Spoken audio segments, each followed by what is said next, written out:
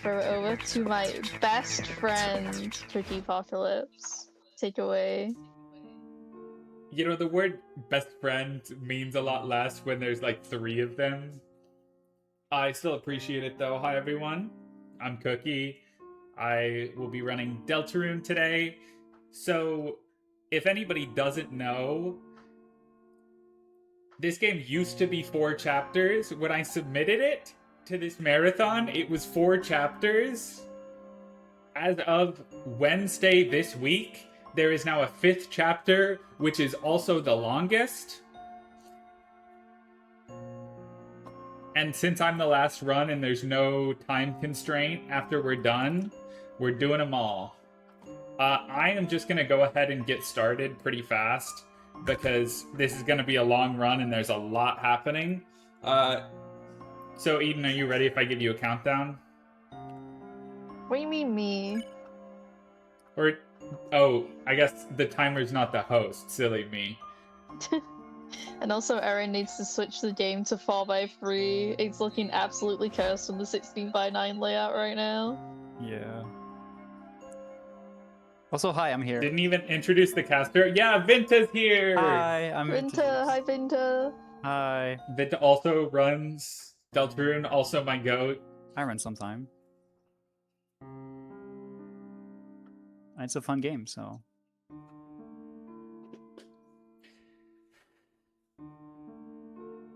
So yeah, we hit the donation incentive to do all bosses, which also adds like an hour to the run. There's a whole bunch of crazy glitches that I learned today that I will be trying to do. And actually, this is the first all chapters, all bosses speed run of all 5 chapters ever done. So that means that what you're watching is going to be the world record.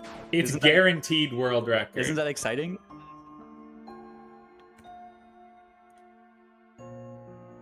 It is. All right.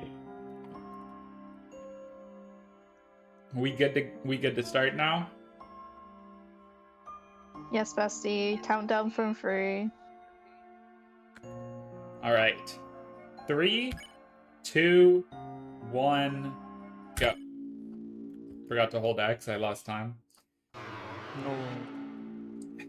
So, you might think this section of there just being a bunch of text and creating a vessel that we then delete is just an auto-scroller, but unfortunately, by releasing X at certain parts in the text, like right there, you can skip forward slightly in the text and save about 2 seconds.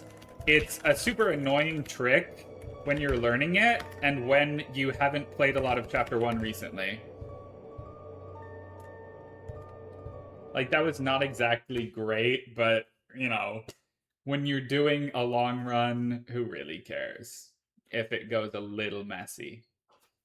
That's true. If it's like individual chapter 1, we just tend to just reset a lot here. Interesting thing about the Deltarune speedrun is that if you've played casual, you know there is a whole light world section. We're gonna be skipping that. Yes, we can just go back to sleep at the start of the chapter and immediately wake up in the dark world. In chapter 1, we're going to be turning on auto run for a trick that's used throughout the chapter called auto run stutter stepping. Basically, nice game freeze. In order to avoid getting encounters, we can press X and C at the same time to basically open and close the menu on the same frame, which for some reason works, and it slows down the enemies. Like, enemies in the overworld don't move for that frame because the menu is opening, but we still move, meaning we can get some extra distance on them. Yeah, a side effect of having auto run enabled is that when you enter a room transition, you start running 1 frame earlier than usual. So that saves 1 frame per room. Yeah, it's a little funny the way the route works now, because Chapter 1 used to be the only chapter that used auto run, but now Chapter 1 and Chapter 5 use auto run. But chapters 2 through 4 have tricks that require auto run being off. So you have to turn it off for half of the run. It's very strange how things have ended up working out. Yeah. Anyways, these starting sections are mostly just walking and doing your best to not bump on walls. You might have noticed, because I've definitely done it a couple of times, but you lose speed if you touch a wall at all. So there's a lot of optimizations in just having perfect movement.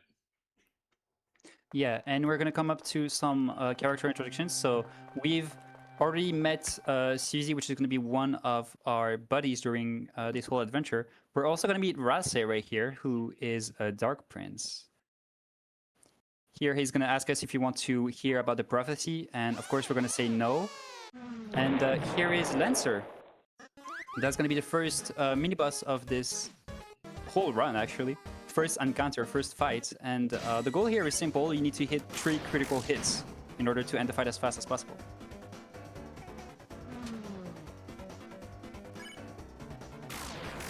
And if you miss any of them, you lose a turn. Exactly. Here we're gonna get an intentional hit. The reason being is that Suzy got targeted, and we want Suzy to be a bit low on health for something coming up later. We'll get back to it. Please put this money towards the incentive to build the duck. I don't know how to do duck Giga. There is an incentive for the duck? I didn't know. No, What? but now it has like 22 euros, and I think it has to count. The incentive I've just invented, if we get 10 more, I'll make the duck. Heard it, everyone? Those are pounds, not euros. 10 pounds. I'm sorry that I don't know British fake money. So now in the field, we'll see our first skippable encounters. Thank you, Aniv. Are these little enemies, these little Rudins, you can just walk past them, the first couple. There's one that's a little trickier to get past. But these are nice and easy. And Chapter 1 also has these clock puzzles where you have a limited amount of time to step on the switches, which depends on the number of party members you have. They can be kind of tricky to do optimally. Like, that one has a slightly faster strat that I just don't even go for because it's really hard. And it saves like half a second. Yeah, in this fight, we also take an intentional hit, just because if we don't rush, Lancer is going to talk a bit more. And that loses time. You Always don't want to lose keep time. your expectations low. Your expectations should be high. Every speedrun you do is going to be world record.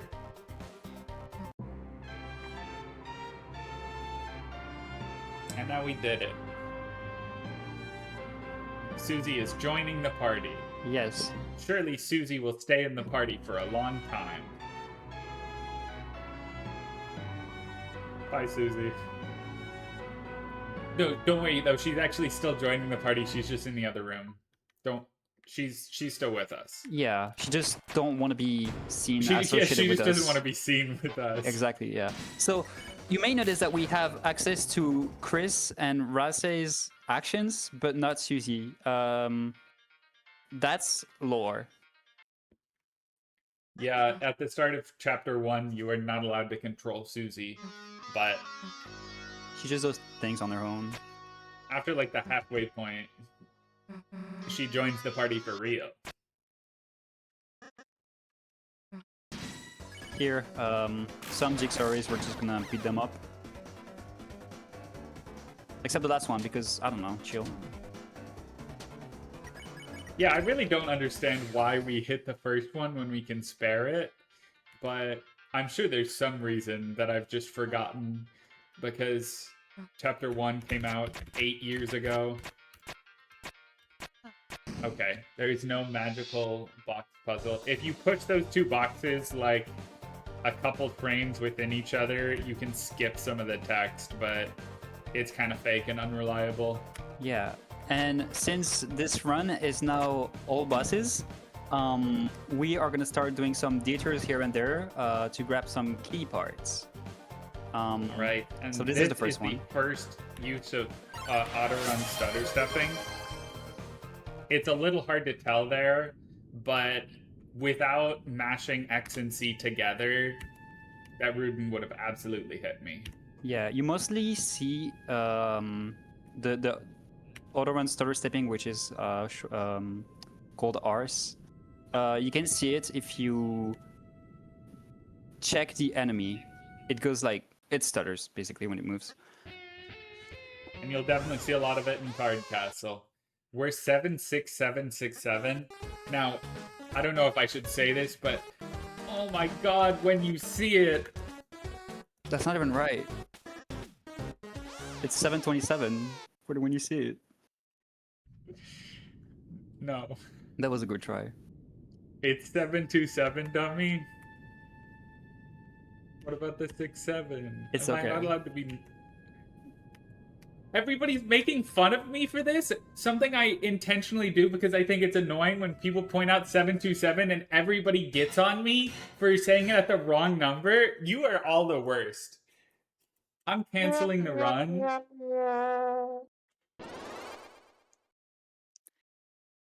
All right. Why did I play a different sound effect there? Mini boss fights. Remember when we took a hit on Suzy? That's gonna come handy now. If we get good energy and Suzy get targeted in the first one, which is not the case, we can save about 2 seconds per turn. The reason being is that since Suzy acts on her own, you can see that she swings her axe, and that loses time. And if she's dead, she doesn't swing her axe. No, Suzy, that was the Discord soundboard. I see. I thought I had those turned off.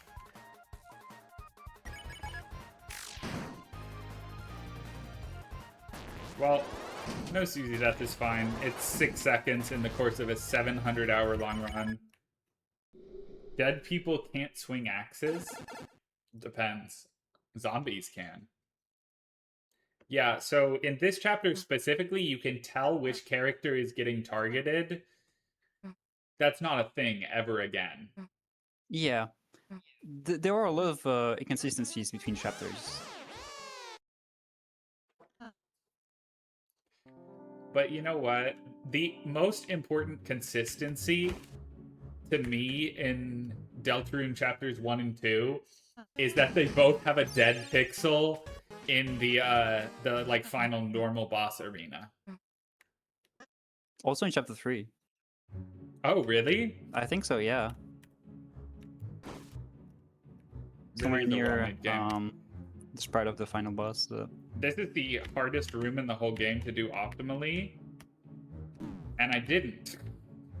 If you play it perfectly, you can basically walk through that whole room without taking damage and clipping through one of the lines of diamonds. But it's very hard. I got closer than I normally do.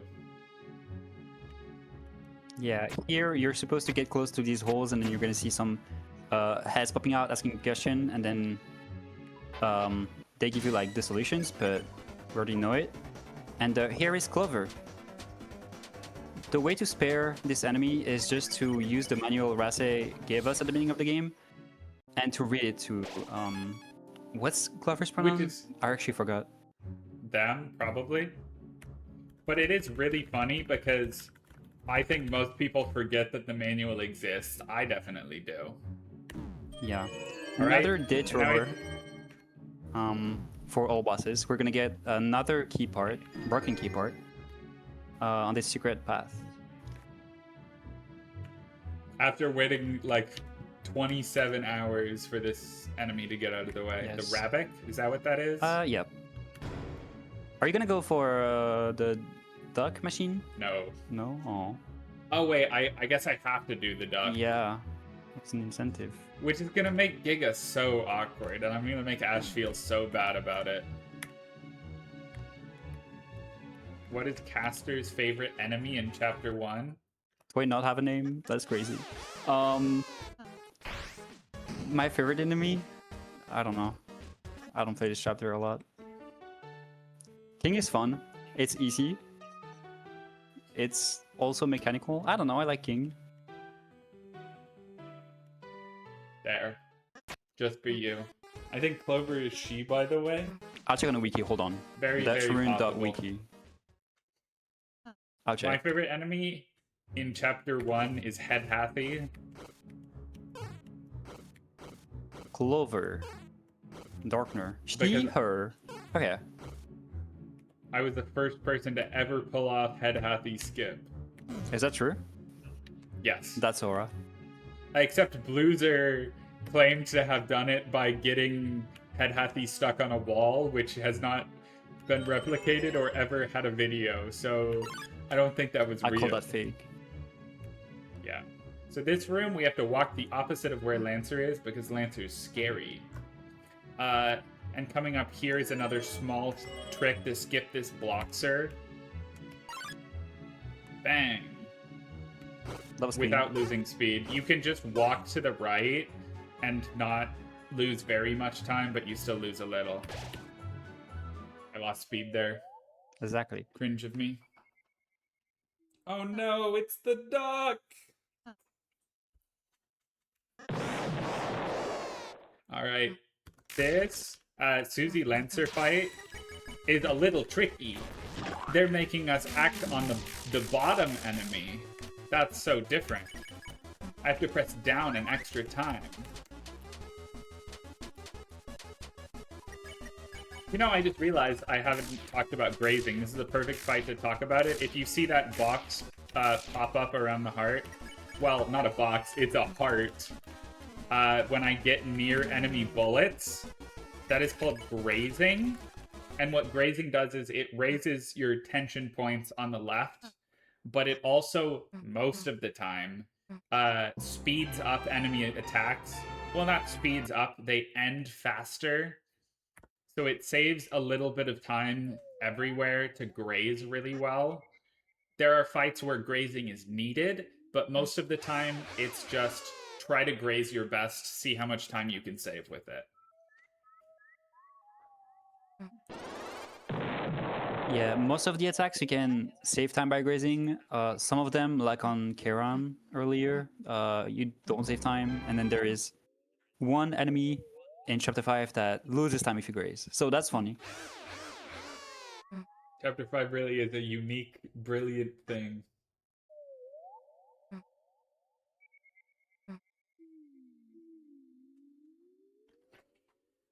Look, that's the This is fountain. the very first of Deltarune's hold right and watch text go by sections. It's one of Deltarune's best mechanics. Comes up a lot. So. Oh no, Ow. Lancer is betraying us. So ideally, you would want to not get hit twice here. That's actually slow and bad for you. It looks like the diamonds are overlapping the heart a little bit, but hitboxes in this game are not perfect. And to jail we go. The rules of Deltarune are there is a jail in every castle. So if there's ever a castle, there has to be a jail in it. Right here, we're picking up the Iron Shackle, which is an item that increases attack by 1. And having more attack means you can do fights faster, which is pretty nice. Jail in ACAB? Yeah.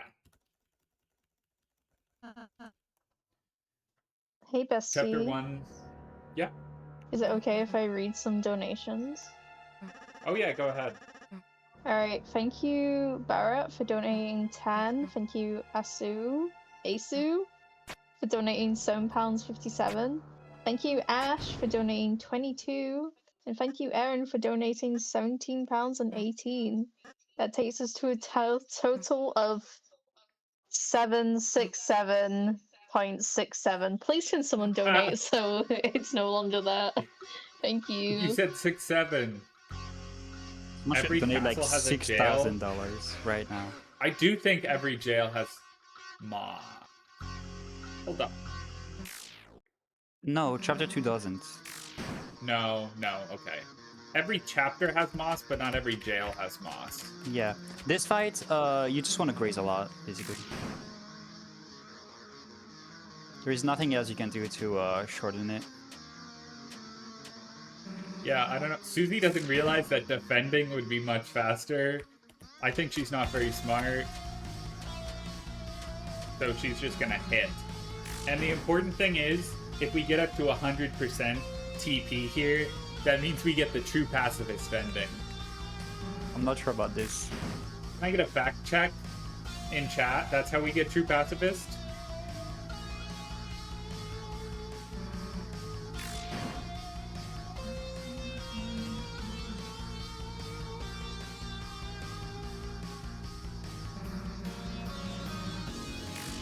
And then at this point, we can't graze anymore. So we just kind of sit back and chill.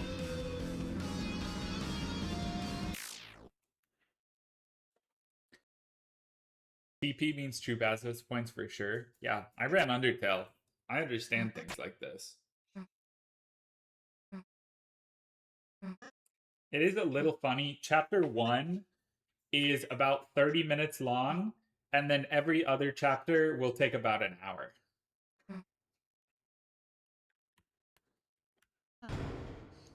Not exactly an hour, but they are relatively the same length. And chapter 1 is just much shorter. Alright.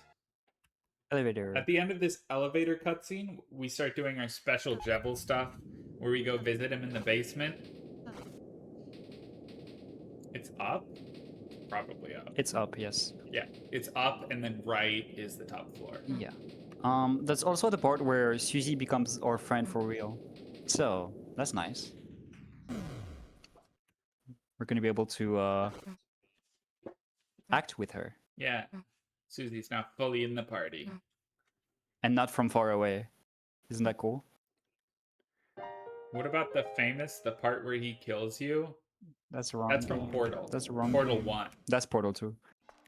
No, that's Portal 1. Okay, Cookie, that's Portal 1. I don't want to argue. Okay, so the quest has been activated. Now we're gonna go and take the third and final broken key part. We're going then to fuse them together to make a key to open the cell from the prison. Nice. Off of vibes only, I went to the right spot. So we talked to Scene, he gives us something. Could not tell you what. Left? You're so good at That's a that. key. That looks like a key. I clicked the right option. Let's go. That was the left option, not the right one. I picked the correct option every time. I'm so smart. So look at the enemy here, how it stutters a little bit. That is because I'm mashing X and C. That's like a very clear example where you can just see it. I'm going to take a safety save here before the fight. Yeah. In the Jebel fight, our goal is to go back and forth between doing... I don't remember what the acts are called. Pirouette the down and act hypnosis. and the right act. Hypnosis. I had pirouette. Turn 1 we just defend, and now I need to focus on grazing. Because if I do a good job, I can save a turn. So, Vinta, you can talk, but I'll be locked I can talk? in. Okay.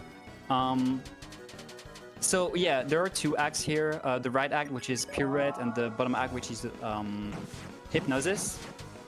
Both of them makes Javier a little bit more tired. The right act makes Javier less tired than the bottom act, so we want to do the bottom act as much as we can. And yeah, ultimately you can do this fight in 12 turns, worst case 13, and then Taz can do it in 11, but that's Taz, so that doesn't count. That's pretty much all. Pirouette, so the right act does random things depending on the turn. For example, it can heal or makes your soul goes faster, things like that. And yeah, that's pretty much all. So main point of this fight is to graze.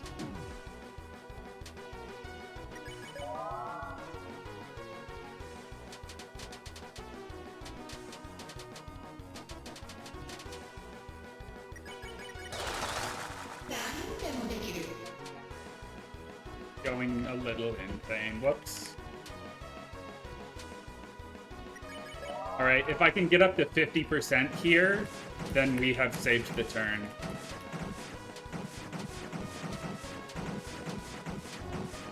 No, Ah, so close. 49! That was close. That's unfortunate. I played badly on one turn that gives you a lot of TP. It happens. Yeah, that's like So we 10 have to- seconds, so it's not that bad. I would have to do this extra attack, and we're out. Yeah, that was Jibble. And a thing to know about the secret bosses in chapter 1 and 2 is that if you defeat them either by sparing them or killing them, you get different equipment. Nice encounter skip. Cute little skip right there. Press up one frame in this room and you just walk straight through the diamonds there. Perfect. We're now getting introduced to Rules, the character that has actually the hardest puzzles in all of Deltarune. Fortunately, I already know the solution. I'm a speedrunner.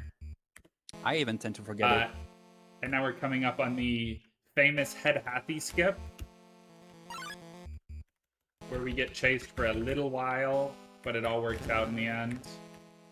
Here we're going to This has been a interact with good chapter those. 1. I don't even know what that is. Pictures? Yeah, Lancers. Yeah, you interact with the Lancers that unlocks a chest that contains a Revive Mint. We're gonna grab it only to sell it later to get money. I'm gonna sell it now and buy 2 amber cards.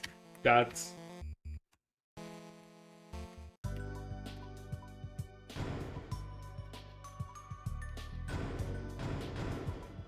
Yeah.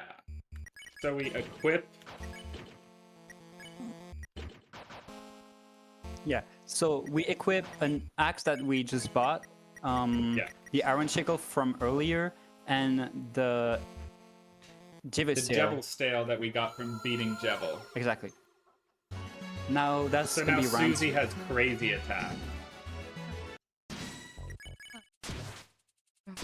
Fun fact, Undertale also has a long elevator? No, it doesn't. I play on the Switch version.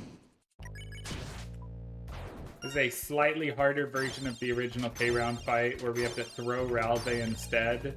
It can be a little finicky sometimes, but if you just take it slow, you'll pretty much always hit the crown. Can I get an opinion on Rules, or whatever his name is? He's a joy to be around. He's fun. Hi, Crown. I'm gonna save before the king just to play it safe, but this fight is really not a concern. Yeah.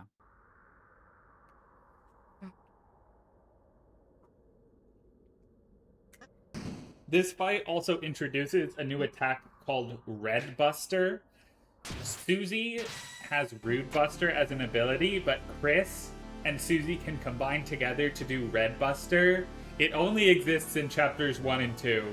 After chapter 2, it doesn't exist anymore. I don't know why. Nobody really does. But let's see if I can have a good fight here. Nice. This fight is really all about grazing to get your red busters off.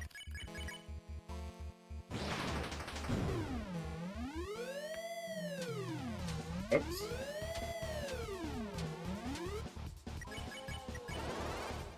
So on a lot of our turns, we will just be red bustering and then defending with Ralze.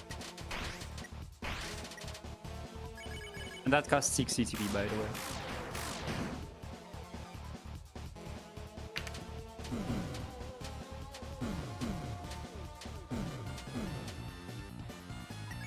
Yeah, so in Deltarune, a lot of learning fights is just figuring out how exactly to graze their attacks and less about doing enough damage. Yeah. without getting the TP. Little fact about the busters, both red and rude. If you mash, at least in chapter 1 and 2, if you mash on top of them while they're casting, you deal more damage. With chapter 3, 4, and I guess 5, you need to time your inputs, and it's not mashing anymore. That turn really is about consistency between chapters. All right, and then this turn I'm gonna red buster and attack, and this should kill. Clean. Nice. The timing for rude busters in later chapters is right when it hits. Yeah. And the earlier you input, the less damage you deal. Well, we got like a minute of cutscenes. Yeah, so if you look to the left then of we're Suzy, you done can with see chapter a one. black pixel. Yeah, Yeah, the dead pixel. that's the stray pixel. The Toby Fox classic.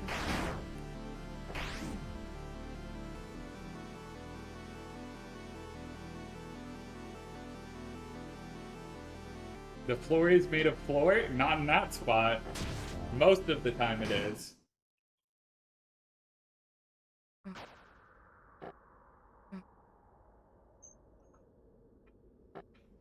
Alright.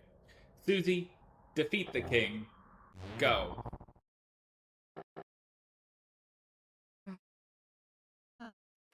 I don't even remember what actually happens there. I'm so used to not looking at the screen. But we're all jovial and happy and we're moving on. Our goal at the end of every chapter is to seal the dark fountain, to get rid of the dark world that we've been in. Also here, I'm going to turn off auto run because I want it off for chapter 2. Make sure to not quit. I've definitely done that before. I'm sure everyone has. Oh no. Sometimes in all chapters, you get to the end of chapter 1 and accidentally hit the return to menu button, which is just under the auto run option. And because you're run, because you never save. Smile. And most of the time you would never save. I'm saving more since it's a marathon run, but...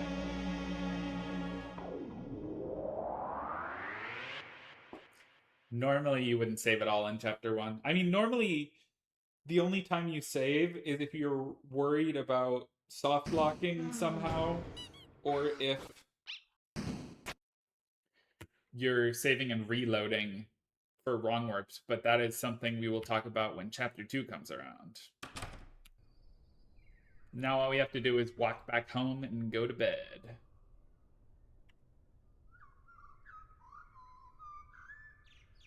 You're just scared to not lose 9 minutes like I did. I died to Jevil once without saving, and it puts you back at the end of Forest, which is a 10-minute time loss.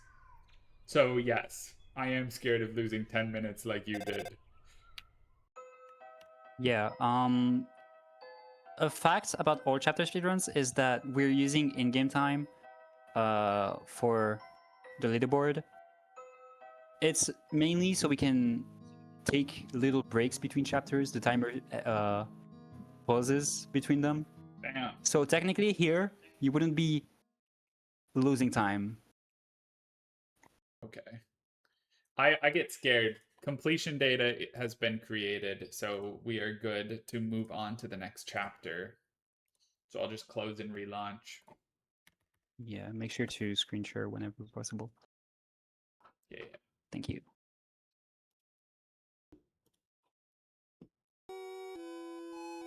Bang. All right, and now we will be Starting chapter 2.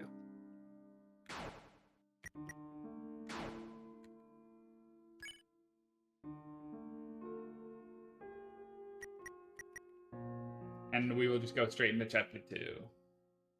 Bang. So, just the same as chapter 1, we're gonna skip the whole light world board and we're gonna go straight to the Dark World, you're gonna see that Cookie is gonna go back and forth at a room transition. That's called a one warp. We'll have more time to talk about them later.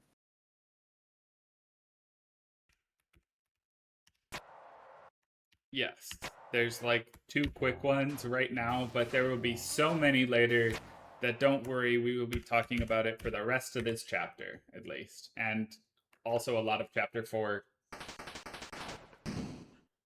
You know, you could submit that as a run on SRC since you don't have a PB for chapter 1 all bosses. I have a PB somewhere in the past. I got like a 32x, and I was happy with it, and I just never submitted it. Submitting things is hard. I agree. Anyway, since we have nice weapons on Susie, if I hit both crits here, I should be able to... Yes, I can kill the wires in 1 turn.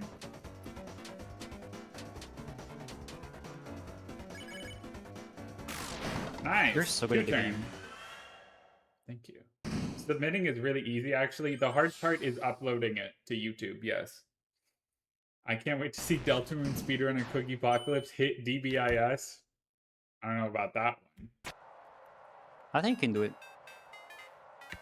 I believe. I'll save and reload to hit DBIS. Yes. I can't wait to see door overflow. Beautiful. That'll happen. It'll actually be slightly different for all bosses, but you will see it.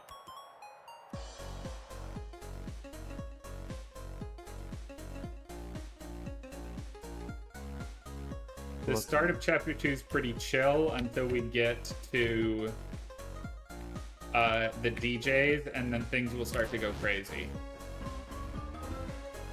We just get introduced to these new teacups, the note blocks, and overall we're just having a fun, chill time.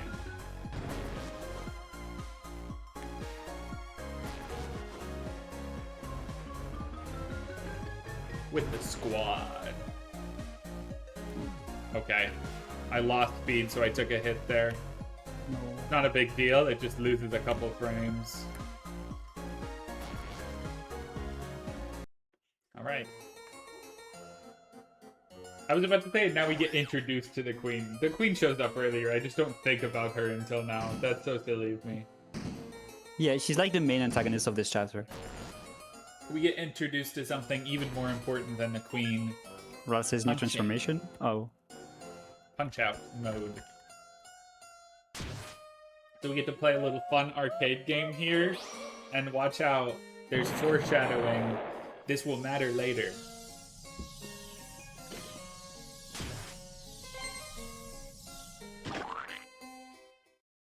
So this fight is mapped out pretty well to make it super easy.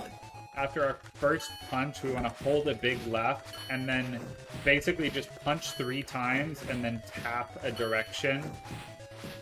Kicks are slightly later, but it's a pretty similar timing. And for some reason, it's better to go right on kicks, so we go left on normal punches, right on kicks. And then here, if I line up a perfect punch, I can hit her in between the wheels. And ideally, you get a 73 here. Yeah, technically, this fight is made so that even if you just punch all the time and never dodge, you still win. So that's kind of funny. All right. We're gonna we go save and crazy. reload for one warps. So one warps, basically what they are. In the game, when you have a variable, a state that's called one warp state, and if you have it, which you have by either loading a save file or doing one warps, or entering room via cutscenes, that works too. If you enter a room transition, you still have your movements for 1 frame while you're entering the room transition. So if you move out of the way, you get placed at the default position of the next room, which is either at the beginning of the room or in the middle of the room. And sometimes it saves time. Here, it allows us to do a trick called early DJ. Normally, you're supposed to go through a whole minigame about spending things and teacups. But here, we just one warp twice, and bam, DJs. Cookie died once to the DJs. It's intentional. the main idea of this fight is that Suzy and Ralsei will learn some specific actions to them called Suzy's S action and R action. In a speedrun, in a normal speedrun, you skip this fight, so you never get those actions. Here we want them for later because otherwise we'll be losing a lot of time. And by doing the fight twice, we unlock them while still being able to have the green robots who's named KK shop. That will allow us to do skip that we're gonna do right now.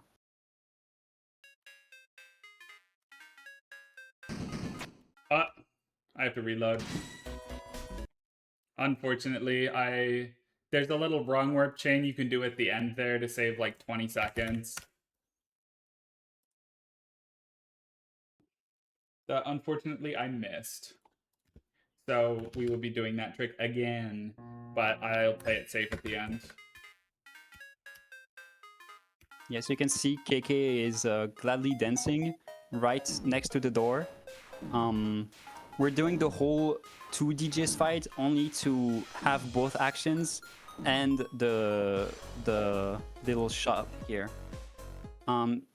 Cookie missed a one warp, she's gonna do a backup. By overflowing this text box.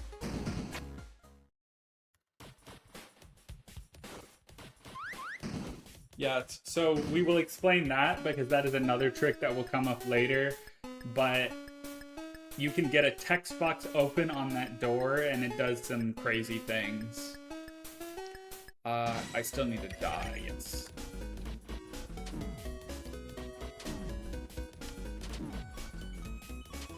Okay, and now we just go back.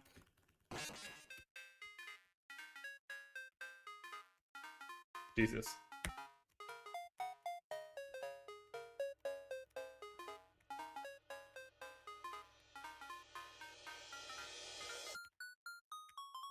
Oh, I couldn't see myself at all there. Whoops. It's kind of scary when you miss a one warp. It's really hard to just reposition yourself properly.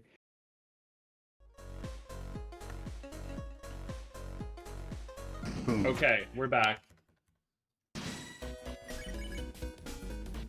And I'm playing it safe, so it can't go wrong from here. Yeah.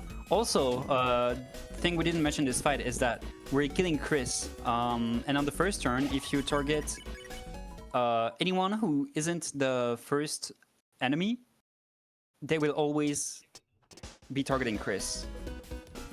And we want Chris down so that Suzy and Ralsei learn their individual actions sooner.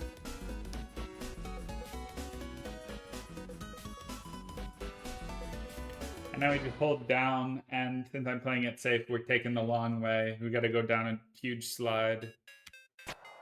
Yeah. And then take the walk of shame back home. All right, and now we'll do the door overflow for real. If you've ever seen an any percent chapter of this category, an any percent run of this category, you'll know that we can warp straight to the mansion from here.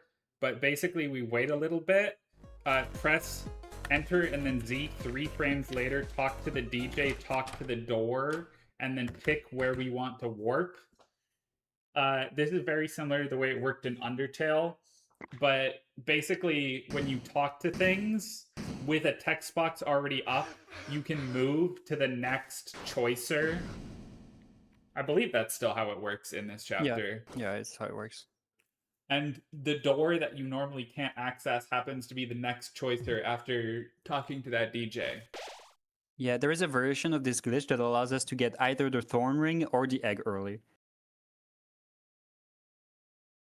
But yeah, I instead didn't know of you could get the egg with it. That's sick. yeah, you can get the egg. That's used for chapter 2 egg percent not original source category.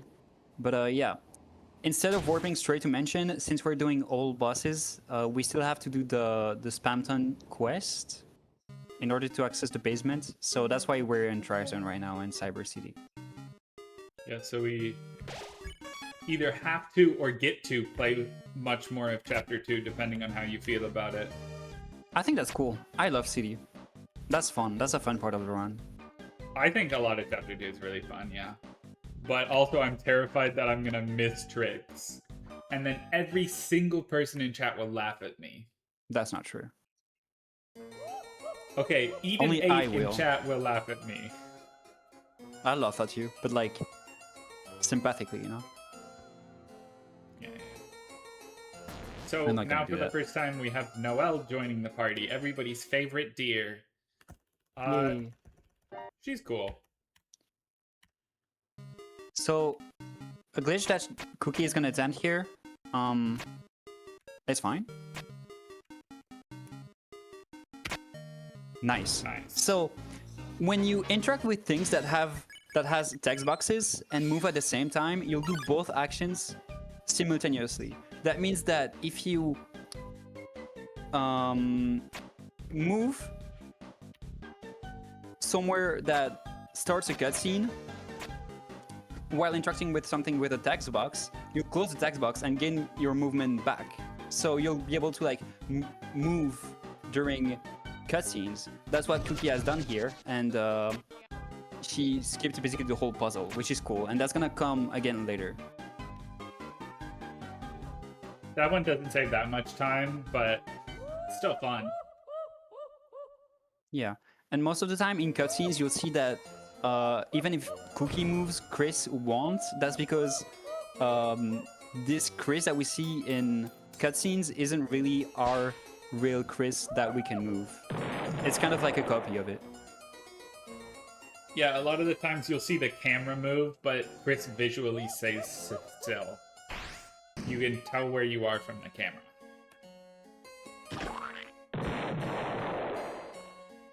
That's a very long cutscene. That's faster in English than in Japanese. Oh, it is? Yeah, because you see here, this text boxes that auto-scrolls, that doesn't auto-scrolls, there are little tags before and after the message that Yeah, are in this only in category Japanese. you're supposed to switch language like 3 times, and I'm already in over my head doing it at all. We're about to save and reload for a wrong warp chain again. This one is even longer. It's a The good minimum news is if I miss it, 5-room chain. if I miss it, it's fine. But if I hit it, it saves like 40 seconds.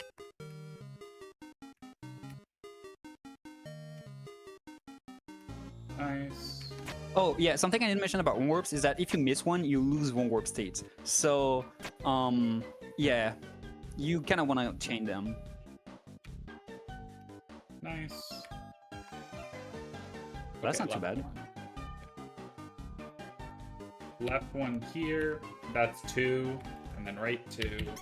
And that's the puzzle solved. We did it. So our goal is to skip Annoying Mouse Room 3. That's what it says on that wall. Annoying Mouse Room 2. But there's a third one. That takes a long time.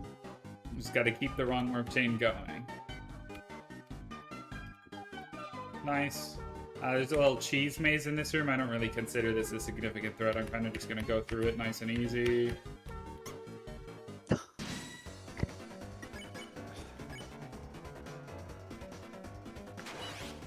Surely it's faster to just ice shock them, no?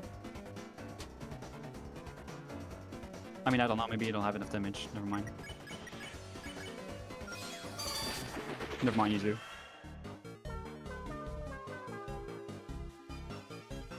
Final one warp. Yay. Whatever, And I you can hit do the 2 more. wrong warp chain. I hit the wrong warp chain. I'm so It's proud of fine. you.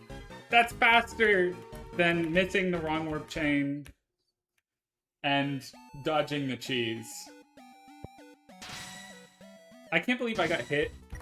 That's like the worst spot to get hit because you just... I always fail that way earlier. Yeah, and then here we're on the second Burly boss fight. I mentioned second because there is one before that we skipped earlier. Ow.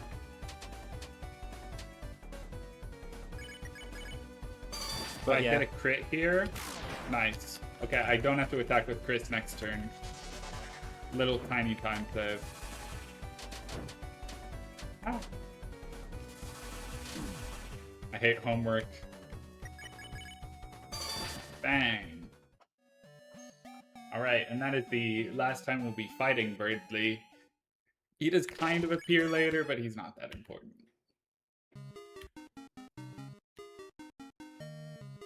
And now, here's the most important mechanic. Chapter 2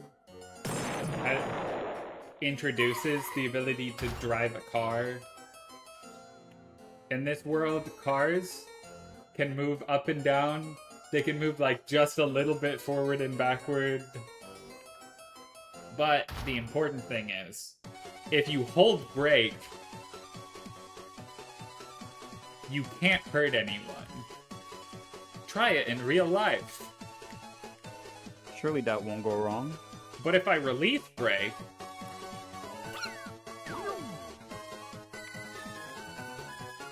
these cars go flying.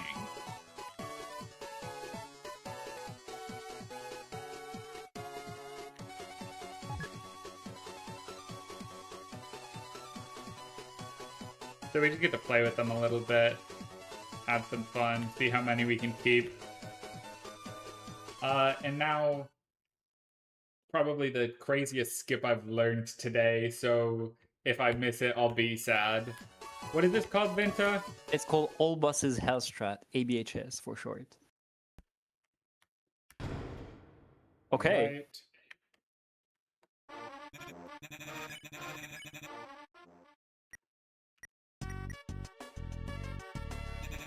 That's lap number 2. At lap number 3, I'm gonna call the phone.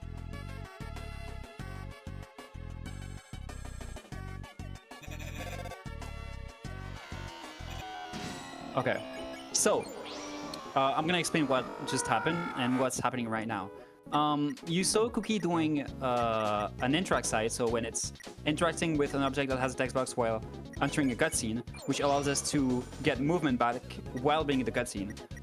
She positioned herself pretty much at the end of the room, and before entering the fight, she called the cell phone, which allows us to keep movement in the quote-unquote overworld. So right now, if she wants, she can just leave the room. We don't want that because we're doing all bosses, and we want to be able to get access to Spapton Shop later to do the all bosses route, and to not accidentally exit the room, she opens her menu during the fights, so her movements get blocked. But yeah, that was pretty much the fight, and then now we're out of bounds. And we're in bounds now. So that's a pretty cool and visual strat.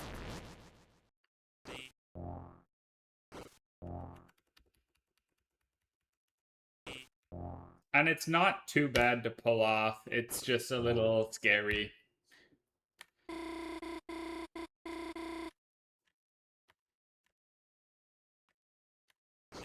That's kind of how I feel about a lot of things in Deltarune. A lot of them are harder to pull off than they look. And then the things that don't look particularly difficult are harder. I had no idea how broken this game is. Yeah, Chapter 2 is crazy. Right now, Chapter 5, we have one glitch. That has been discovered today. Chapter 3 has like 4 or 5 used in speedruns. Chapter 4 has a bunch of wrong warps, which like doesn't really count as being discovered because we knew about wrong warps since Chapter 2. But there are some huge skips with them in Chapter 4. Like gigantic, even compared to anything we've done in this chapter.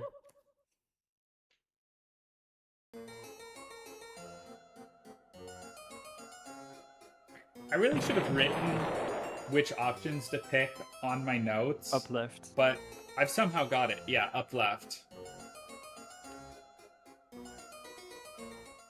I guess that is the good thing about running full game categories. You just get used to all the options. Yeah. That's true, because I always forget them when I switch categories. You're just granted one chapter, you'll forget everything, but me here, practicing every single chapter over the last day and a half for this run. Oh.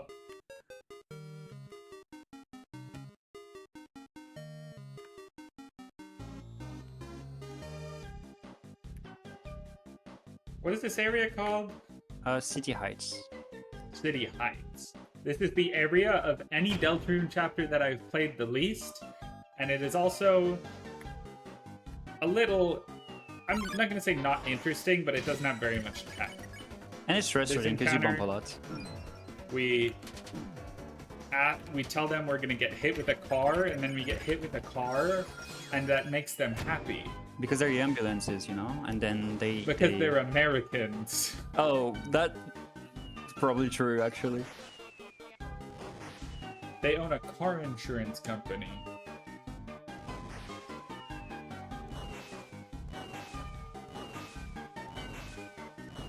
And then here we're gonna play a little game, nice. which is called Catch the Mice. Oh, not now, it's later, never mind. Catch the mice? I don't know, it doesn't have a name, I'm Hold it. killing the mice. Kill them, yay!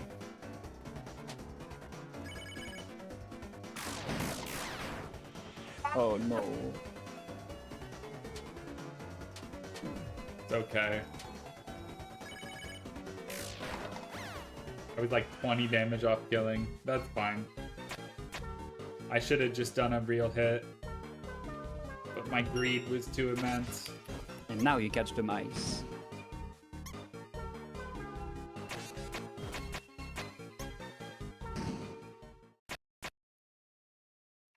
So we as a team together catch the mice in our little basket.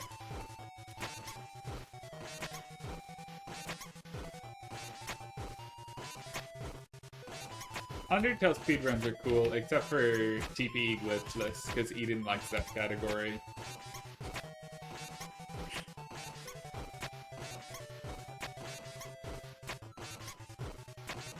Bang. And we're done.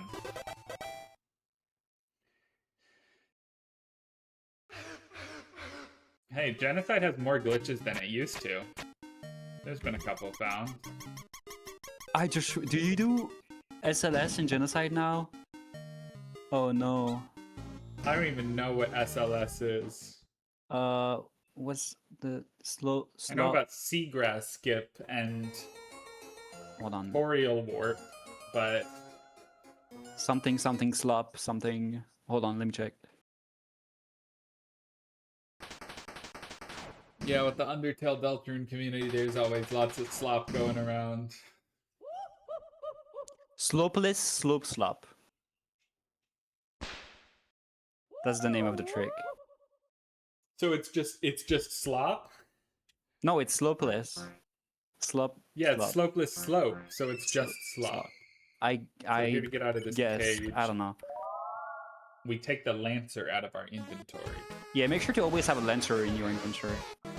If you ever want to escape jail, I have a Lancer. Here you actually get one warp state, so we can chain one warps. will I? Probably not. I'm not. I never lie. You don't lie, but I won't hit them. Where can I buy a Lancer? At In the the Lancer Dark market. World. Silly.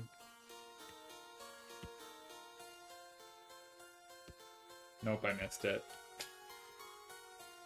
So these rooms basically, you have to replicate the shapes with the lights. Next room, Cookie is gonna try to do an interact slide. That's very visual, but very hard to pull off. Well, I tried to just mash for it, because that was a trick I could not fully figure out how to do in the 1 hour and a half that I had to learn Chapter 2, all bosses glitched. It's just a hard glitch in general. Why does this place have a jail? I thought only castles had jails. What is a mansion if not a castle? For the rich. That's true.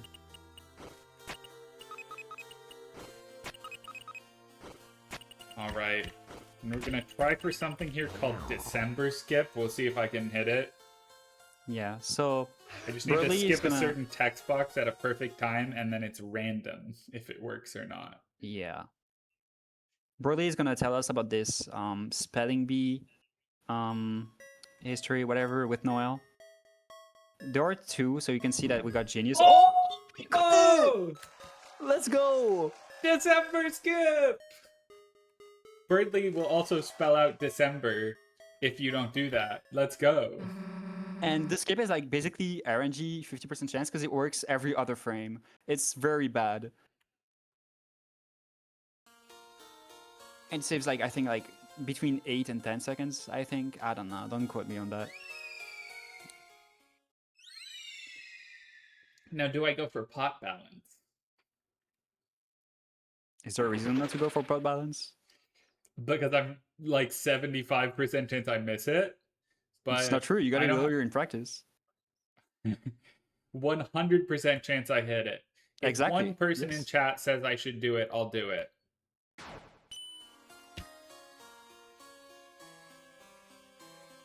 Thank you, Vinta. It's even me that says it, you know? You need to go for... I do. Something. Yeah. So, now that we have access to Yes, the Vinta. warp door, the intended way, we'll go back to the CD because Spamton told us to meet him alone at his shop. So that's what we did, and we bought the keygen, which will allow us to access the basement.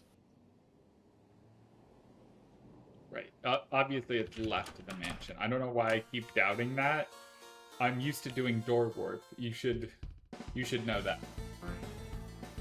So we're just gonna damage tank through these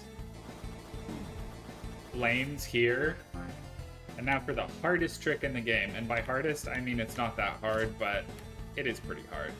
If we can balance this pot on our head all the way through this room, See, I we knew can it. dodge the encounter. Alternatively, you can go back to the start of the room and just let the pot drop and go out the back way, which then lets you go through. But it's a lot faster if you just balance the pot. Kind of surprised I got that. No. Yeah, here if you hug the left wall, the car just don't spawn. Oh, I thought I was hugging the left wall because I bumped, but I guess the bump sent me farther to the right. Yeah, also important thing about pot balance is that you need to let the pot like fall off, otherwise you'll get the encounter anyway. Yeah, if you make it all the way, you get a cutscene where the enemies all clap and say congratulations. And then Susie's punch you. And then it's really slow. There's that, then Susie punches you, and then the pot falls, and then they attack you. Yeah, here we're gonna save and load for more womb warps. I'll give it one more try. Left run warps are hard because the way this game prioritizes inputs, it prioritizes the left key over the right key. So, if you're doing a right wrong warp, you can just press left while holding right and you'll move left.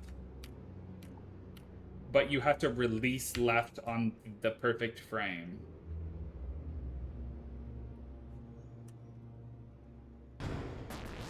Yeah, so now that we're in the basement, you saw that the right side of the basement is blocked by an electric field, I don't know, Electric fence? fence, Something yeah. like that. Yeah, so we're gonna disable it here. And then the reason why we're doing war warps is because going back to the main area puts us to the right side of the room, so it saves time going back at It's a them. little unfortunate. These teacups are just really slow and there's not really anything going on. It just takes a while to get back up. It's kind of annoying. But, you know, it is what it is. It's more thematic and like dark or whatever. Maybe they put some attacks on the way back up. It would be cool. That's fine. This is like the hardest one warp of the chapter, I'd say. Save and reload again. Yes. Do you like Spamton more than Lesser Jubble? Spamton's way cooler than Jubble. Less RNG as well.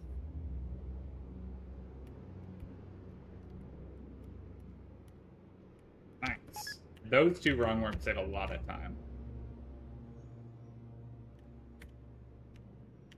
Or?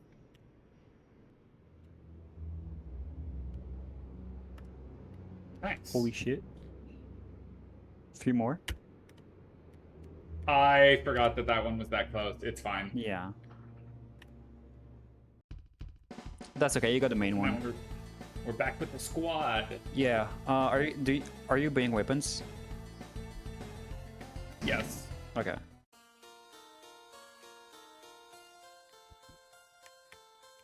Right. Up is where Spamton is. So we got the empty disc, and we give it to Spamton now to charge it or whatever. Something like that. He's gonna put his data on them. On it. Whoa, disgusting. Something. Yeah. It's kind of gross. And now I'm gonna warp back to the DJ's section so I can buy weapons from a shop. In normal glitchless, you would just buy these when you get here.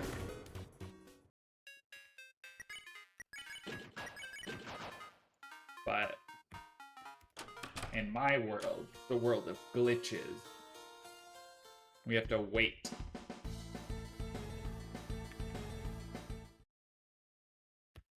Ow. Bang. And then now we're gonna put the disc back where we found it. After another save reload. I love on warps. Just not in chapter 2. They're annoying.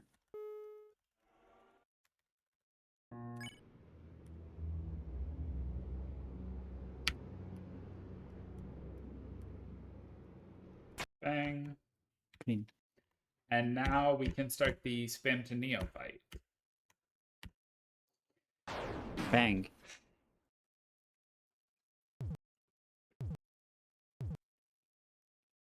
This fight, definitely a little easier to do optimally than Jevil. I don't have to lock in as hard, but I still will lock in some, you know. Yeah.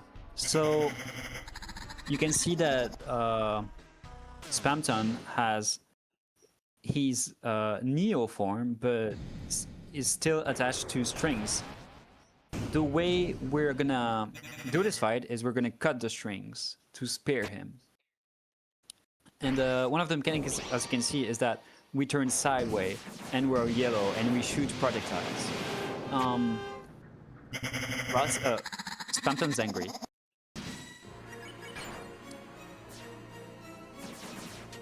So yeah, you can see that we shoot very little projectiles, but there is a glitch that we can do, rather an exploit now, which is called Big Shot Exploit. If you charge your shots, you can fire a big shot, and if you... How do I put this? In the game you have like two ways to shoot, and if you hold one and mash the other, you're just spamming big shots. So that's what we're gonna do. Yeah. And it originally was a glitch, but the devs really liked them. So it's now a feature, and Spamton gets angry.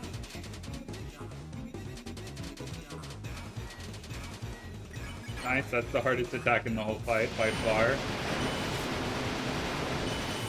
Well, it's the hardest like the first time you do it, but that one is consistent, so you can get used to what it is. There's one attack that's like kind of harder because it's more random, this attack. You might think it's a problem that both of my characters have died. It's kind of chill. Yeah. Because in this fight we can press F1 to heal. Spamton, every Spamton fight lets you do that once when you're just normally in your menu, but I do need to be careful from here. Actually, I don't need to be careful from here. The fight's over, Yeah. basically. These next 2 turns are pretty much auto-scroller. This is its special attack, which is pretty rough in the speedrun because my hand starts to hurt from mashing. And then we run into that, and we're done. Nice and easy. Nothing was risky at all. Yay, and from this fight, by sparing Spamton, which is doing good, by the way, don't look at him, we gained the deal maker from it, and also a 1-warp state, because he's so kind. Oh, you know, I said I was going to get the tension bit. I totally forgot. That's Not okay. a big deal. Oh, I missed the wrong warp. Sad. It's okay. It's only a few seconds. Maybe it's more than a few. Yeah, it's definitely more than a few, but shh. It's okay, it's okay. That one's just so soon. Always gets me. The, like, 3 total times I've attempted it always gets me.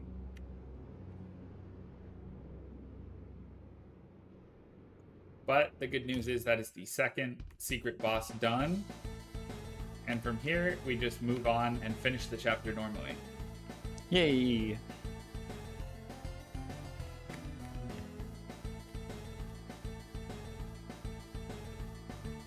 Teacups.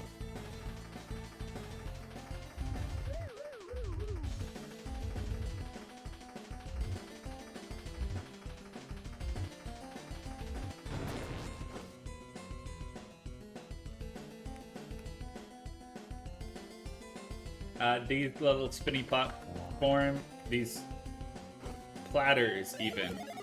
The key always moves 1 clockwise, so you will always know where the key is without even having to follow them, really. You have to know where it starts.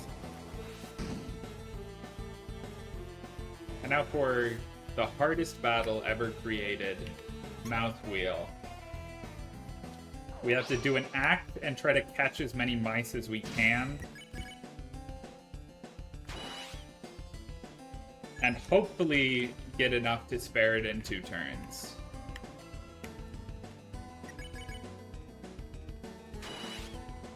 It'll be close. Okay, Nice. 106.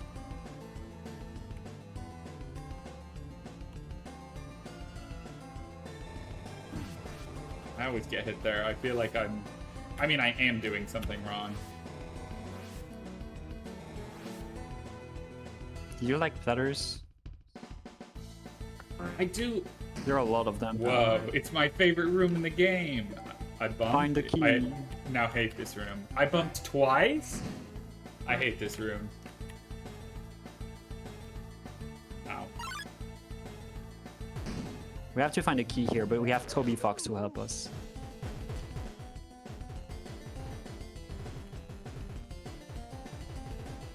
Well, I did not do that room very well. My Yeah. positionings were slightly off. That's okay. You might think that the key is placed randomly here. That's not true. It always spawns after a certain amount of platter kicked.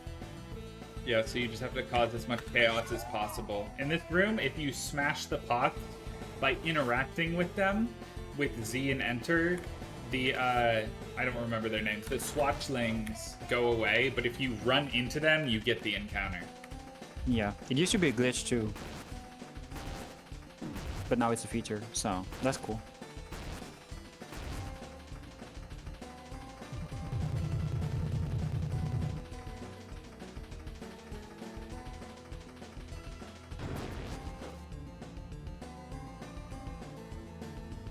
Alright, and now Susie's leaving the party again. It's like a flashback to chapter 1.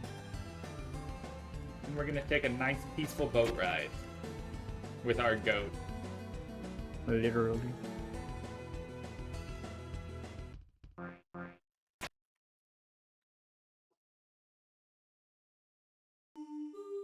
Oh, I have the dock. I will do my best on Giga. Yeah. You can see that there are little houses here and there that are red and that we're turning blue. We aren't doing that for no reason, actually is going to give us each house 5 TP for the next fight. Main fight, rather.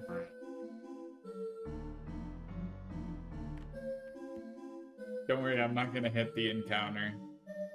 I know, but We'll it's be just to safe. be more precise, you know? Because it's not actually the next fight, it's just the next boss fight.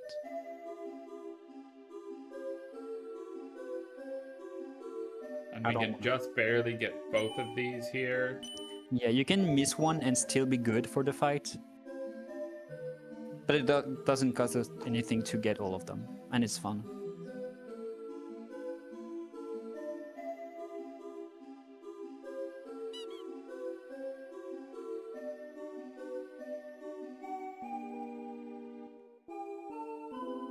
Alright, this is the hardest room in the game, I like to call it, because getting the perfect movement to keep your speed in all the places you can is almost impossible. Things just go wrong constantly. You magically bump on walls if you're even like a frame late. But know the solution to all the puzzles, and you'll get through them quite fast, even if you do bump a few times.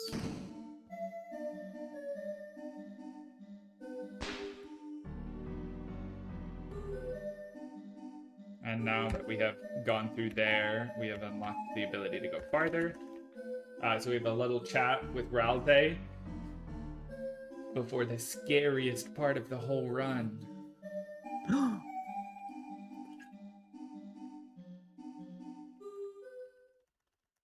I hope it's not late for anyone. I wouldn't want to have nightmares about this.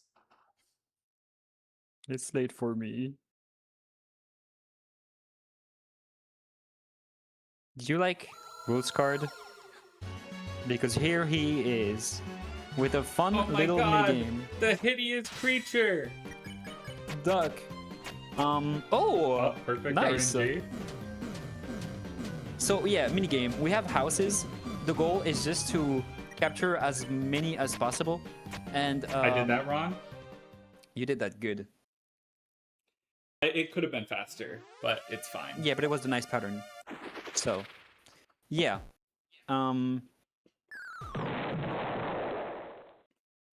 Yeah, just get as many houses as possible, and the best way to do it is just to block rules off. And the thing is, rules places houses randomly in each direction and diagonally. So depending on RNG, you can just lose a turn or not. Basically, if he decides to go diagonally, you're probably losing a turn. Yeah. And Cookie got the best RNG, so that's cool. Yeah, that's even the best possible. Because if I'd done it better, there wouldn't have even been a single place for him to place a house at all. Yeah, here we're doing, unfortunately, lesbian skip. Where we skip the lesbian cutscene. Don't worry, there will be more lesbians Oh, that we yes. skip later in the run.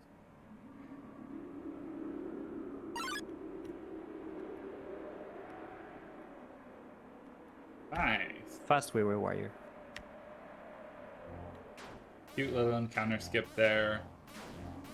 Little precise movement to try to keep speed in this room. I did keep speed through the entirety of it. That's nice. And we will see what I can do on Queen. This fight might be a little weird, because my attack is slightly different than what I'm used to.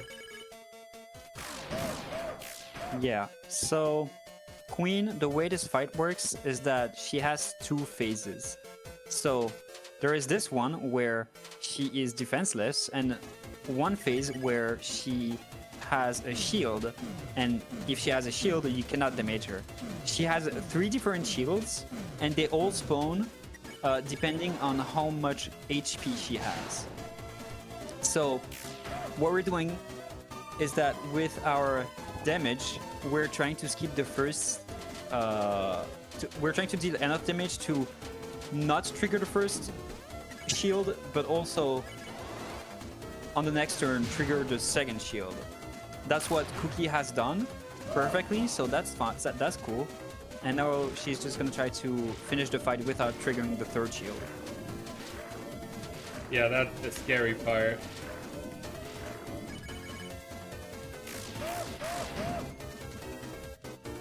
And that's the third Nope. shield.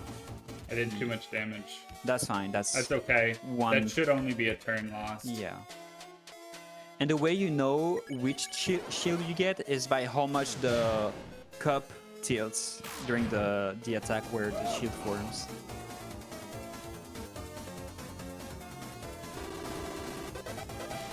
I hope that was well explained because it's kind of hard to put words to it.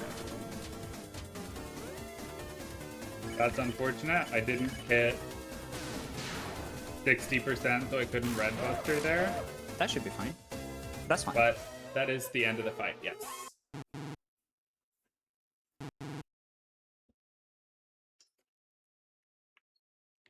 So, lost a turn, not the end of the world. I did slightly too much damage.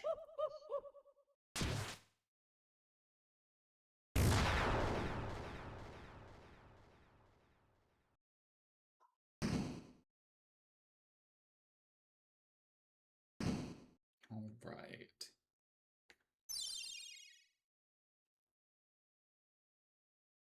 Now, after this fight, I want to move the...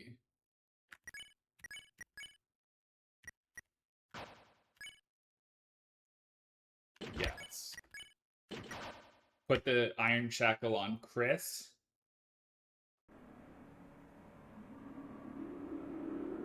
Would that even matter? Which also puts... You have it duck matters head. a little. Oh, true. I have duck head, so So this it's- fight will be a disaster. It's Yeah. fine. It doesn't matter as much. But yeah, you might think that the previous fight was the last one of this chapter. That's not true. Sorry for the spoiler. Yeah. Remember the Is it little really that bad when you're the punch duck? out? The duck will probably lose like 20 seconds, yes. Yeah. So remember the punch out that we did earlier in the chapter? That's gonna come back as a boss fight. And the thing is, with our trash machine that we built, depending on the head that we chose, we have a certain ability that we can do. Each head has a different one, and the duck head probably has the worst. So the flame head, I think, increases damage. The laser head lets us attack, have more attack speed. The duck head heals when you damage. And which one's the last? I don't No remember. idea. I don't I've remember. only ever used flame head, really. It's not useful Well, there was anyway. one run I accidentally used laser head, I think. You know what? I'll go check on the wiki. I'm a big wiki fan, you know. If you notice the little delay I'm doing between my first and last punch, basically, it's sort of an animation cancel. If you punch faster, you get a little animation where she moves farther away. And we can skip that by waiting a little bit in between punches.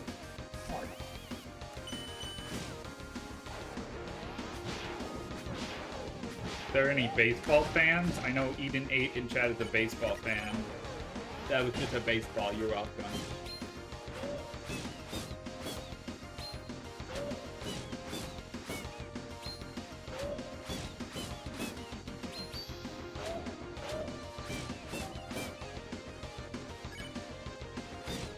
This stupid duck does so little damage. I should be done with the phase by now.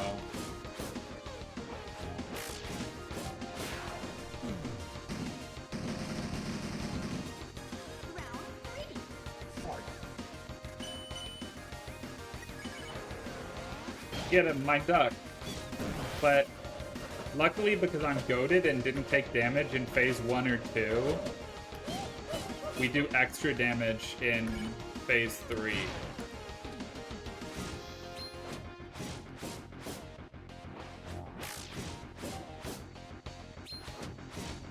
Nice. And then for here at the end, if we self-fix and then wait a little bit, We can punch Queen before she uses her final attack that you have to dodge, and that saves like 10 seconds. Damn.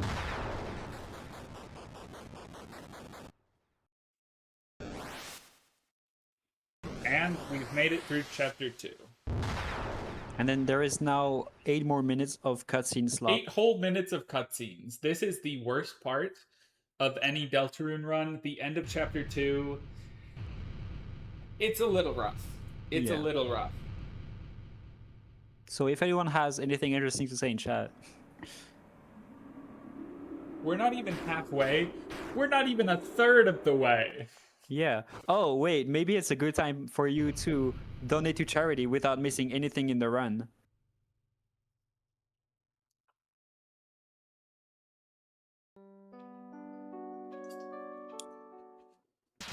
I could eat like a full dinner right now in this pause.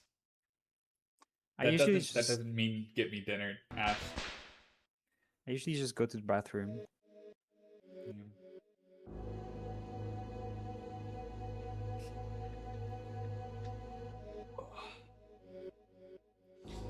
Yeah, so from the end of Giga Queen, there's about 3.5 minutes where you do not have to input anything other than having control held. This is the infamous roaring cutscene where we learn about the lore. And personally, I can't read it. It's in Japanese. Something so, like what the hell is up with that? Something like 960. Dark Rolls, something. This marathon will be 2,000 total, raised across all of the marathons. That's impressive. That'd be crazy. I've never even had £1.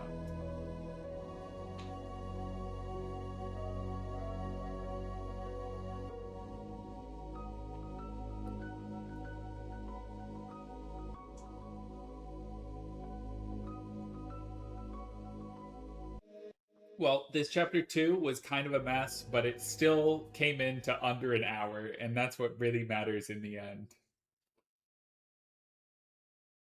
That would be a good time to take a nap.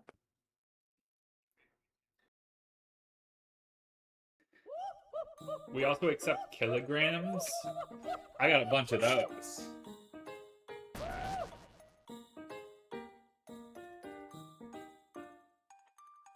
Ounces are off the table. What is it? 35? 30, no, it would be like 36 point something ounces.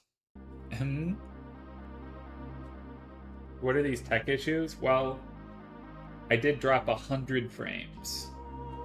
So maybe it's my fault. I'll take the blame. Yeah. It's Vinta's fault. It's my fault. Never invite me again. I'm joking. Invite me. Okay, you're uninvited. Oh, okay. Bye-bye, chat. Never mind. I'm staying. Honestly, though, chapter 2 glitched. Kind of fun. As bad as some things went. It wasn't that bad. It kind of was. It kind of was. Okay, but also it was kind of your first time for 280. I hit December skip. I hit the M3S skip. It was actually a perfect run. M1S, M3S. You hit December skip. Pod balance. That was cool. What is a Niv on? How did a Niv learn about mental terrorist school?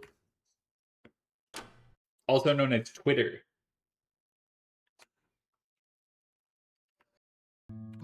All right. Most important part of all of chapter 2 coming up. We have to talk to the sink and then smash 1,000,000 buttons.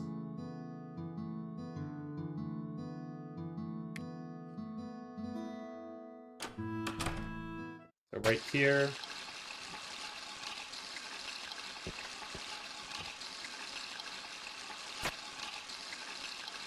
Chris freaks out, starts moving to the left somehow, and that saves time. I don't know why. I don't know how. It just does.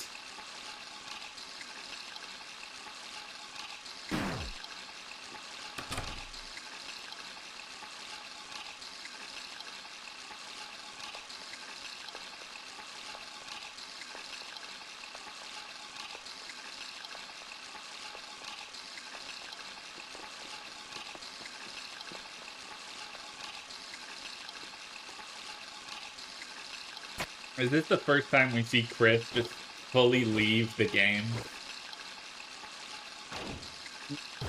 Yeah. Chris likes to go up and have fun without us.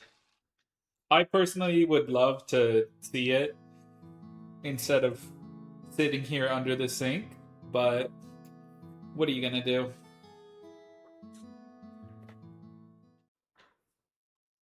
I'm so excited for chapters 3, 4, and 5. That's gonna be so fun. Chapters 1 and 2 are cool, but 3, 4, 5, I'm so excited. It's like such a different level.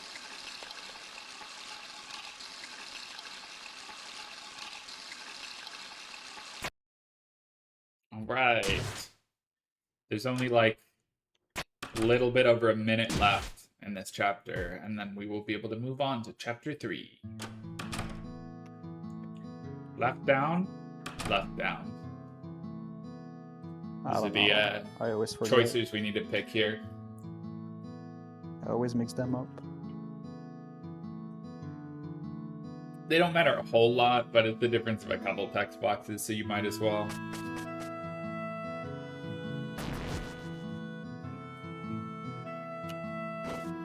So after the channel changes, it'll start as cooking, and then it'll change to the weather. And then we pick the left, and it'll go back to cooking.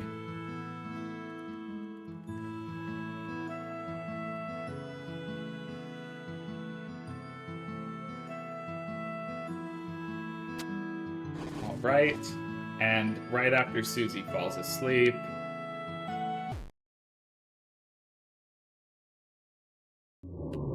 that text box marks the end of chapter 2. That's when the completion data is created, but I get a little nervous. So we're gonna wait like 15 more seconds. You do not trust Toby Fox code? No, I don't trust Toby Fox. I swear to God, my completion data for chapter 1 didn't work. Really? Like this run, the time on the file seemed wrong. I saw you hesitate a But little before starting the run, and I was wondering if something it scares was wrong. me. And normal chapter 2 runs end here, so I feel like I have to get to this point. But we can close out of the game.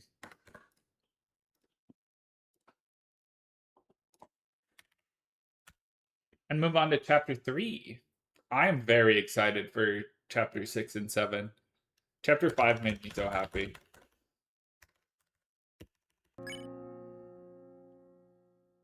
I'm excited for chapter And 7 specifically. Bang, we're into chapter 3. I don't see it. Can I see? Can I See, see? like my... Oh, shit. Can I see? Can I see? Ah. Hold on, Holding. Okay. I was worried it didn't show up on stream. And it was showing up on stream. I was just a fool. I just don't have it on Discord. Yeah. 1 second. I'm gonna do couch warp. We're gonna sleep in the bed. That's okay. I pretty much know the chapter by heart, so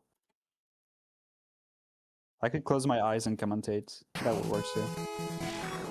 So, same as previous chapters, we have New Game Plus, so we just skip straight to the interesting part. And the interesting part here is The Legend of Tenna, which is a Zelda-like minigame where you, on the first one at least, you have to collect keys and an emblem to open a door. So here we're drinking up the Oasis, which drained it, and now the weather duo, Lanino and Elmina, are angry. The goal of this fight is Tina tells us to say "I love TV" 99 times, and it's a bit too much, so we only do it once, and then we just defend for the rest of the fight. We're gonna be grazing as always because it saves time, shortens the turn, and also something in chapter 3, at least for the beginning of the chapter, is that on some turns or in some parts of the run, if you press C, it makes things go faster. For what reason? I don't know. It's just how the game is coded.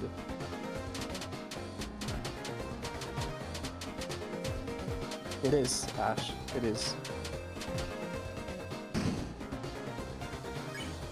Yeah, so we're mashing C basically while they're talking for the duration of this fight, and it saves like 8 seconds here. It's a little crazy. And honestly, pretty good fight. An important thing to consider in these battles is because we're in the little retro game, we get a ranking based on how good our battles are. And we will need an S rank overall in this first board that we're playing right now in order to be able to do all bosses. This is easily... Well, this is a T rank. It's even better than an S rank. The T stands for TV. And the worst rank is Z rank, because it's the last letter of the alphabet, or something. But yeah, for each fight, you have a note. So yeah. Since we're doing all bosses, our goal is to get at least S rank until the end of the board, so that we can access the secret sword route. So, for the first key, we're gonna need Lancer. Lancer here is gonna dig a hole here, which will... I don't know, rocks. He just finds the key. And then key. Under the ground. So that's the first key out of 3. Also, we got the emblem from the weather deal. You can see our inventory on the left. Here you push the box. If that reminds you of optimizations here. Game. I don't know. Little cactus boost. I kind of missed the first one, so I looked weird, but hopefully I hit this one. Yeah, second key is... Oh, sad. Second key was behind a shy cactus. And yeah, there are also quizzes that you can do. There's also a key here. But we're just gonna buy the next key. And yeah. So, each board also is divided in 2 sections. So we have the Legend of Tina here that we're doing. And then there is also a physical challenge. This physical challenge that we're gonna do, if you remember what happened on the TV earlier, there were different channels, and then boom, cooking. So do you want to explain that, or do you want me to explain that? I guess you explain it so I can focus. Okay. So, you can see there are Susie and Rase on the furnaces. So, Rase is gonna cook food, and Susie is bad at cooking, so she's gonna throw fire. Our goal as Chris is to stack as much food as possible on our head, and give it to customers. There are 2 types of customers. You can see all the shadow guys here. Those are normal customers, and then there is Ladino and Elina that are coming here. They are called VIPs, and you can see behind that we have a popularity score. Our goal is to get to 5 stars as fast as possible. We will stop the minigame and give us the best rating. And the VIPs give much more points than the normal people. The more food you have on your head, the more points you get from throwing them. If you... yes. And the one important thing Vinta hasn't mentioned is you press W to fire the photon cannon. I wasn't sure if we were about to do it. I guess I should have mentioned it. Yeah, that was something mentioned in the manual, but since we didn't read it, and since it's actually not really readable, you're not really supposed to know about it. But yeah, that was the clean cooking from Cookie. And so we got S rank, which means we are allowed to continue for the sword route. It's a little unfortunate. You can get a slightly faster cooking if you get super lucky, and my cooking was good enough until the 22nd food. The 22nd food was too far away, so I had to drop it. But you don't mind getting a 37, which is a pretty standard cooking. Especially in all chapters. In a long run, yeah. Yeah, so now we're just going to go to the S rank room, because that's where the old boss's route takes place in this chapter. We get to kill things with swords. Yeah, so here is Ramb. And then here is a hidden minigame here. So let's play it.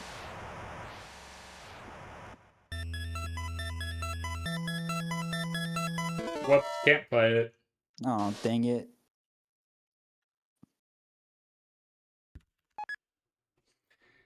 Thankfully, the controller is magically on the floor in the other room. I don't know why it couldn't be there before and just let me play it the first time, but...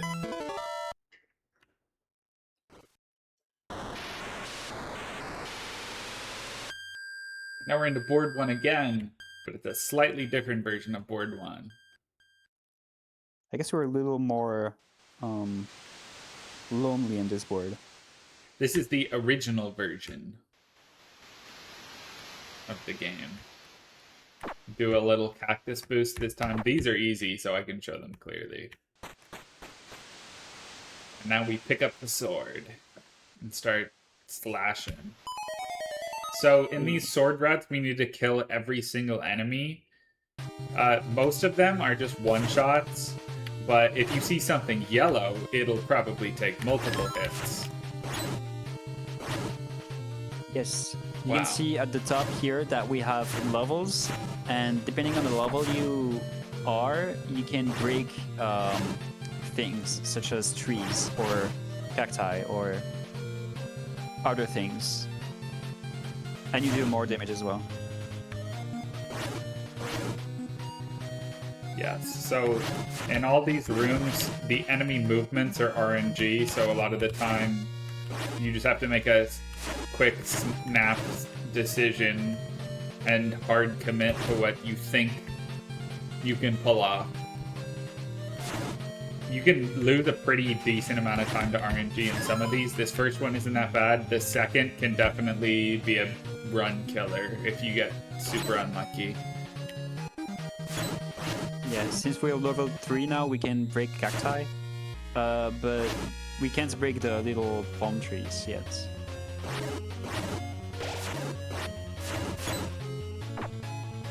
That boosted me up. That's technically faster, maybe. Time save. Yay. My sword went straight through that guy? Again?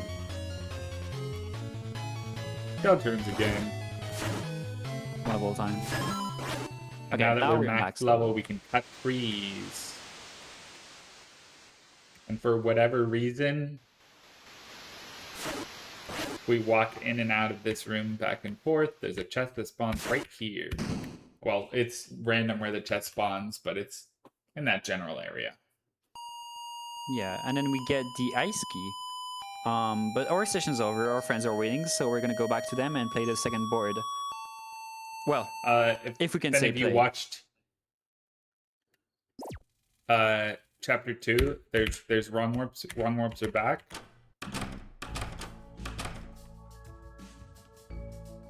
Alright, I'm gonna save just in case I do something horrifically wrong. Alright, and now we have the hardest trick in this whole chapter. It's a precise little movement thing. I knew you would get it. Nice! Nice! So that's TBIS. It's another kind of interact style as we've seen in chapter 2, but this time, instead of straight up interacting with something while going into a cutscene, you need to do a little bump into the statue. Otherwise, the cutscene starts before. That's really precise. That's frame and pixel perfect, and Cookie got it first try. So And now we're in board 2. with the camera, we're about to skip the whole thing. Basically, you can do a little series of inputs to get the camera while you have movement, and if you close the camera while at the same time you screen transition, the camera doesn't wrap properly, and then you can interact with the dock mid-screen transition because it's not wrapped properly, and land on a staircase while the game thinks you're on a raft, which lets you walk out of bounds in the underground, and we can walk to the trigger for Lightner's Live, skipping the entirety of board 2. One thing with that is that since we haven't really done any fights or anything that would give us score, we have the worst rank possible right now. But we actually want to maintain it, because that also allows us to get to the S rank room. So Cookie is gonna do a poor but intentional performance on Lightner's Live.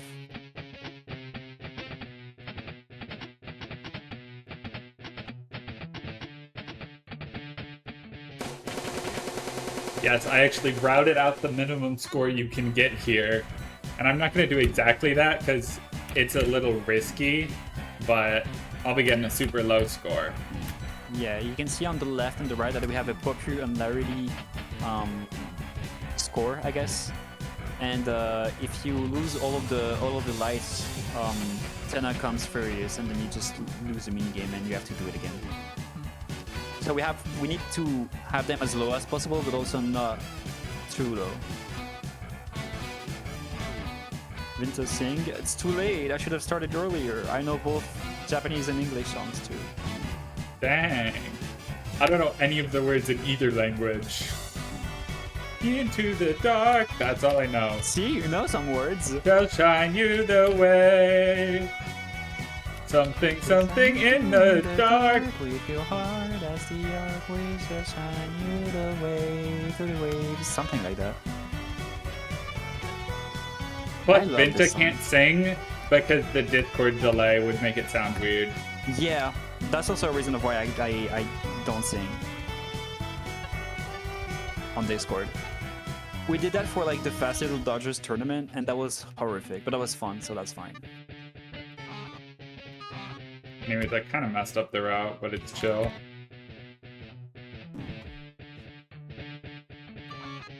How were the End Lions? I didn't get to see them.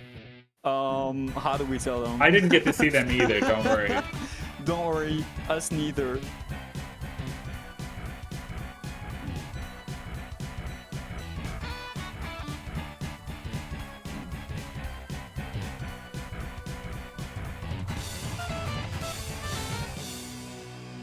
$4,500, still easily low enough to get us a Z rank, but not really an impressive score.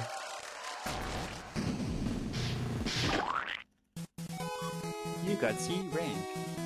Congratulations. There's been a route that the Magic D has made that is both Z rank for board 1 and board 2, so that allows us to do all bosses but with Z rank instead of S ranks. So that's funny.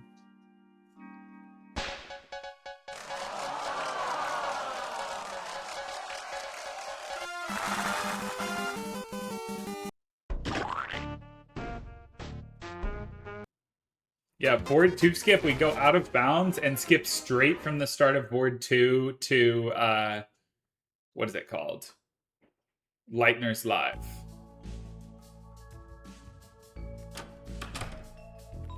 Right, we have to talk to him.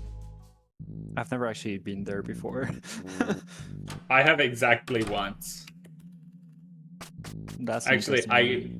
I came in here, I cheated my way in here in debug mode to practice the run warps out of here.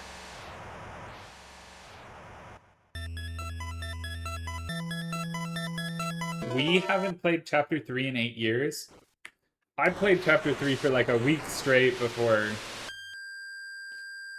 Chapter 5 That was a fun time. when board 2 skip was found. Honestly, if Chapter 5 hadn't come out, I would have given Chapter 3 more time, but I just had to be prepared to run the whole game when Chapter 5 came out. Bang. Alright. Here we are on our second sword route. This one's a little weird because the little section here with enemies in the overworld is actually pretty small. We also get introduced to enemies that can jump. Yeah. They're surprisingly not that annoying because a lot of the times they jump towards you, but the times they do jump away from you, it's kind of rough.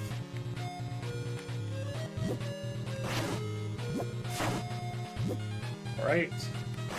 And that is all the enemies in this area. We have to take a little raft ride. For some reason, going in the waterfall takes you off of the raft and out of a cave. I don't know how that makes sense. I never noticed. It's so weird.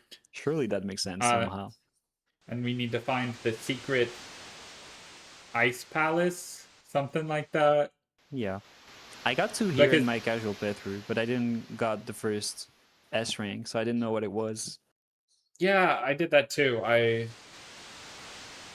got sword 2, but not sword 1. Basically, the reason this sword route is like this is it's meant to sort of hint how to do the Snowgrave route in Chapter 2. And sort of explain it a little. But since we've already played the game before, we already know about all that stuff. Alright. We go into the dungeon itself. This is where luck cannot be your friend.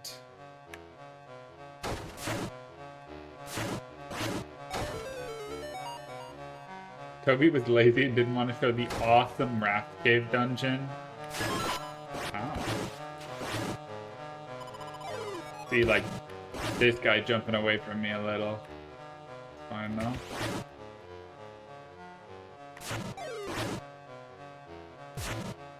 Please walk? Oh, okay. The enemies are not my friends. They like walking away from me. Of course, that's fine. I know I'm scary. I have a sword. Okay, but in Deltarune and Undertale, a lot of the time, your enemies can also be your friends. I guess that's true. But not And now here. we will get the cloaked figure. Or Noel. Yay. Who can freeze things for us. Yeah. Ooh, nice. Well, that's nice RNG. Kind of close, and then it wasn't. So we have to hit all of the switches. There's a couple of rooms that involve that freezing something and then pushing it onto a button.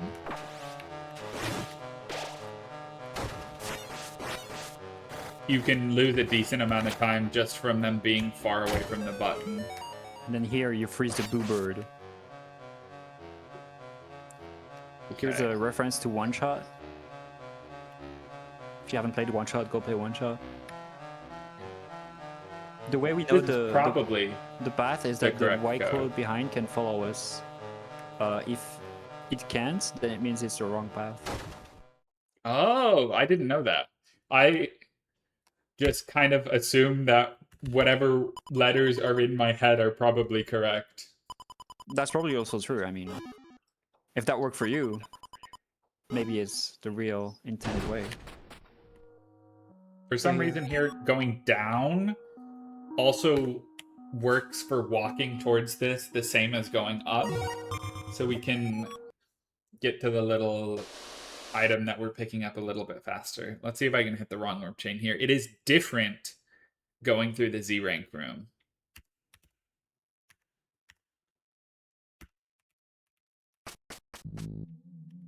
Nice.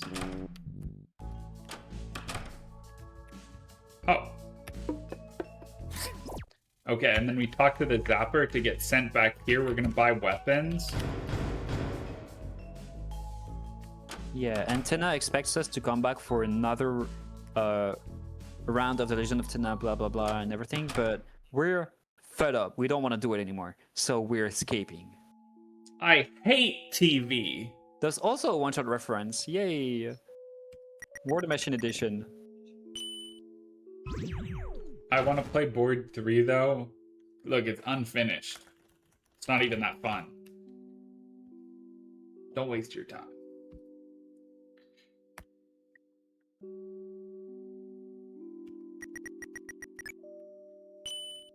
All right, those are pretty good codes. Yeah. It is hard to input those quickly and accurately. Yeah, the codes are always the same, but you're supposed to do a little puzzle to know them. Yeah, those puzzles are really cute, but we don't have time for them.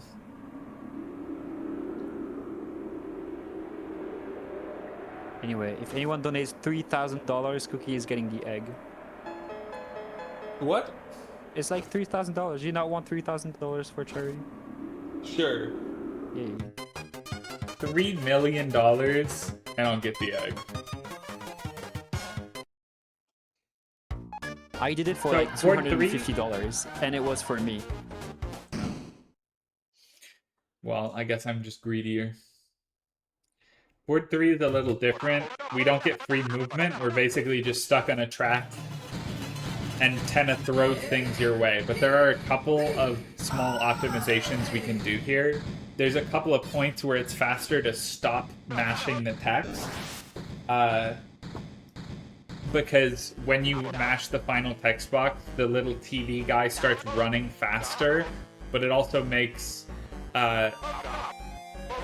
the things running away from you, like the quiz here, run faster. So you can get close to them a little bit faster. Also, the question choice Rousey picks is RNG. The farther down he goes, the more time it loses, so that was perfect luck.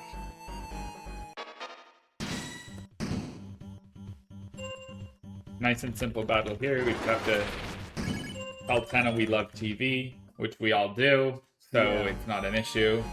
Also, you might have noticed that Cookie doesn't actually mash his dialogue herself. We have a button to do that, but also in this section, for some reason, some of the dialogues don't auto-mash, so we have to do it ourselves. Yes, in the battle specifically. Ooh, Kwaspi, thank you for the £15 donation. That's pretty cool. But that's not enough for the egg, so make sure to donate more. The problem with the egg is I don't remember how to get it. I'll tell you, it's fine. Oh, okay. I did it for my casual. But also we need $3,000 for that, so... No, 3 million, that's what you said. That does go to the $3 million egg fund. So there's another small one here where we don't wait all the way, and then there'll be one more after this. Of course you're giving me 111.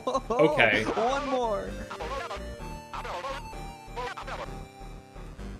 And then we wait a little bit of time here to match that one. Get it on cancer. We just have to shoot Tenna in the head with a bullet, and we move on from this encounter. 111 on the run that doesn't matter. No, this run does matter. It'll be world record if it's not invalid. Oh yeah, maybe we should have mentioned that. There's actually an incentive going on for if we raise £960, we get to see SMO, so Super Mario Odyssey, all moons from memory. So that sounds fun. My memory is about like 60 SMO moons. I don't know about you. I've never played SMO, so... But yeah, that's the last quiz. Surely that's gonna be one. Oh, No! 114. That's how they still get pretty you. good. My knowledge of Mario Odyssey moons is like there's the nut, there's the nut, there's the nut, there's the nut, there's the nut. I can remember all the ones that you can buy.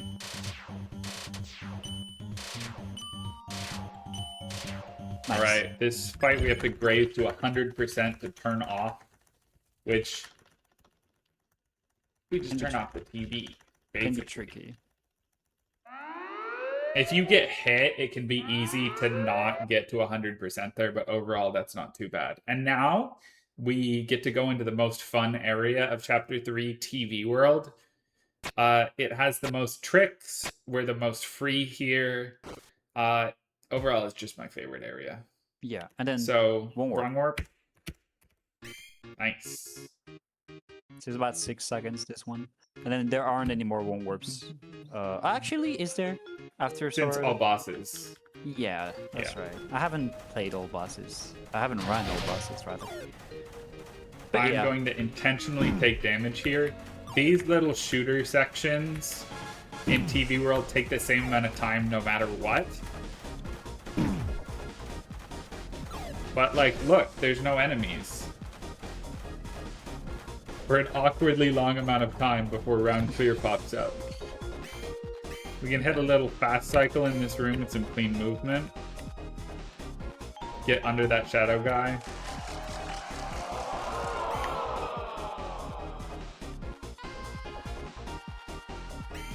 We get introduced to these question boards. There are more of these in the chapter. You will not see them because we can just walk around them. What's your favorite trick in this chapter? Stealth skip. That's the worst one. What? It's not Oh, the maybe worst it's not the one. worst. There's DBIS? But like, board 2 skip. Board 2 skip is cool, but like, it's not... It's more of a run killer than stealth skip. No. I wouldn't say that. But also, I haven't grinded it. Alright, we round can be dodge tricky. these, and then Vinta explains stealth skip. I'm gonna go sicko So- mode. Yeah, stealth skip. We get here in this room introduced to a new mechanic that's stealth. What the? Okay. Yeah. You can see that we can go stealth mode, so we like kind of get close to the wall and avoid all those lights. Stealth skips allows us to, by doing an interact side with this door, we get our movement during a cutscene, and then if we, I don't even know how that works, but kind of you can just creep through the door before it opens. Yeah, it's a little weird with the way the cutscene works. I opened my menu a frame late, so it didn't work, but I couldn't see it because I was so locked in on trying to equip all of my weapons during that time. I didn't even know you could do that. That kind of like made me confused. Yeah. I just equipped the weapons we bought earlier. Saved a little bit of time. There's also a harder variation where if you hit another frame perfect input after stealth skip, you can do a short little wrong warp chain that saves a second and a half. But I prefer to just equip weapons if I'm doing all bosses. And we are soon on the 2-hour mark of the speedrun. Isn't that so cool? Time flies when you're having fun. Time really does fly. I'm having fun. Are you having fun? Yeah, I'm a little sad I missed stealth skip, but my menuing was so baller. It was. It even got me confused. I was impressed. That is the menuing I've practiced the most because I wanted to get a clip of perfect stealth skip hitting the menuing and getting the wrong warp You just chain. want to aura farm. Pretty much, yeah. Base. I mean, I would do that too. Welcome to Dark Nurse Live. But yeah, we kind of just see all of the physical challenges sets we've been through in this chapter. But yeah, here there are a lot of little question boards, but we're just skipping them with the optimal path. If you walk the correct place, nobody will question you. Exactly. Quote Make from sure. white person.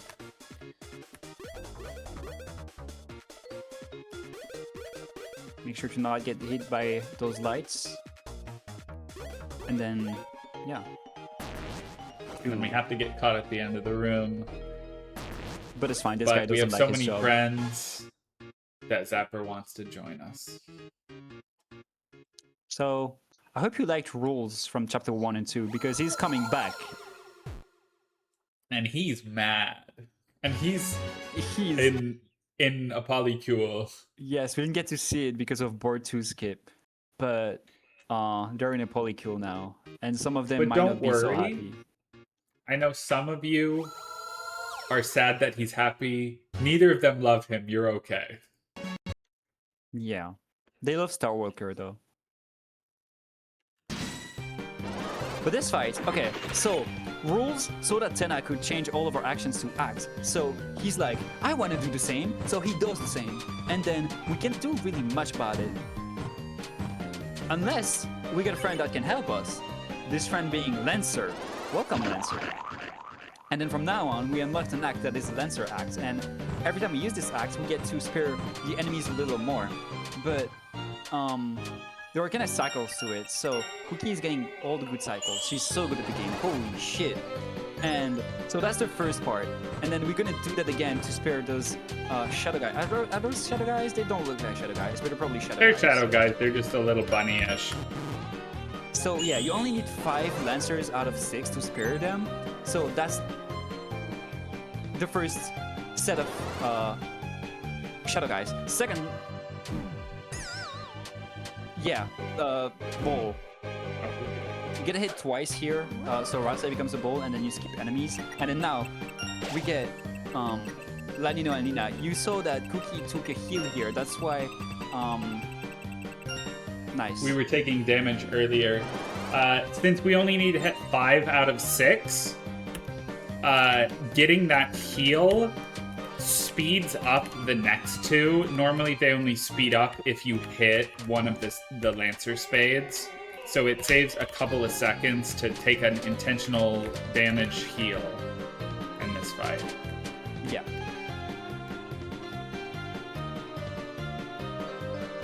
And then I think this... Do you save time by grazing here? I'm not sure. No. Yeah, that's what I thought. Fun fact about This this turn attack. ends on a dialogue timer.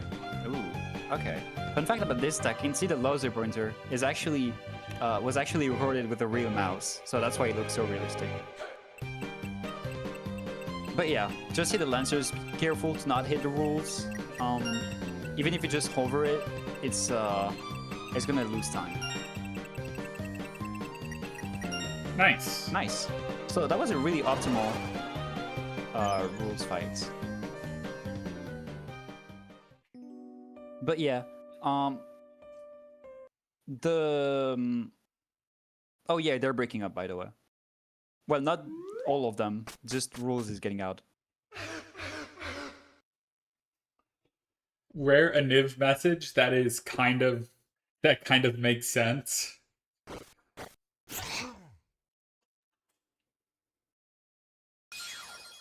Friend. And because we got rid of rules, they want to be our friends. That's the beauty of life. Yay. And so we're getting close to the end of the chapter, but not just yet, because we still have all bosses to do. I think it's a bit too late for the egg incentive. I'm sorry, everyone. We've tried. We didn't reach $7 billion. The price keeps increasing every time we mention it. We didn't That's reach beautiful. $1 trillion. We didn't reach the moon.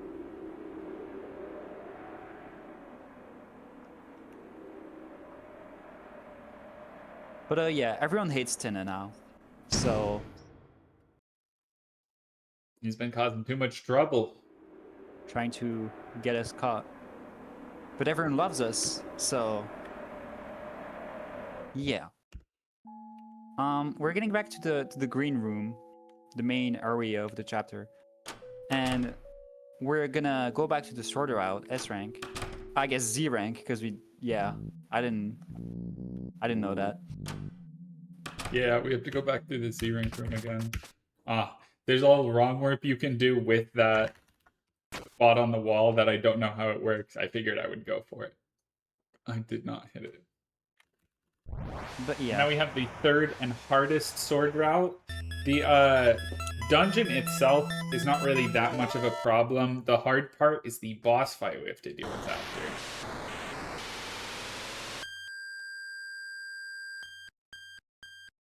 Little But fact look, about it's so much this fun. We have area. friends. So we're in the city.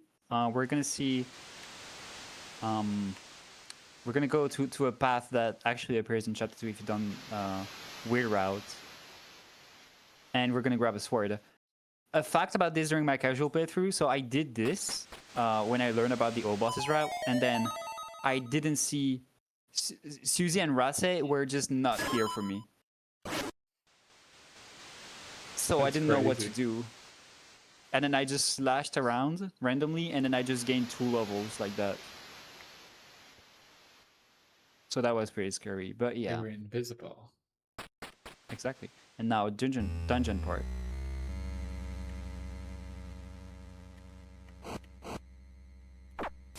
This dungeon is mostly pretty chill, just because the enemies drop a lot of health most of the time, but you can take damage so easily here.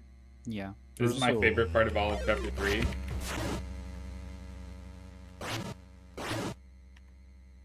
Can I maybe get some health? In this room, just hitting that one enemy will kill all of the others. Normally, you're supposed to kill all of the others to unlock the ability to walk to that one.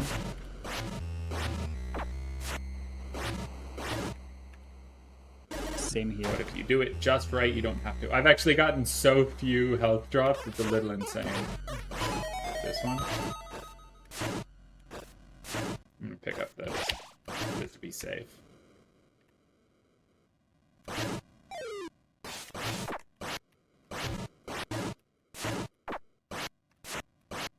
Okay. Thought there was a chance I could hit that. I am getting owned.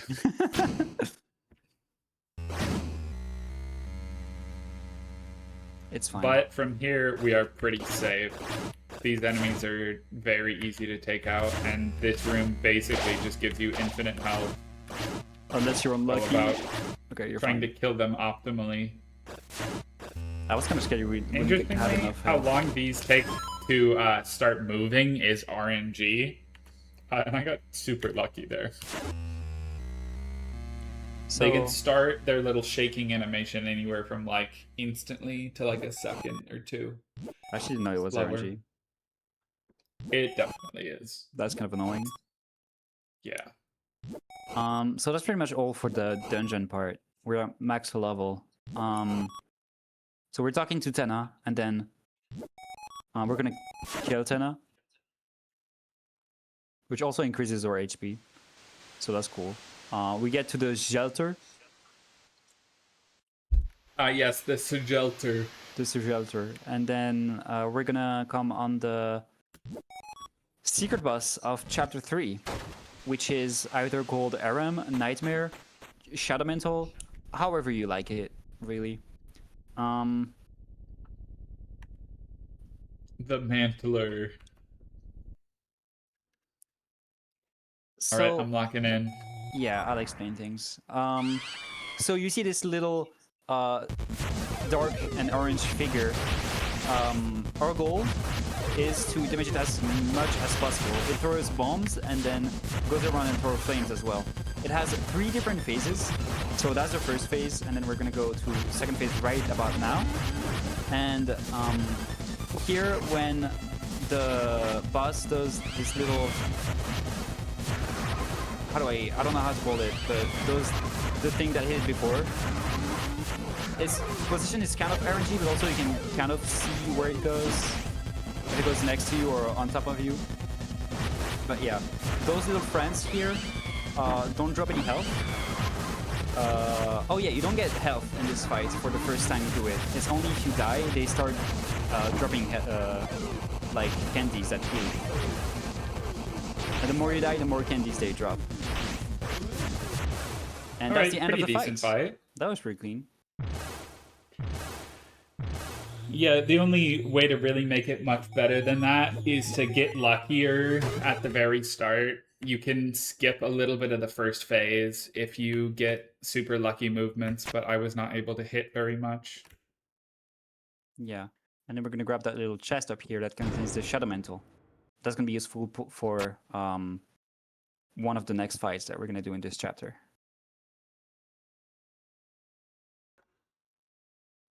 Oh, you said That's you were not a the mental option you're less supposed to enjoyer, do. aren't you? I'm gonna put the mantle on Chris. I picked the wrong option here. That lost me a couple of seconds. Whoops.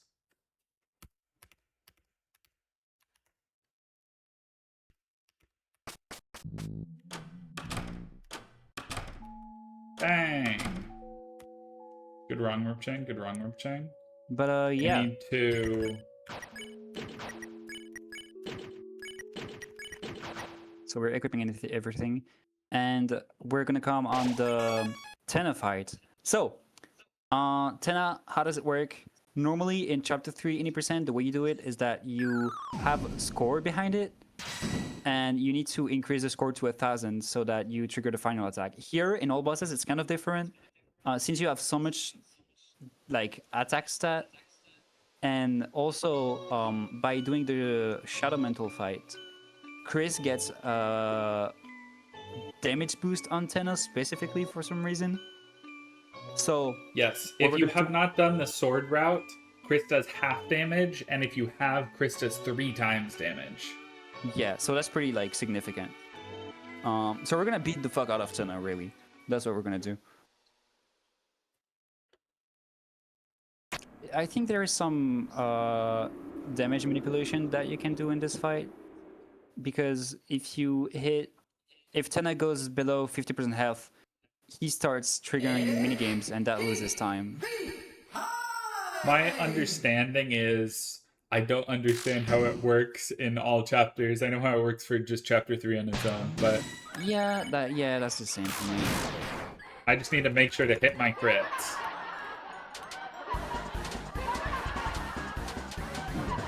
Ow. Whoops.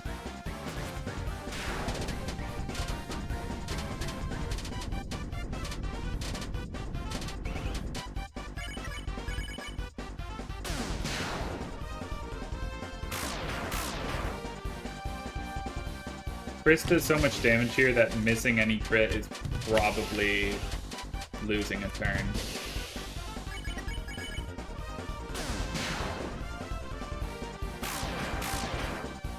Oh yeah, we also, so since we're in chapter 3, the Root Buster damage boost is by timing it instead of mashing your keyboard.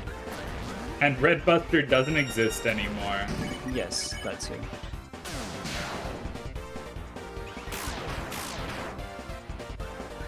Should get another mini game here. Yeah. But that should be the last one before final attack, so.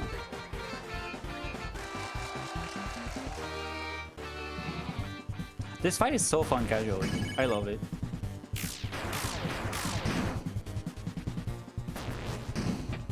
And then that's final attack. So final attack, you see that we're switching through all of these channels and minigames. Most of them are the length that they spend for each channel is sets, but also there are 2 of them, which are these ones that we've just seen, where you can finish them sooner by here bouncing both balls and here shooting the Tenna Cowboy. And here, it's pretty self-explanatory. Just shoot Tenna until his elf is down, and then boom.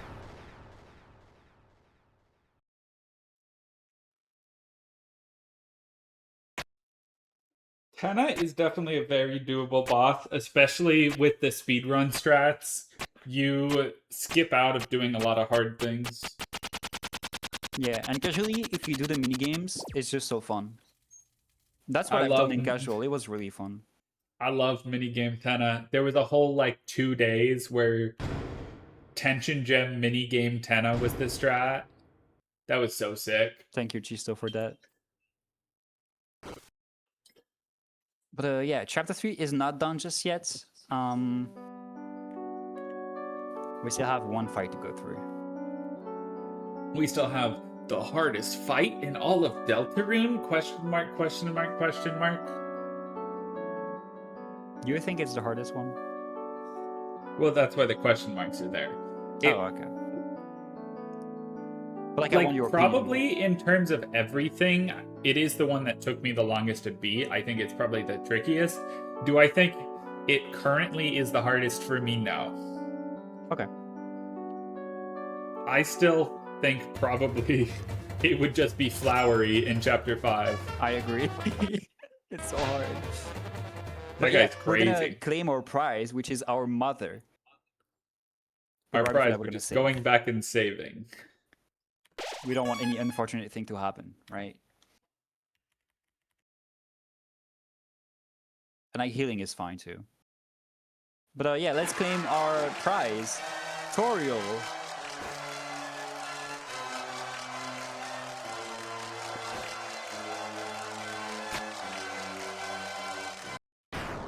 Ooh, that's not good. Senna's dead. Or like dying.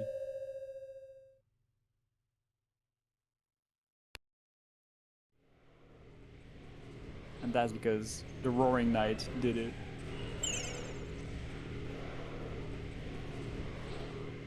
So now Cookie is probably gonna lock in for this fight. And I'm gonna explain. Yeah, I gotta focus a little.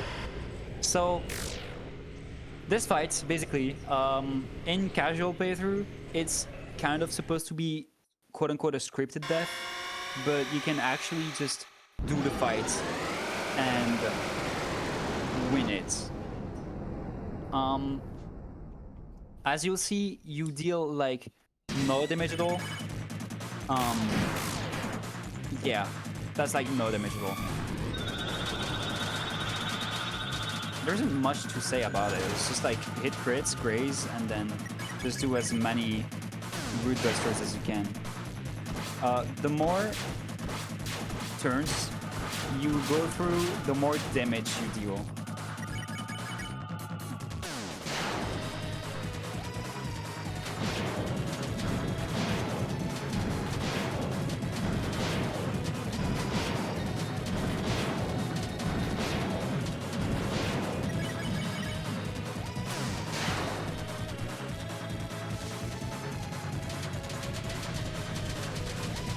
Shout out to the devs for nerfing this attack. It used to be really hard, and now it is very easy. It's really just all of the swords attacks. They were a bit unfair. Here on this turn, you can do a tricky movement thing that allows you to get a bunch of TP at one time. But it's very scary and you can take a lot of damage. Yeah, one of the things, if you die on this fight, if one of your party member dies, he's gone like for the rest of the fight, unless you have like revivements. He gets put in a swoon state. The Shadow That Mantle was actually kind of nasty. That was clean, yeah. The Shadow Mantle actually prevents you from being swooned. So that's why we equip it on Chris.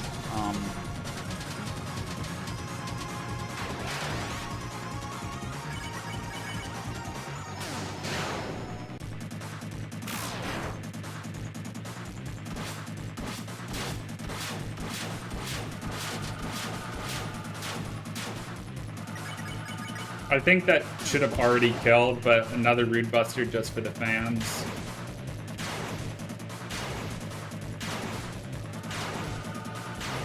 Okay, yeah, it did already kill. So now we just have the nice special attack. Yeah, so now special attack, we don't really have to fight anymore. We just defend all and then special attack.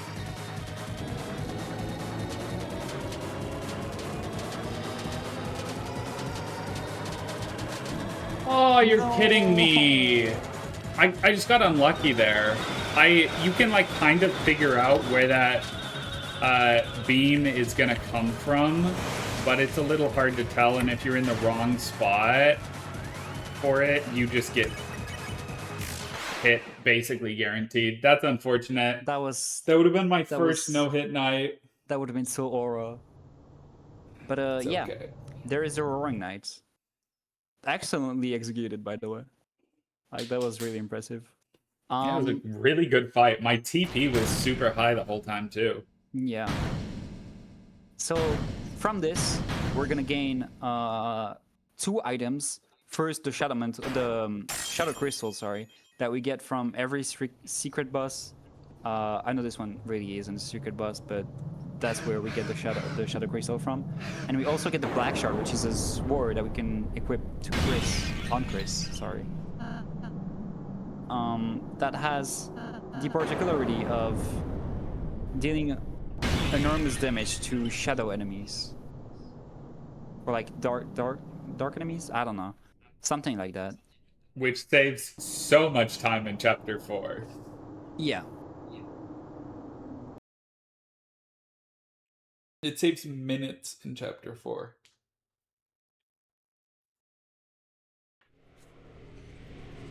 And if later in the game, in chapters 6 and 7, it saves even more time, the all chapters route, even not doing all bosses, might require beating the knight just to get the black chart. That's how strong it is. Yeah. And Undyne gets kidnapped. That's not good. Chapter 6, 7, yeah. Exactly. You get it. I'm gonna equip this real quick. And then we will be off.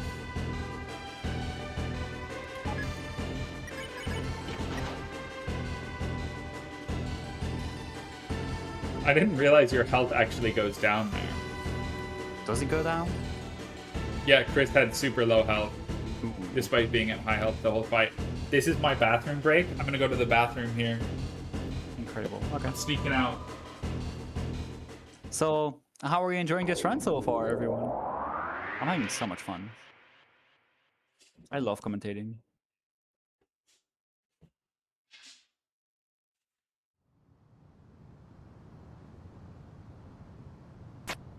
I'm glad this whole boss is honestly the same.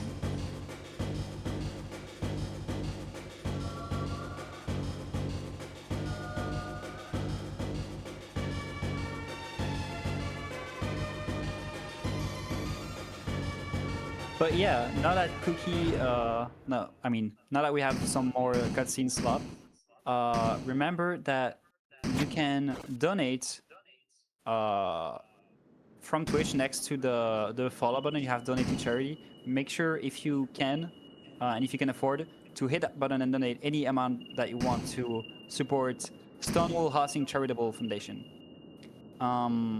We are aiming for £960 donated. That will unlock a new incentive. That will unlock the Super Mario Odyssey run, all moons from memory. So that will be fun. And also, that would mean that if we hit this donation goal, that would be £2,000 total raised across all Cisnt marathons. So that's cool. Welcome back, Cookie. Hi. That actually was a very good chapter 3. Honestly, yeah. 53-45, basically. Pretty good. It is pretty good. Everything was so clean. With how fast you're going, I might even be able to take a nap before KCT1. Alright, and now we go to chapter 4. And I will remember to screen share it this time. Yay! You're welcome. Thank you so much. Alright, everyone. $3 billion bajillion for the egg. What are we thinking about this one? The screen share closed. I genuinely don't know how to get the egg in chapter 4, I'm sorry. Me neither. Alright. And we are into chapter 3. Chapter 4. We're into chapter 4. Yeah. So, chapter 4. We haven't closed the fountain just yet. We tried to rescue Undyne from the Roaring Night, which hasn't been a success, really. So we're back in chapter 3 at this fountain to close it. Seal it, rather. And yeah. Can you have the piano solutions I can, like, I have them pulled up so if I can't remember it, I should be fine. Deltarune piano solutions. Do you need all of them or just the big piano? Just in case. The big piano is the only one I could never forget. That's kind of crazy, actually. Okay. It's because it's a fun pattern that I like. So chapter 4, we get introduced to these pianos. We have little codes we gotta put in. We can do them nice and quick if you're good. It is hard to do those fast. Yeah. If you try to go too fast, you just miss input a lot. Yeah, if you haven't noticed, this dark fountain was made in a church, so that's why everything is really just church-based. We're gonna have a lot of prophecy panels that we unfortunately won't be able to go through because of this time.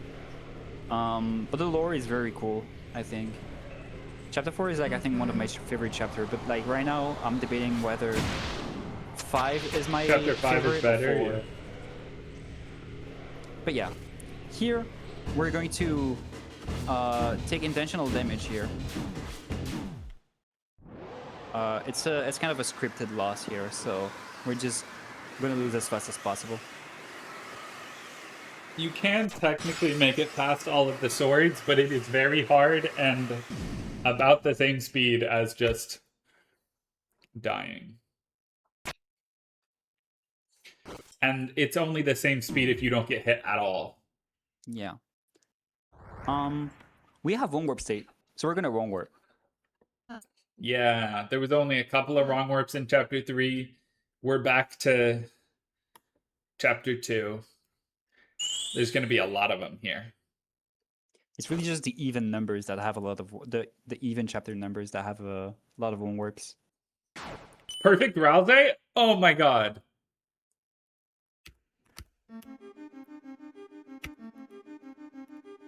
So that first one was the biggest one that saves like 10 full seconds. Isn't it like But 20? we can hopefully... No, it's only like 10. Oh, okay. That's my bad. So, Guays.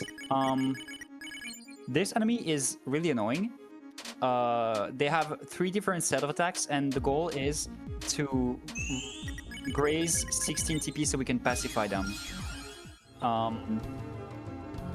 One pattern, which is double diamonds, makes it really hard to graze. Almost impossible. The one warp chain has been lost, but it's really not a big deal. Yeah, it's like 2 seconds from this point if you do it perfectly. Yeah. The first one's the one that really matters. Also, in this chapter, for whatever reason, if you hold down and then up on stairs, you get up to your running speed. It works only in this chapter and one random staircase in chapter 5. Little encounter. We can dodge that encounter with a little movement, even though it looks like there's no space to move up and down. There is somehow enough to dodge that enemy. Yay. So, little maze in the darkness. Really isn't that hard. Main focus is just to not bump as much, but it's really hard because everything's so... like the walls are so close together, I guess. We have an enemy here, so instead of actually going back through the maze to go back at the beginning, we're just gonna take 4 tick of damage to this enemy and it will skip everything for us. That's kind of nice.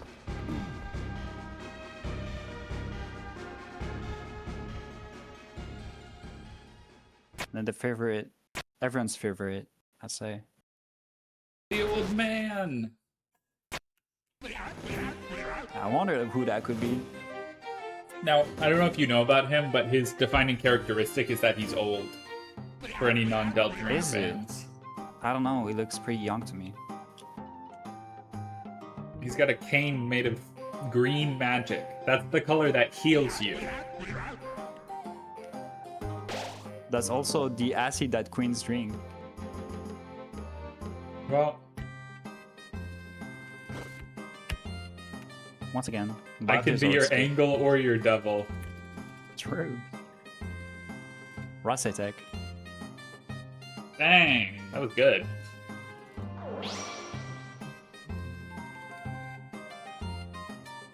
Shout out to Ralze Splat. There's like 3 or 4 Ralze Splats now, and this is the only one we get to see. Chris can also splat in this chapter, and then newly added in chapter 5, Susie can splat too. Yes, I saw that. I was so excited. Do you have this piano solution ready, or?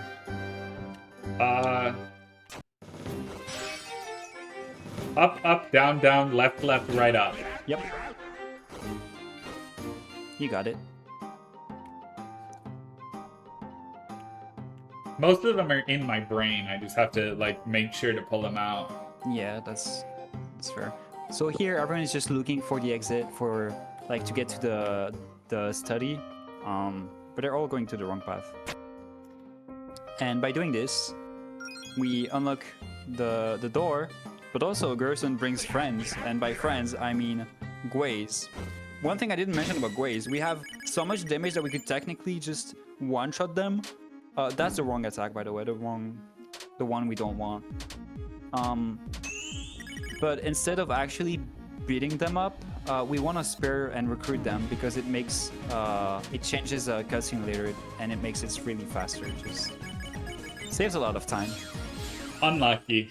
Happens.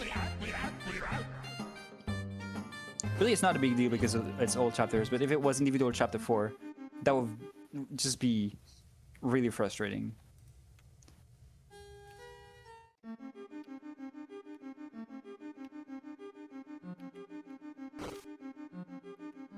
Now we make the biblioc reset. The slightly faster strat you can do in that room, where you can just barely get by without leaving it, but it is hard.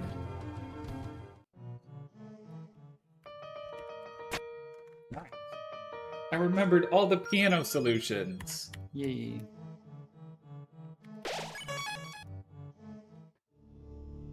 And now we're coming on everyone's second favorite of this chapter.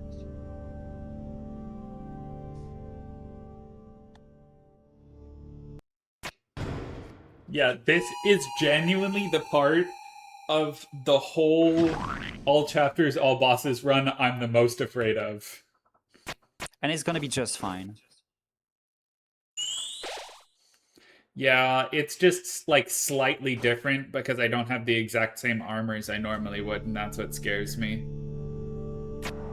And in every other all chapters category, you would have the tension gem. That's true, but that's fine. But not an ACAB. So, welcome to Jackenstein.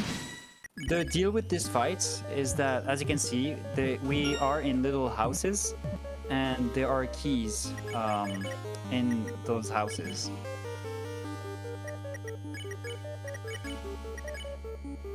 Okay, I guess Scaredy Cat's not here. Scaredy Cat, that's Well, fine.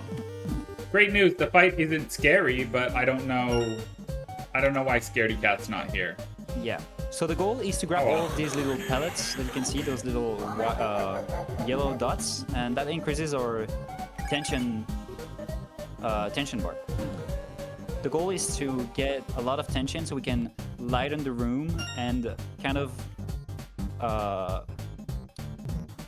raise Jackenstein mercy bar. The way we usually do it is with an act that's called Scaredy Cat that allows us to go super fast, but also we take a lot of damage, so that's really scary. That's only an act that appears if you do the fight once or just die once really on the fight. You unlock it if you just die. Apparently it's not there here for some reason. It has to be something weird with the fact that the new version came out. Who really knows? No, you know, I think there's something about marathons, because that happened too during my marathon run at Speedon. It's cursed. It is cursed, yes. It'll be fine, though. But yeah, grab the key to unlock the exit. Make sure to dodge everything. Grab as many pellets as possible. I always call them pellets, but I don't really know what they are. They're pellets.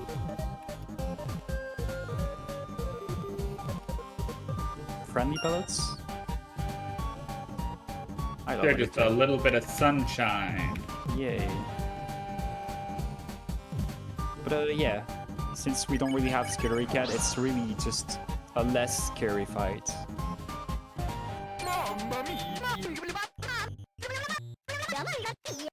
It is definitely a lot slower, though.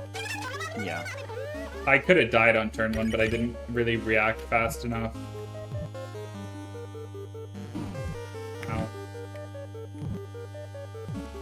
That's fine. It's more fun of the fight. We get to see it more. So I'd call that a W.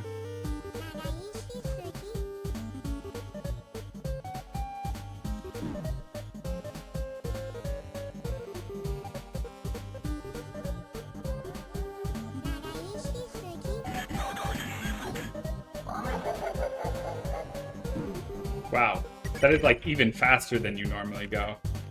It's crazy.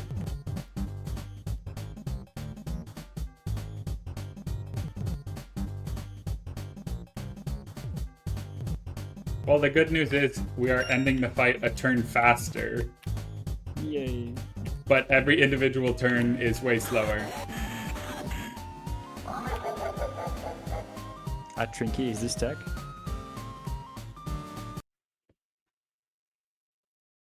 My tutu.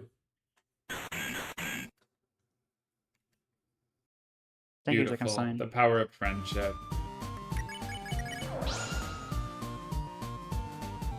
And that's the last turn.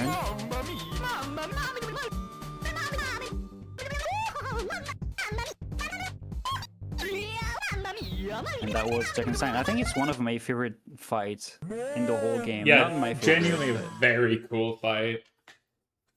it's very satisfying to do it fast with the Skittery Cat.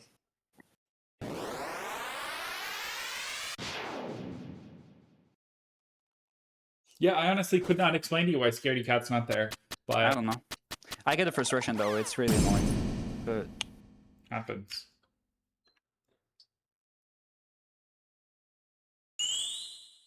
It happens a surprising amount that it does just disappear.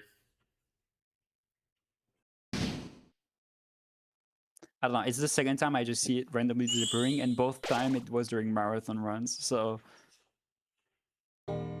I think that's just a curse personally. For sure, it's a curse. I think it's none It of our fault. disappears when you want it to the least. Yes. So here we see character development.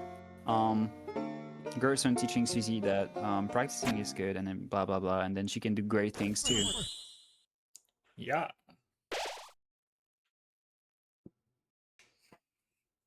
Character development isn't real. I like hitting things and skipping text boxes. What? You're gonna hate chapter 5. Because that's epic. So All right. Go ahead. from all these fights, Jackenstein is our friend now because we healed him. He's gonna give us the climbing claws that will allow us to climb things. So we're gonna have a bit of climbing sections that have been really optimized throughout this chapter's history. And yeah, here we're gonna go to the Grand Golden Piano to access the secret boss of this chapter. And Cookie is just so smart that she just knows. It's such a satisfying pattern. I find it so weird. I can never remember it. I always have to look it up online when I want to do the Up fight. center, half circle. It's just like a bunch of little half circles. They're so nice.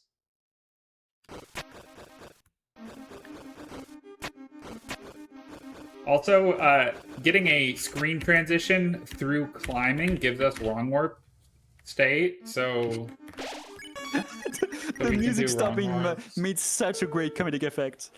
That was incredible. But yeah, so we've unlocked the secret boss, but we're not gonna do it just yet. We're gonna do the annoying part first,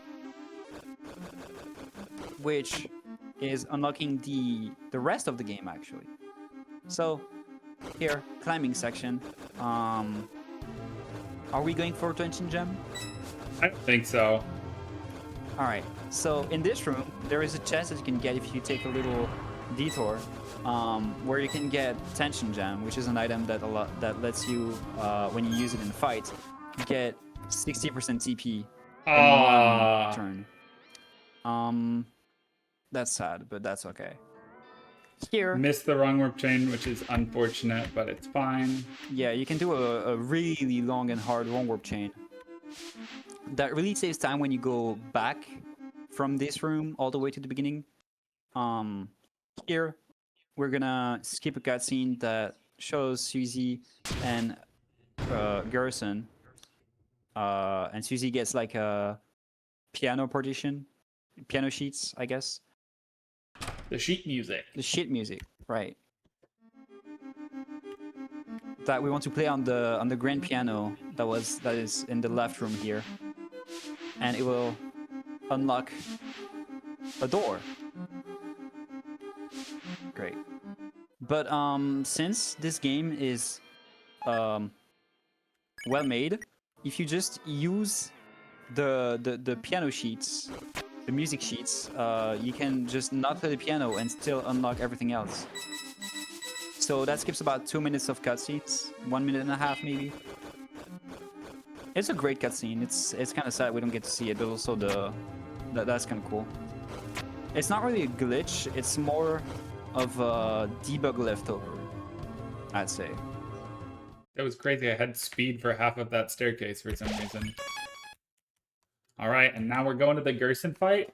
This is a fight with just Susie. It is genuinely the easiest of the secret bosses, mainly because the way to progress the most in this fight is to heal. So you never really have a chance of dying.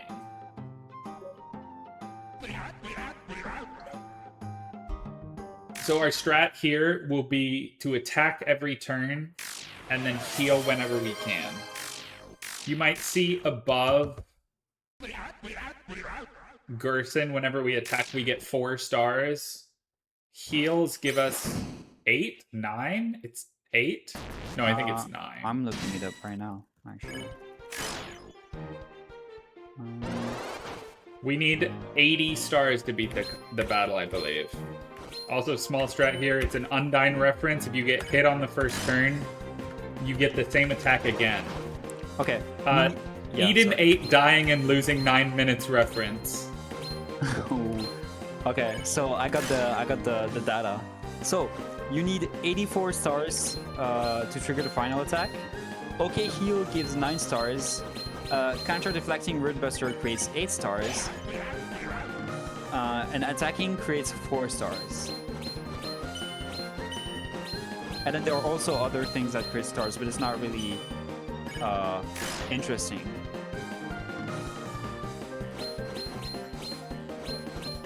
But yeah, and each time you use OK Heal, the TP cost reduces.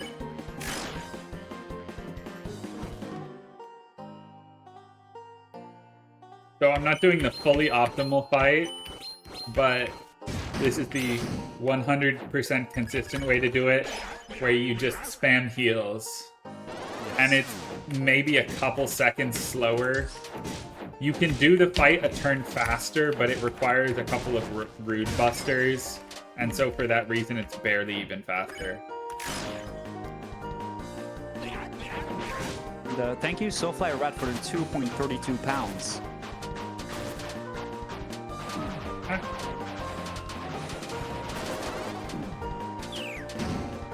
And here we're just getting hammered. It is a weekend after all. It's getting pretty late, might as well.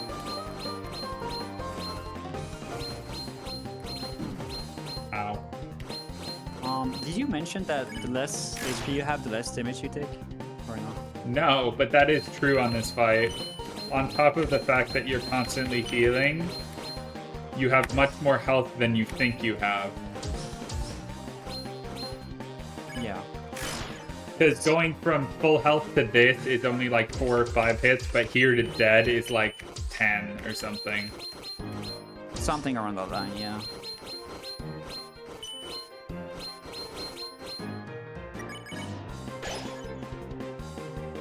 I think it's the same on Omega Flowey on Undertale. Or Asgore, I'm not sure.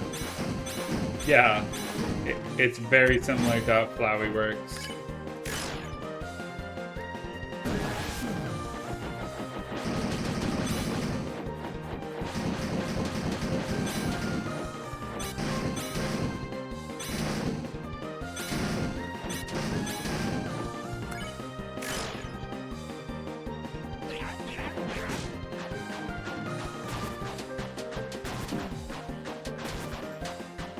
But we still need to graze to save time.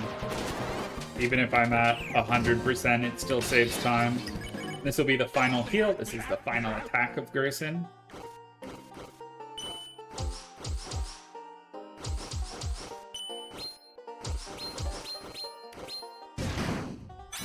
This attack messed with my head so much in casual.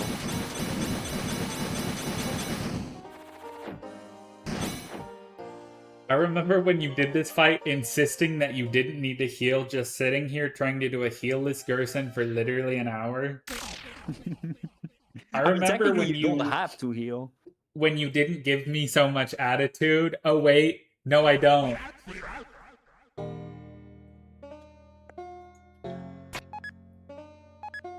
So from this fight, we get, of course, the Shadow Crystal. We also get the Hammer of Justice that deals a lot of damage with Cheesy. Yeah, so in terms of attacking, we are very strong now.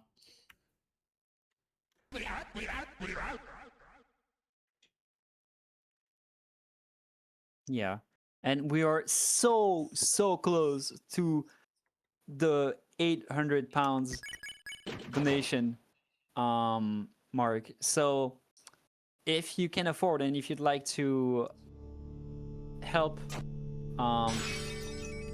supporting a charity that helps trans people, make sure to donate.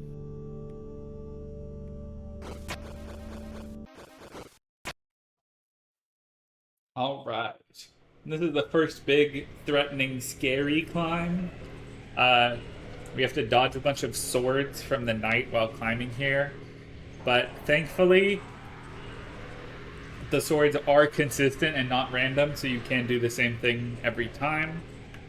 So this is not really bad unless you mess up, in which case you have to do a bunch of nonsense to try and dodge swords so you don't die. Like that.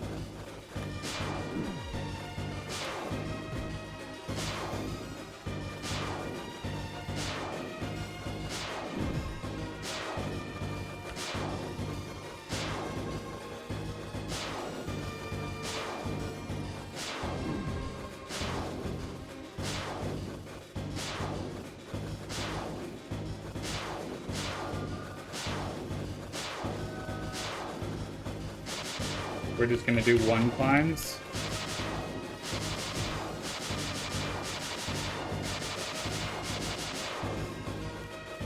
Well, that was a bit of a disaster, but it works out in the end. Yeah, doing a bunch of one tile jumps is faster than doing like 3 jumps and then going with the boost, like the speed boost that it gives us after. But it's like very tricky to do optimally. Yeah, I was just doing it there because it's a little easier to maneuver around the swords, yeah. Swords when you don't have to worry about charging. Silly little wrong warp here. This doesn't really save any time, but it looks cool.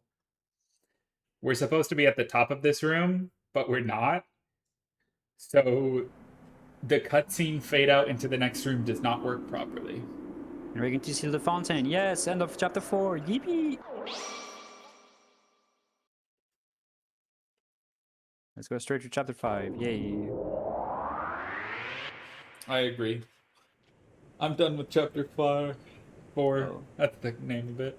Or that's what we thought. There's another dark fountain in here. No. But we are coming up on the biggest skip in all chapters, all bosses.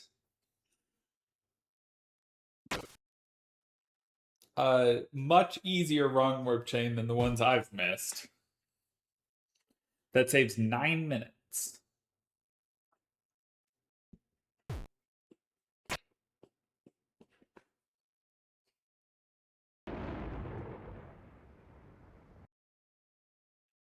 So here we learned that the old man was actually a lightener once upon a time.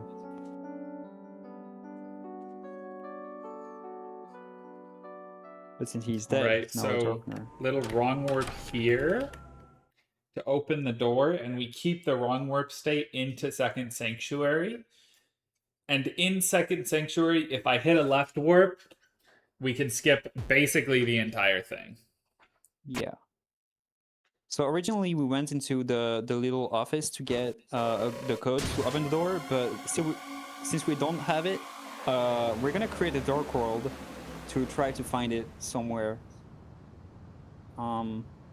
Also, we learned how to create dark worlds ourselves. You remember that time where it was cutscene slab at the end of chapter 2? That's when we learned it. But yeah, 2 more one warps here, and then. Oh boy, I love cutscenes.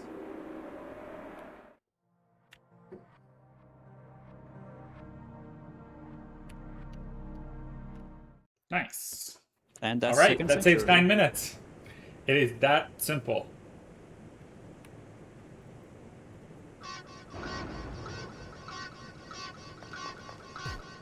And we skipped a lot of content in here. A lot of climbing sections and a little boss fight too.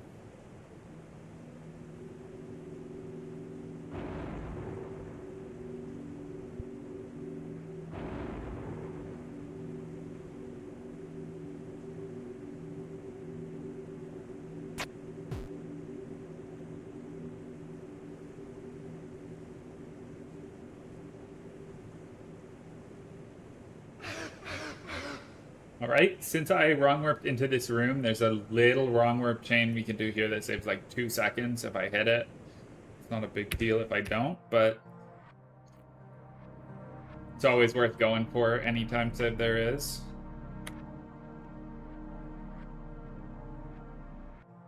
Yeah, and since we still don't really have the code to open the door, there is a conveniently placed NPC here that just tells us the code. So thank you, NPC. Nice. And that's 2 seconds saved. Nice.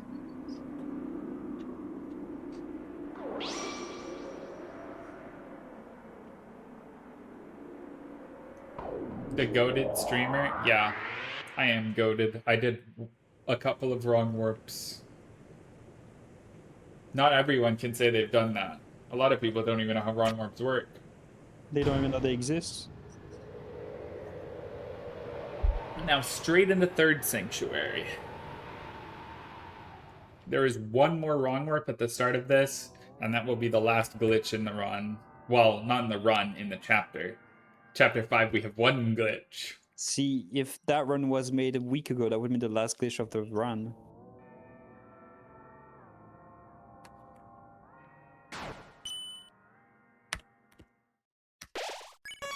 Nice.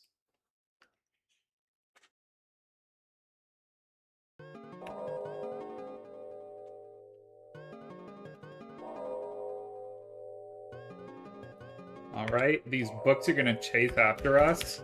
Have to do a little cute movement to not get hit by them. My movement was kind of bad. I bonked 100 times, but it's chill. Yeah, technically throughout all these rooms you could keep the warp chain. But it's like really difficult and it only saves about 2 seconds. If done perfectly, so it's really just not worth going for. In this room, we fall over. For whatever reason, hitting second sanctuary skip first try means you fall over here. You just trip. Yeah, I know the reason, but it's kind of nerdy, and I don't know if anyone wants to hear that. Come on, give me the explanation. Okay, so in first sanctuary, there is one variable that is set to true. This variable is actually used in second sanctuary for something. Since we skip second sanctuary, the variable never gets set back to false, and it's used. This specific variable is used here to make us trip. And since it's set to true when you enter the room, you trip. That was the technical reason. I hope you enjoyed it. These cutscenes, remember when I talked about the Gways that we needed to recruit instead of beating them? Well, hold on a second. But that will come.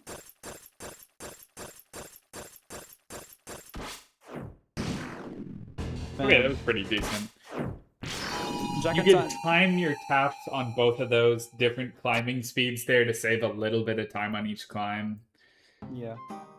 And boom, there are the Gways that saved Jackenstein. If you didn't have the Gways, Jackenstein would have been dead.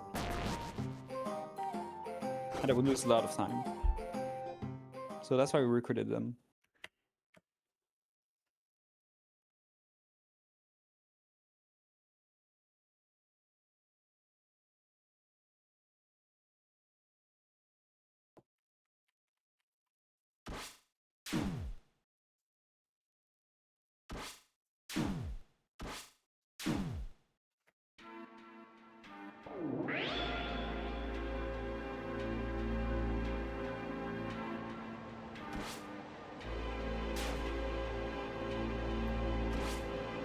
This little night chase or whatever you call this, unfortunately, does just take a while.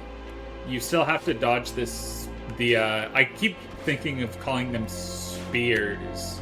They're still swords. If you get hit by earlier ones, it makes these ones that are scripted to hit you deal less damage. So, unfortunately, there's not really anything we can do.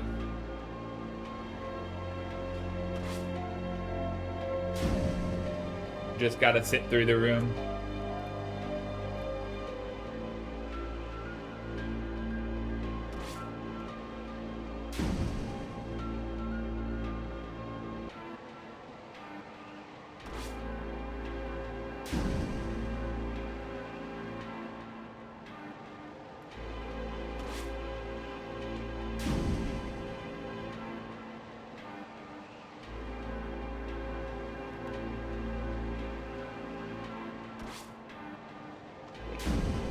But thankfully, that's the last one. And then we can move on to face the night for real this time. Surely nothing crazy will happen.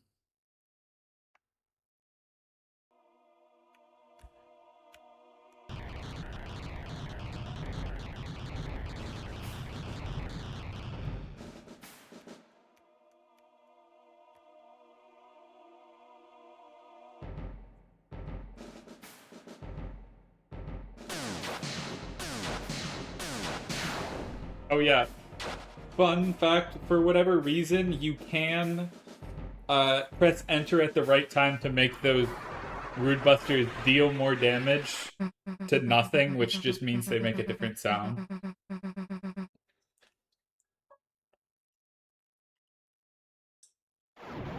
Yeah. And so when we learned how to make dark fountains, we also learned that creating a dark fountain inside a dark world is not really a great idea. So that's what the knight is doing. And why is it not a good idea? Because it might spawn something called a titan. And by might, I mean it will. And let's say that it's not the most friendly creature out there. Its purpose is to destroy and kill everything.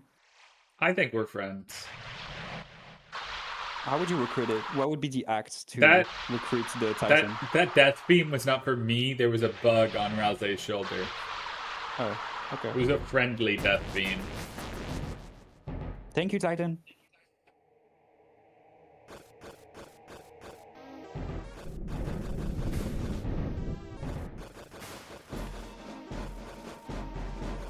Alright, this is the first of 2 Titan climbs.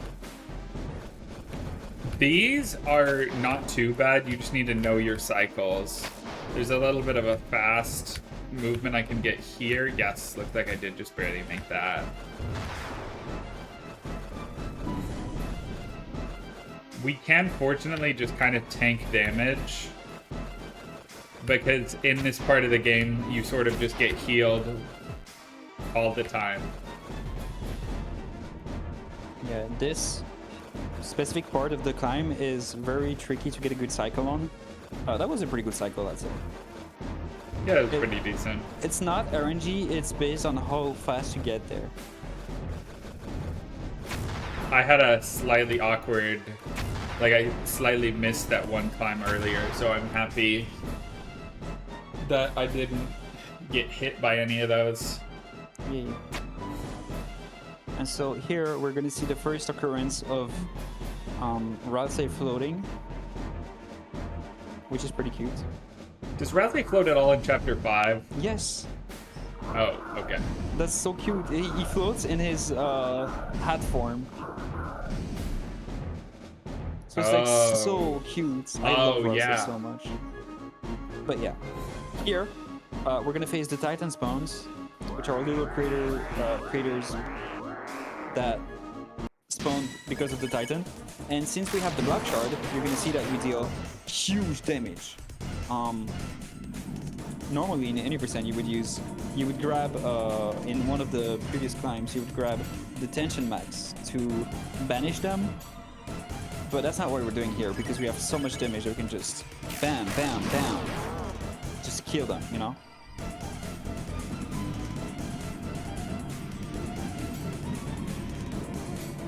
And it's also the first time we see the used animation of monsters actually dying, which I think is pretty cool. Also, you can open your menu here. It does nothing, it's just visual, but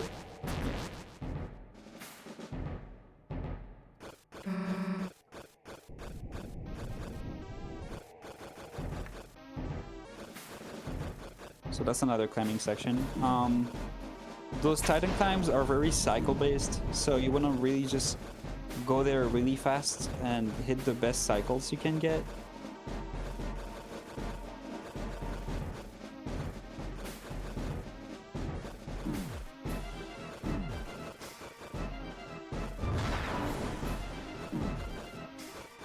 Is it looking good?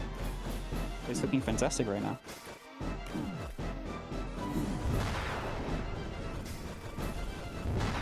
And thankfully you have enough health to tank out most of it. So like, also on this climb, you go to 1 health before you die. So even if I'd taken 2 more hits, I still would have survived. Yeah, that was a very clean Titan climb too. Thank you. And so now, we really just have nowhere else to go now. Kind of hopeless.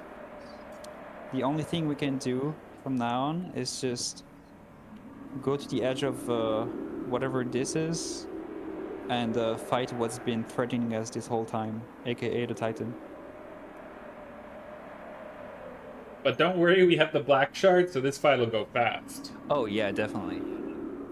Titan, the way the fight works is, I wouldn't say similar to the Queen fight, but also kind of. Normally, in a normal state, you can see that the Titan has a shield. It's this kind of star in front of it. It tanks most of the damage. So, in any percent, what you want to do is just despawn those little Titan spawns. It gives pellets that give you TP, and then you can just unleash light. That will destroy the shield, and then you can deal enormous damage. We have the Black Shard, so we don't really need to focus on that much. As long as we hit crits with Chris, we're just gonna deal just a lot of damage. We're still gonna focus, of course, on getting a lot of TP to be able to unleash.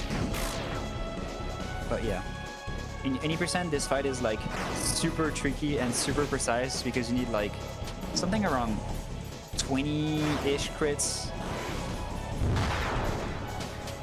Maybe I'm maxing, I'm not sure. No, it's like 26 out of 31. Yeah. Or something. And then you cannot miss any crit that's on the unshielded turn. Yeah, I would never do that. Yeah.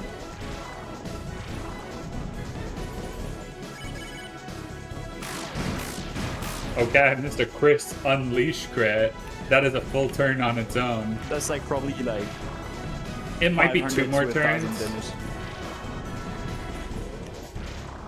But either way, the Titan will fall pretty easily. Yeah, we still have like a few more Yep. turns. This next one should go, I think. Yeah. With those little centipedes, that's what I call them. To make them despawn, you don't have to enlighten their whole body, just the head is enough. Nice.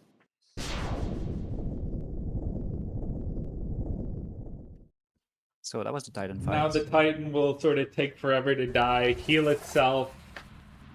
So we're kind of screwed. We don't really have much that we can do anymore because the Titan just self-heals using all of the Titan spawns it created. So now we can say that we're really hopeless. We really don't know what to do anymore. Except we still have one more card up our sleeves. Go, my old man! It's Gerson with the power of friendship.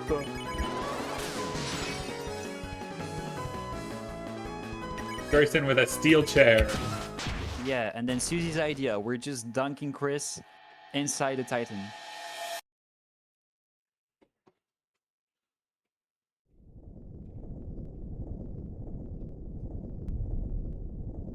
And there it is, the end of the final chapter 4 boss. Yeah. And then since Titans are made from dark fountains, if we just seal the fountain it originates from, the Titan despawns.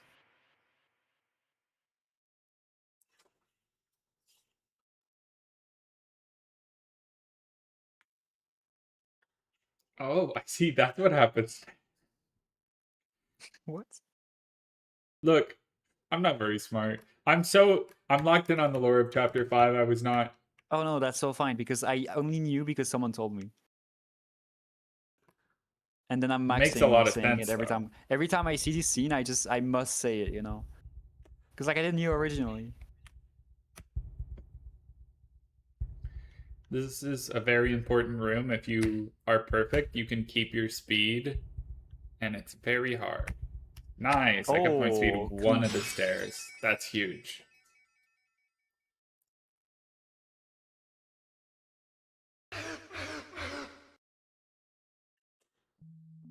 This is crazy. We're already almost at chapter 5. It's I going say super already. fast. It's 3 hours into the run. Yeah, but it's like super fast.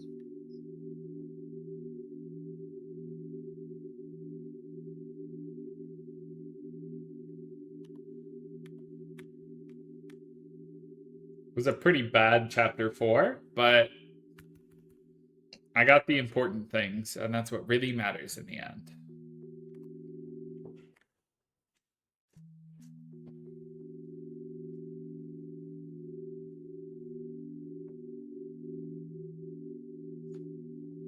Chapter 5 will be a little scary because some of my characters, especially Rouse, have lower defense than they would, but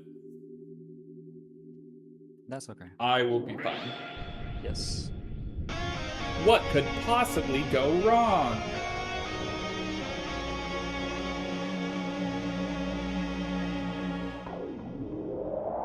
And so, with that, we are sealing this final chapter 4's fountain back to the church.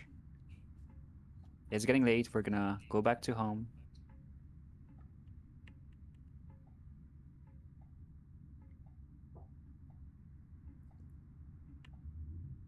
And then surely nothing unexpected coming our way. There will be no fun, there will be no happiness. We are gloomy. That dark world was sad. And then And the rest of Rase all of was sad at Deltarune the is end, gonna be so I'm sad. sad.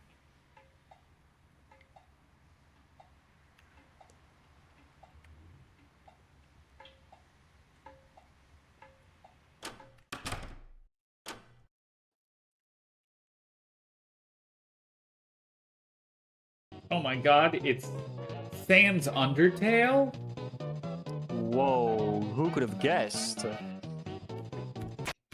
Look behind, there is Tana, all broken.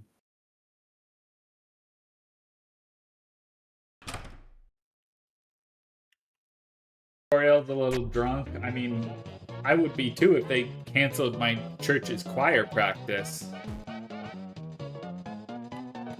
Drunk because happy or drunk because sad? Because sad.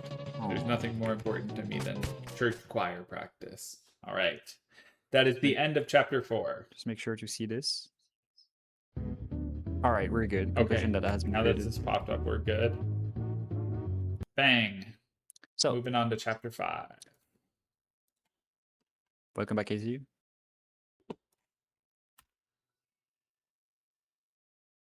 Pretty woo. 1 second. All good. Take your time.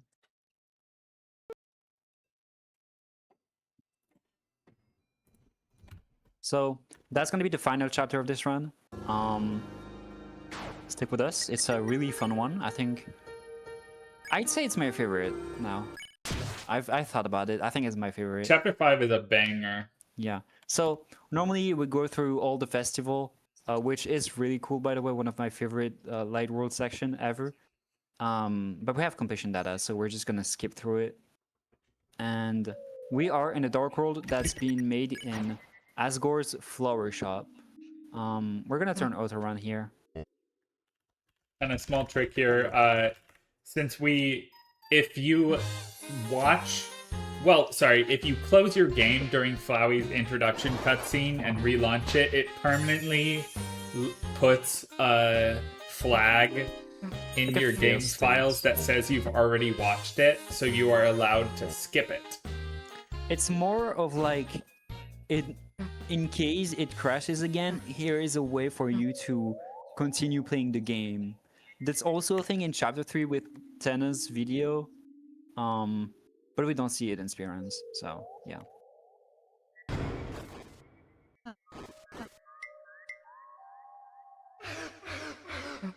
And yeah, our big, I guess, antagonist, I would like to call him my friend of this chapter, is Flowery.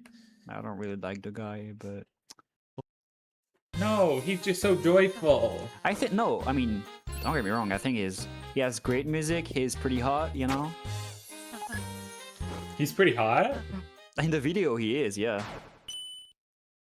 Is he not? He's not my type. He's like an anime All right. boy. First little encounter skip. There's an enemy here. We're just gonna press down and right. Ooh, nice. I did that keeping speed. You push the boxes. You get all of the little tables. What is this? These are mushrooms. Mushrooms. Okay. And foxes want mushrooms.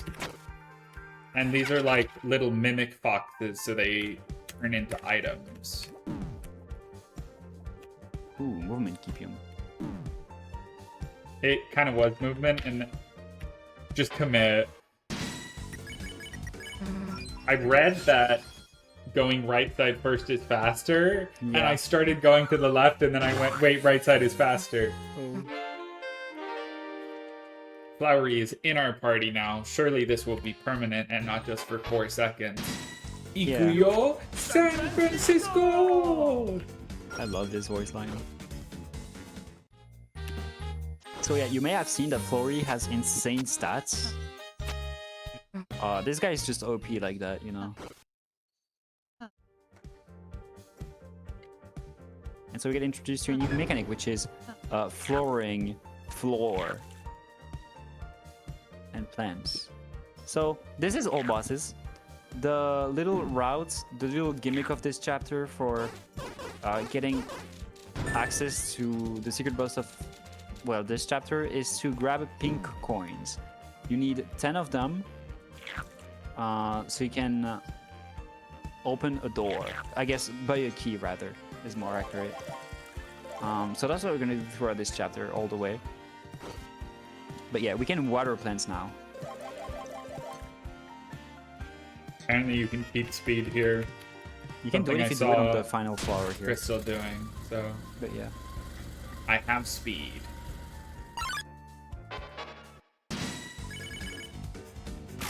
We have so much damage that we can just fight. I have really good weapons, so I can just hit everything.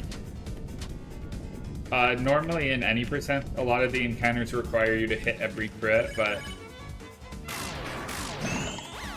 I'm OP as heck.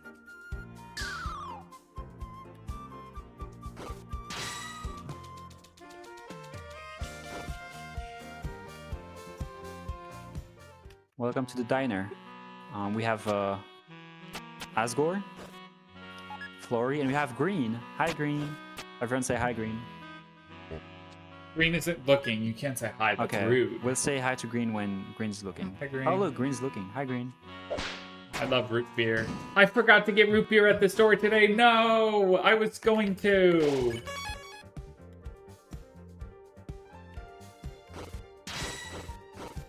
So yeah, here you unlock the path, but right before that you're gonna want to bump on the little chest because there is actually an enemy in there. And if you don't, you're gonna get a fight, and you don't want that because that takes time. So yeah, I'm gonna be really honest with you. I do not know the old boss's route for the bitcoins, so Don't worry, I got him. I'm gonna learn things today. That was surprisingly good. Normally I have the locations for those written down, but I like shortened my notes so I could have them all and not have to worry for this run. Down, up, left, right. This puzzle's impossible. We have to go find a fourth person. And Russ is angry because no. I was too close? Okay, it's fine. Rouse hates Flowery so much. It's so funny. I love angry Rouse. Flowery did put him in a closet, so... Wardrobe. Maybe that's the word.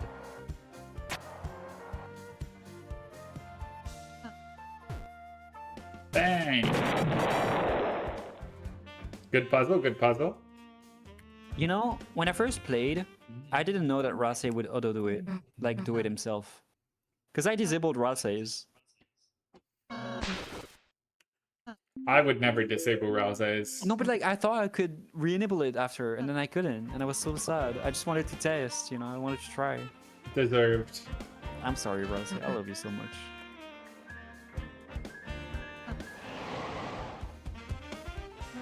Look how cool he is. He's got a skateboard. Oh my god. He's making the switches rainbow.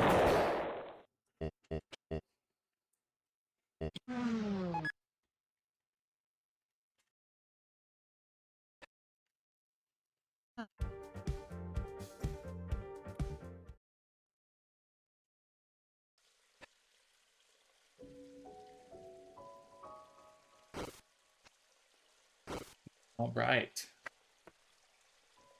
Flowery really wants us to leave and go back to the light world, but we're on a mission. That mission to fight all the bosses. Yes. And you look like just the right amount of XP. That sounds threatening. That's me, Flowery. I'm real threatening. Wow. I'm about to level up. Wow. So the reason we turned auto run on at the start of this chapter is when you have a watering can, like the one I'm about to pick up here, if you are watering,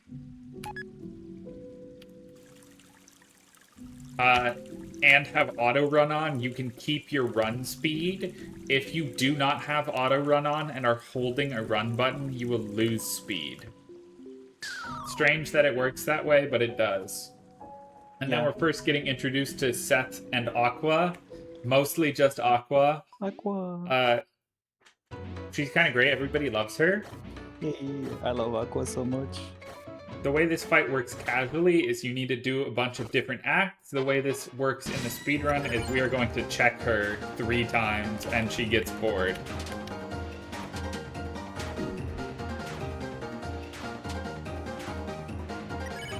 Yeah, remember when you talk about grazing and the fact that it saves time in turns when you graze? That's the opposite here. I like to think of it as because Aqua represents patience. And then if you graze, you're kind of impatient, so that's kind of on you, you know?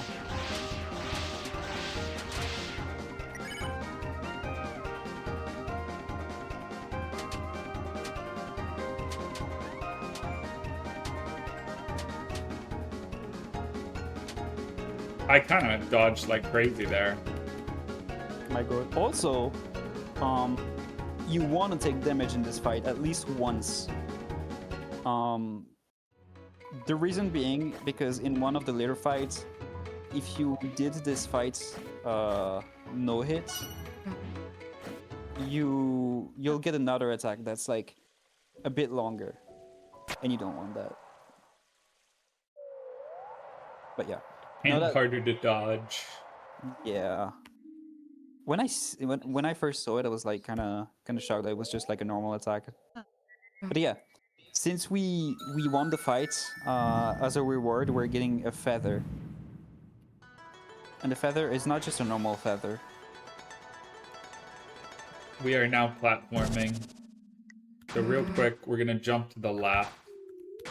To get another pink coin, we need to get 10 by the end of the chapter in order to get the final boss. Not the final boss, the secret boss.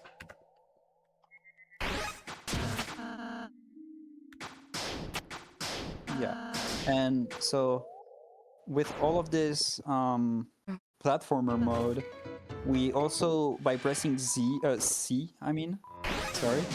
you can either root buster with Susie, or you can create a platform with Rase. Root Buster, very useful for battles. Ralse's body, very useful for a lot of traversal. In a lot of rooms, it's just required. Yeah, Rase just really likes being stepped on for some reason. That's just how he is. I love this Asgore-shaped flower. It's good. Like, that's a high-quality flower. I'd like to have a flower shaped with me. Maybe not, actually. That'd be kind of creepy.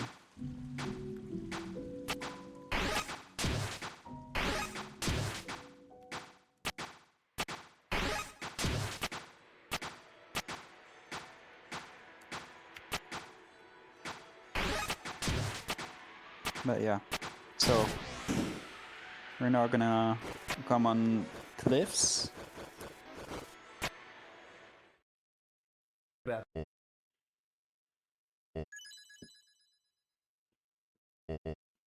Yes, and now that we've got the feather, there is a lot of fun and cool strats to be had. I get to perform the new glitch that saves a minute that was found less than 12 hours ago. It's such a cool glitch. Also, I love your setup for it.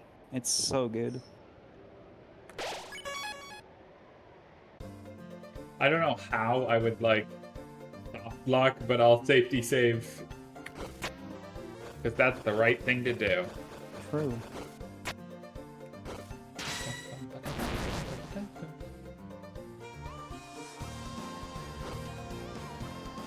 So, actually not in this room. I was also just about to talk about it. I So always coming forget up about in this room. next It's so room, annoying.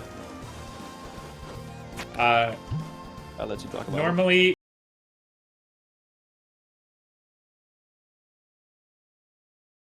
you have to go up and fight a battle and then do some extra jumps to get a pink coin. But instead, for whatever reason, the end of it.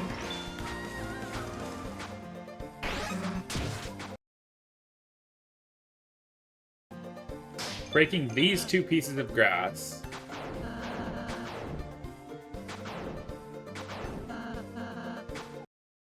Unlock this vine, which we can use to get this pink coin. So that's 3 pink coins out of 10, if I can count. Can I count? Yes. There is one here, but we're not gonna grab it. Yeah, that is 3.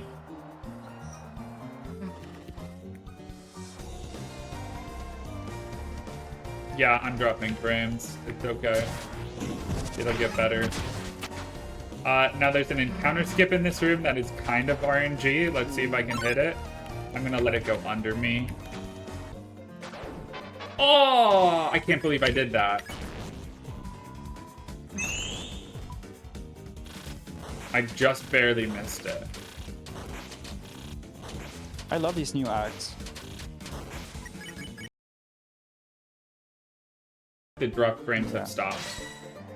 Just in time for the brand new That's cool skip. because that's on the best time of the clips. Okay, You want to talk about so it? coming at the end here, actually you explain it. Okay. I'll lock in. So, here you see we have a wardrobe. If you interact with it, you can actually open the menu. And the thing is, if you fall down in this room, in the previous room, you get kind of respawn at some point. And if you hit the trigger that respawns you, as well as opening the wardrobe at the same time and calling the cell phone, you keep your movements while still being respawned. So that means that you have text storage and you can move with dialogues on your screen. At the end of the cell phone, of the phone call, I mean, you can drop out in the room transition, which lets you one warp into the next room, skipping entirely the entirety of the Aqua plus Seth boss fight, saving Which about saves about a minute, yeah. a minute. Yeah, that's a really cool glitch that has been discovered today.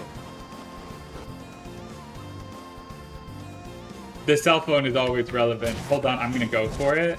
Okay, cool. There's a crazy skip here that's kind of luck. No! Ah! No! I got it, and then I fucking rude bustered instead of hitting the vine. That is a little boost you do off that knife. I can't believe that. I can't believe that. That's so sad. Oh no. Okay, it's fine. Yeah, that's a trick that saves about, I think, how much time? 9 seconds? That's what I heard. Maybe more. 9 Yeah, seems a 9 little- seconds. 9 seems a little too little for how much you're skipping, I feel like. But yeah. Well, that room was a disaster in multiple ways, but there's still cool things to come. Yes. We haven't mentioned it, but whenever we see those little green, not pillars, but you know, statues, that's when you can enter the platformer mode. In this room, there are a lot of chests. One of them contain a scarf that's like a weapon for Rase, but we have way too much damage anyway, and we don't really need them. Need more, Right. I mean, for this chapter. There's also a cool skip here. If we just fall off, it puts us to a different room that we can climb up faster. But if we mash C a bunch, we can jump in the air to get to this pink coin. Yeah, that's coyote jump abuse, something like that. Yeah. yeah. Normally you have to do like a special thing with your slash, but on those umbrellas specifically, you can just get a double jump.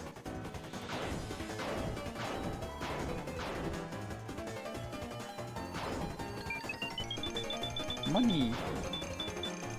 So that's 4 pink coins, right? Yes, that is 4. Yes, I We will can get count. 4 more in left side, sorry, in right side, and then 2 more at the top. Coming on, we have the second Aqua plus Seth fight. In this fight, unfortunately, the fastest thing to do is kill Aqua. No, So- Aqua, I love you. I'm going to be hitting a child. You know, I think that's why I always miss it in runs. I don't want to hit Aqua.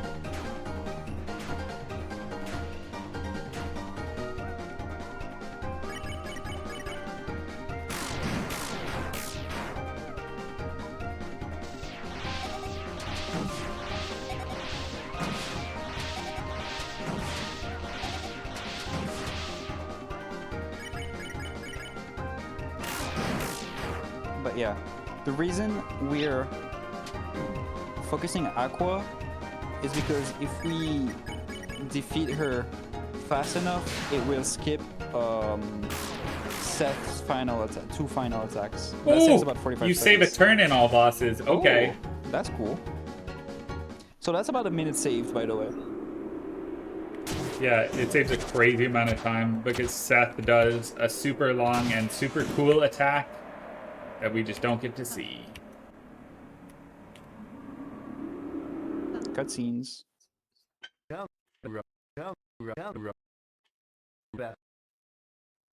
What's different about all bosses? We have better weapons, so Aqua died a turn earlier.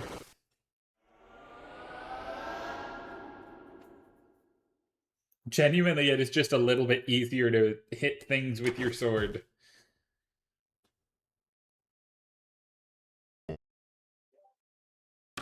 I'm definitely gonna take a nap before KCT1. Hey, we'll be out of here in 50 minutes. Guaranteed for you or your money back. Okay. But yeah, so Asgore locked us out of the Dark World, but fortunately there is backdoor access. The crystal bosses, the biggest crystal bosses is Chris has the Black Shard and Susie has the Justice Axe. And then Susie also has like the Devil's Tail, but that doesn't make a huge difference at this And point. Dealmaker, I think. Dealmaker doesn't increase attack though, but yeah. Does it not? No, I'm a LARPer. Holy shit. I don't think so, at least. I'll check. Pretty sure it just gives you more money. And it's like a really good armor. Dealmaker. Oh yeah. It increases magic though. So like for Root Buster. Oh, I see.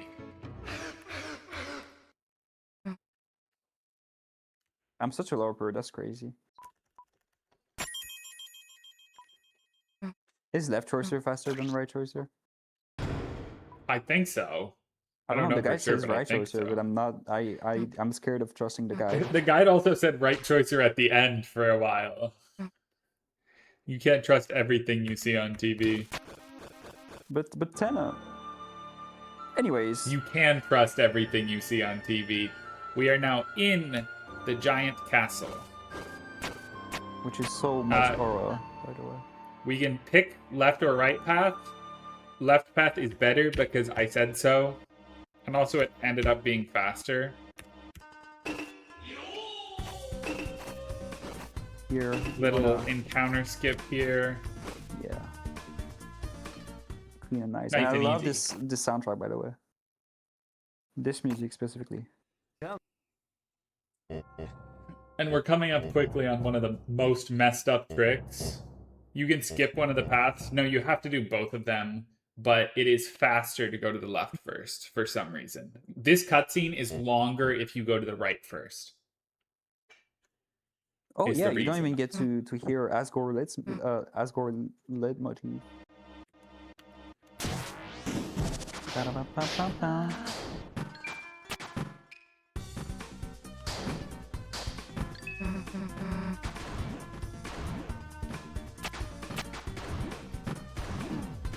Oh, I hit it. Let's go. That's Cute I little remember cycle there. Alright, and now we have the hardest trick in the run.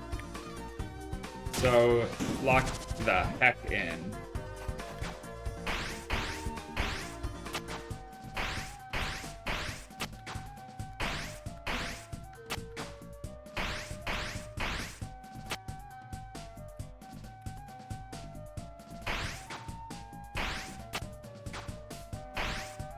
Oh my god, it's my first time hitting it in a run! It's Oh my real! God. It's real!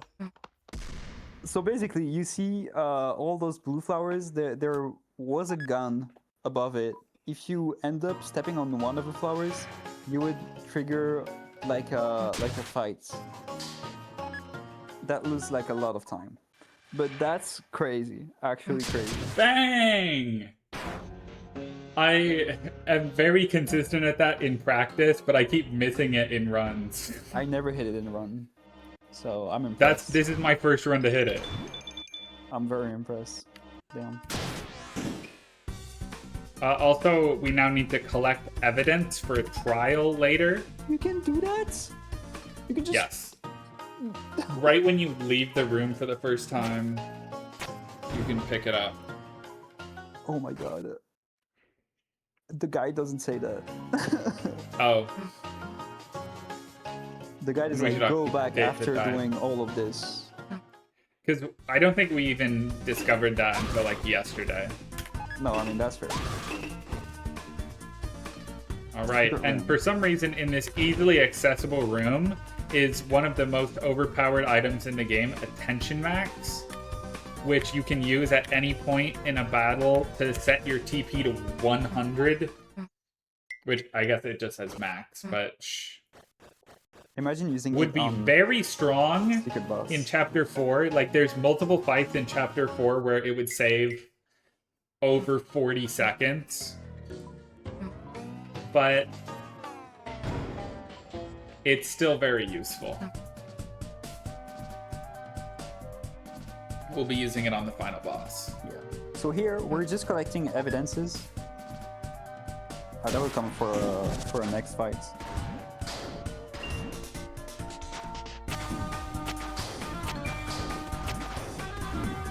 Wow, I go down. I hate this room, and I also hate the next fight coming up.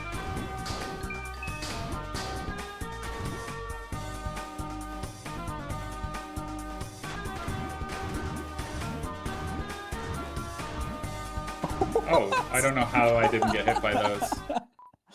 That's great. Okay. So the thing is, you see yellow in the middle of the screen. He thinks he's done something bad that he didn't actually do. So right now, he just wants to end himself, basically. So we're preventing that.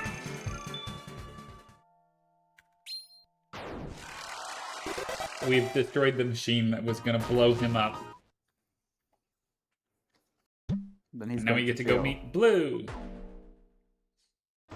Which, yes, there is a blue and an aqua. No other color than blue gets 2. It's kind of messed up. Okay, but if it means we have aqua, then I'm okay with that. Welcome, Blue. I'm just so excited I hit YGS.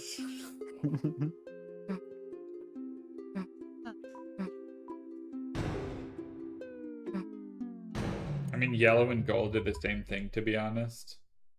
I guess that's fair.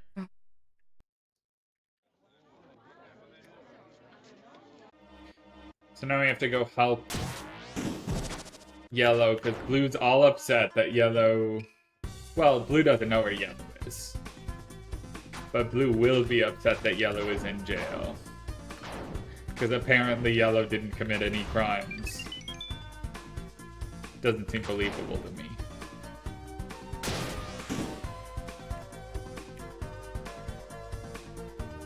No! And there's the terrifying blood splatter in the shape of yellow. He shot himself. No! But don't worry. He's probably alive still.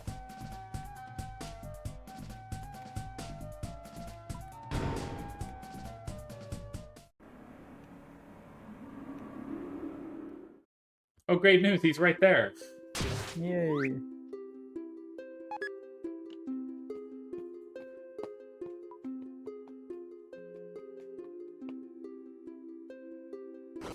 That's so cute. Okay, so welcome to the trial. Is that the word? Yeah. Okay. Ow. So we're gonna have a bunch of people that have had problems, and we're gonna try to solve them. So I don't First remember. one is a Floridan got crushed, and Seth did it with a butt. Right. What?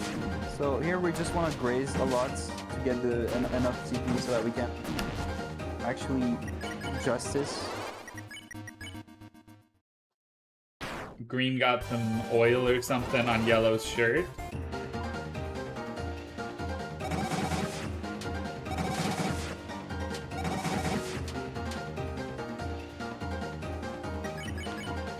And then Aqua... Oh, burnt it? So true, I actually. think that's burn. Aqua stole Green's handkerchief and dyed it red.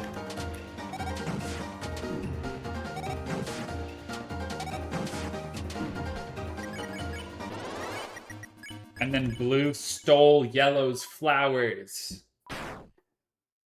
to put them together in a bouquet. And look, Yellow feels so betrayed.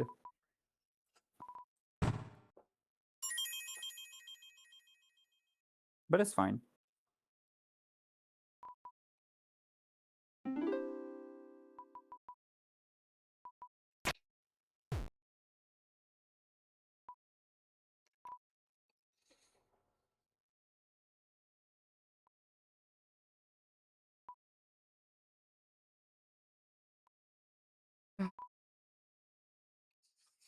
I would like to announce that even with the 4 pink coins that we've already gotten, I believe I am like 45 seconds ahead of my any percent PB because I hit all of the tricks.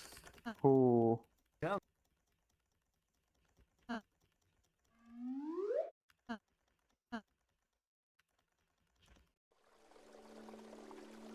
Now we just have nice, calm bath time.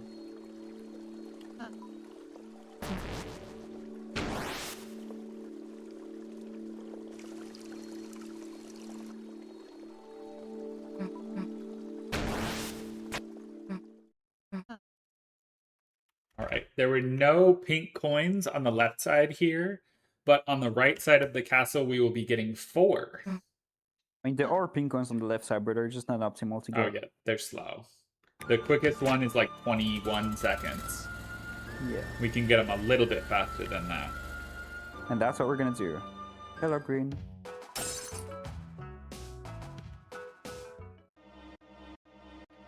In the very first room here, we just walk slightly to the right, and there's a pink coin behind this wall.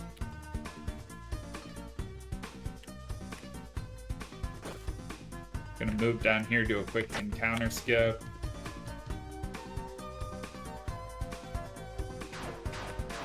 You can go above the first knife here.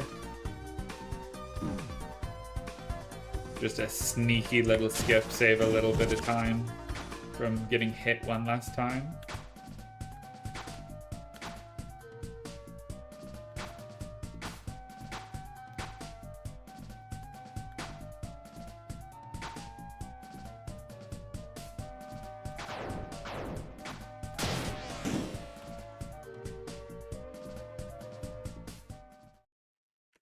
So did everyone not find the entrance to the terracotta pushing room with the coin at entrance to the castle? I definitely did.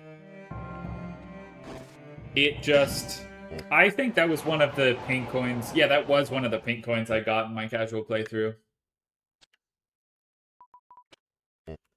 So the right screen from here is a puzzle room, and thankfully the hard part of puzzles is figuring them out. Most of the time, once you've already figured them out, they're pretty quick. And we can get a pink coin from this one. Bang.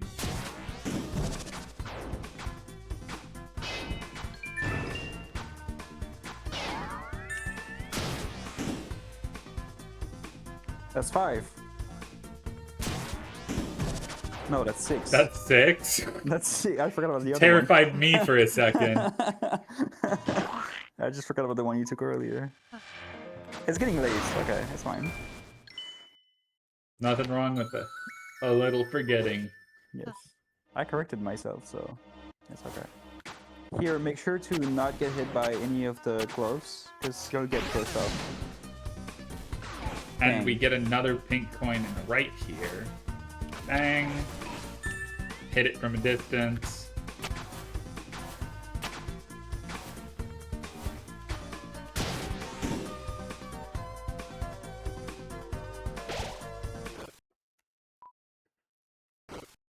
And then we have the ultimate duel with our rival, Green. this green fight here is genuinely one of the hardest fights in this whole chapter. Basically, you have to catch every food perfectly, or you just take like 1 billion damage at the end of your turns. Pretty rough. Jeez.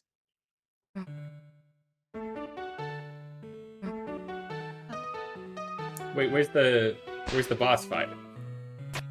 Why are we friends?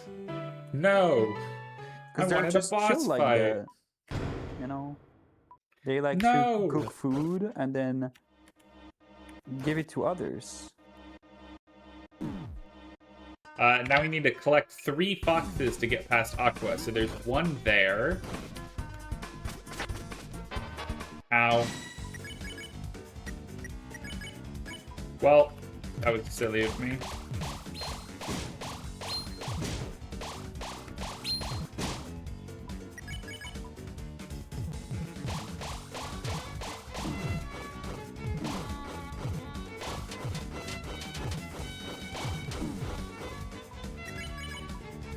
Well, I am bad at this battle, and that's okay. Everyone is. It's not an easy one.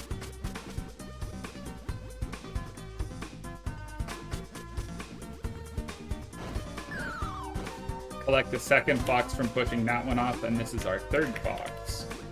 Whoops!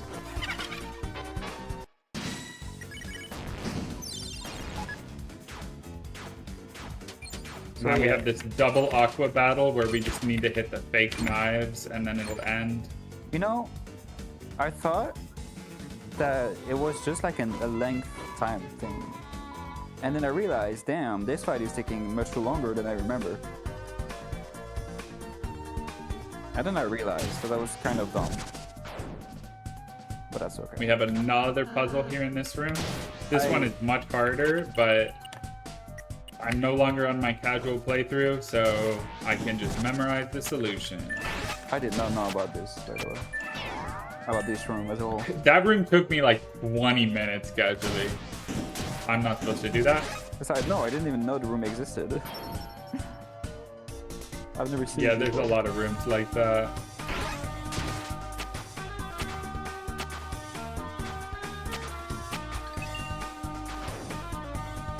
Here, little thing I found, you can toss Ralze at that higher up point and jump to it from the higher platform. It's just like a little jump optimization that saves time, I think. Well, it's like a tiny amount of time. That's like probably like 3 seconds, 4. Maybe more, actually. I don't know. It's definitely not that big.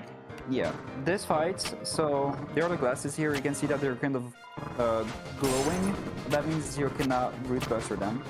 You can see behind that there is green. Not green, orange. And orange likes to throw gloves at us. So we're just gonna punch them back to the glasses.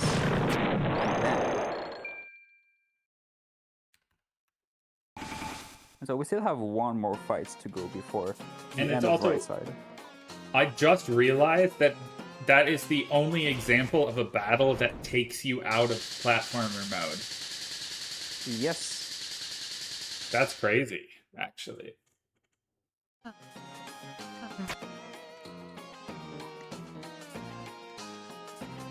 Is it the only one?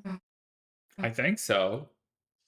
Yeah. I didn't think even like notice the fact that it did that until now. so. I know I Okay. noticed because that's when I re-enable the auto matcher. This room has the real green boss fight. Green and orange together.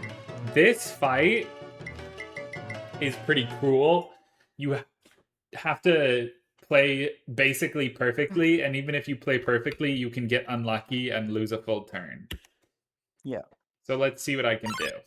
So basically this fight, orange is gonna be at the bottom of the battle box, and green is gonna be out there just throwing food.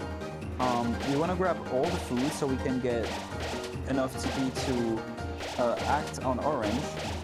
And if we miss 1 food, we lose a turn, by the way. So that's not cool. This turn is annoying.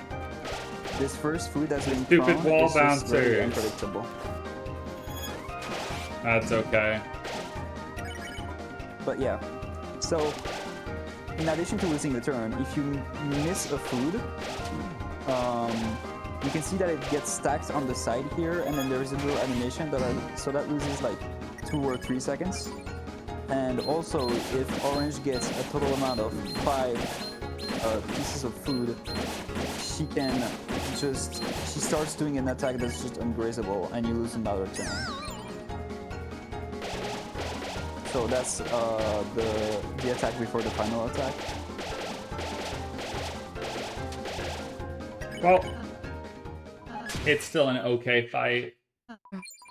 Lost 1 turn, but still pretty chill. Now we have to just survive this one.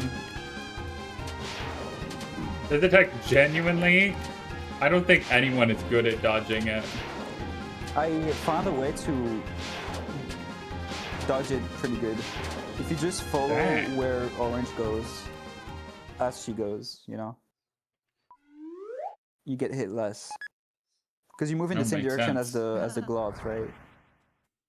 Yeah.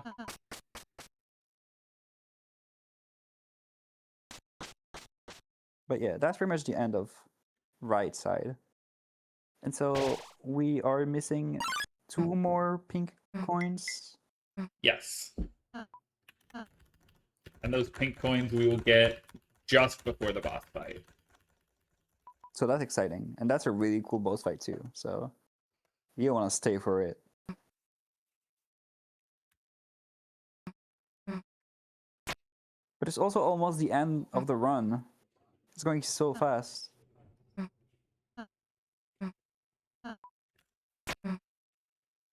All right. We are now fully done with right side. We can hit the second pair of shears. And find out that behind here the whole time was a really big teapot to water the little tree bud.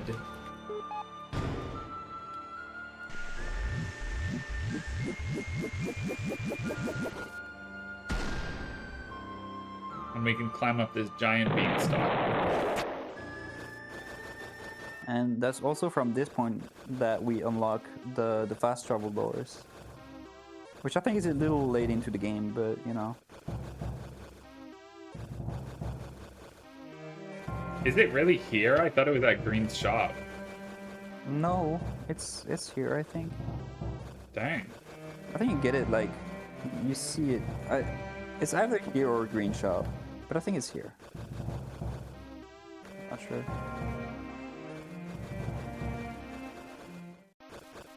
I missed a 3 climb. Whoops. Happens. So we're now on top of castle.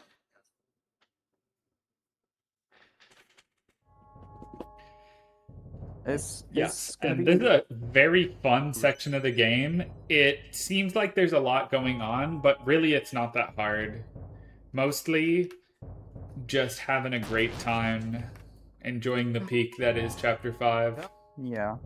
This whole section is just like a quote-unquote rush of all of the flowers that's to try to like stop you.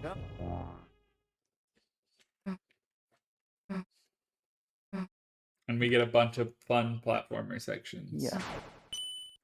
So do you really unlock the door here? Oh no, you don't see it here. Never mind. Then it says green shop, yeah. I thought it was here. So here, Seth,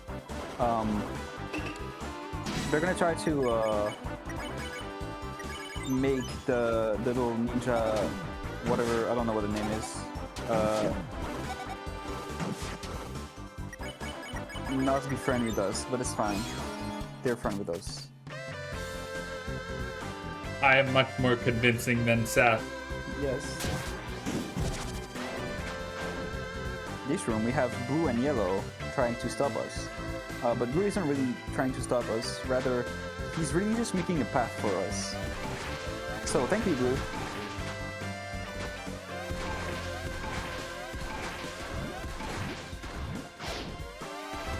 And then yellow shoots any place we've broken a blue flower. And just these platforms later, but with this flower we end this section, and we go back and forth in between these sections and these little staircase rooms where Flowery talks to us. He calls us names, calls us cringe and bald, but at the end of the day, We have friends. I really wish I could re-experience I have some this hair. chapter again. So here we have Aqua. I love Aqua. But yeah, she's gonna throw her Wait, I knives at can- us. So I could leave control held for this section. That's huge for the future. I have now noticed that. yeah. Another little runner section. This is not particularly hard, but I do still enjoy them. And then at the end, we will be met with a Triple Chi battle, which is the scarecrow guy that I walked past earlier.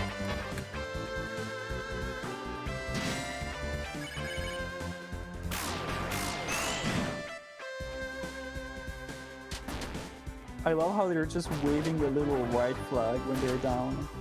I didn't notice.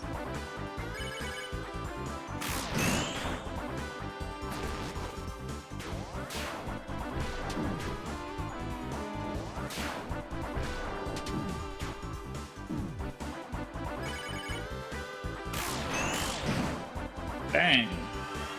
Knock them all down with fight. And then we have the second and final flowery staircase. And then we have the final group battle in platformer mode with our squad. Actually, no, sorry, we have a big platformer room, and we're not even going to see that final battle I was just talking about for a while. Silly me. Yeah, it's all bosses. Yay. We have to go do the secret boss. So 2 more pink coins to go. But first, homie. Green. Yay. Who, to stop us, is going to increase their prices by 1. Alright, and now in this room, casually, this is a room that most of the time you fail a couple of times. And then Ralze and Susie go, no, we need to do it without hesitating and making Chris tell us what to do. But getting there is slow, so we just have to do it all. Thankfully, if you have shift held and exit these menus, Chris will automatically jump. What? I didn't know. You didn't know about that? Oh no. I don't know anything about that. It makes that screen so much easier. I'm just doing it normally. I'm so I've sorry. been nerfing myself so much. Alright, and we are headed to get the final pink coin. There's 2 more still, silly. One of them is at the end of this room to the left.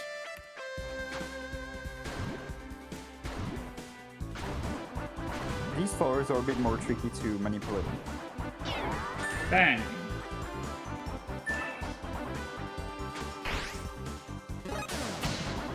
Whoops, I had control pressed. Happens. And we just need to fall through this section, then there will be one last pink coin on the right, and we will be in front of the door we need to get through for the boss fight. I'm so happy I discovered all of that myself. Because of this. My first time meeting a secret boss myself.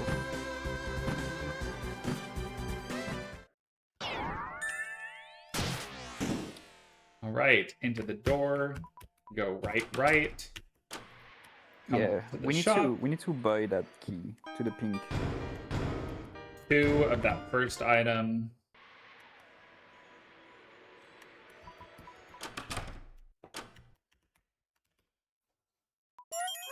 Which we will use on the boss fight, and then we get the key door. That's a very cozy room. Oh, hi green. Not green, orange. I know my colors. Yeah, we got Orange's bestie in here. But why is it called Shop 3? Shh. You don't need to understand. Mew Mew. Oh my god.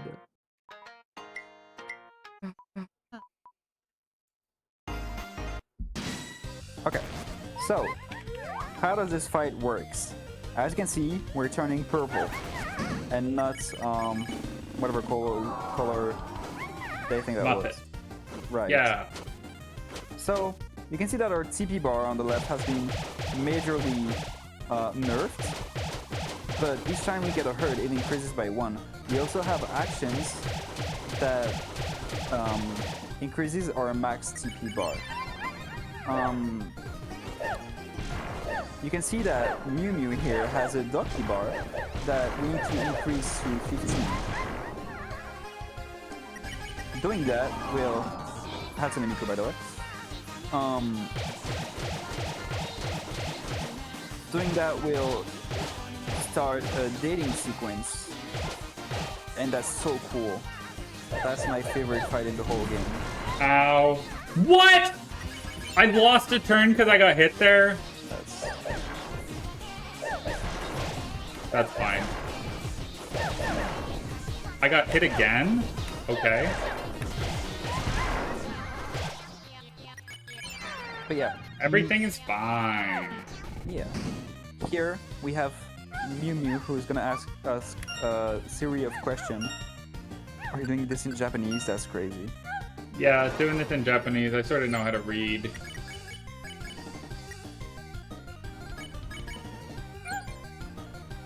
But yeah. I'm a little afraid. Don't worry, I am too.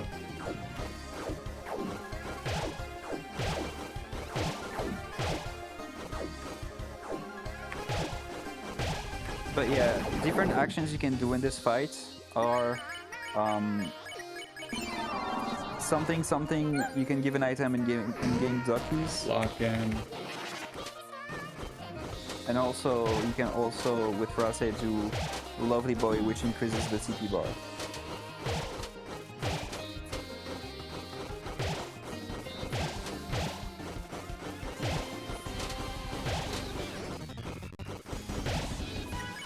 Oh, I got This- way more TP than I needed there. Attack specifically was like it's really hard. Alright, and now here is the hard part to do in Japanese. I'm getting asked questions.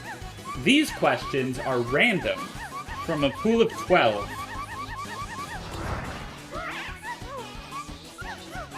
So, let's see if I'm capable of reading today. That says level, it says PU. This one says THU, THU. She's fluent! I sort of know Japanese. That's crazy.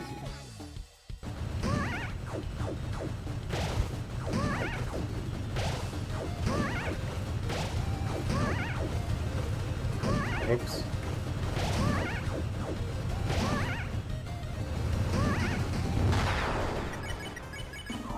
Alright, we have one more Ducky bar to fill up.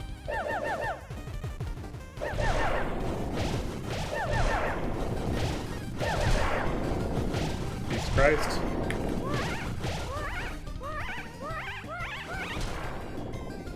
Okay. That was close.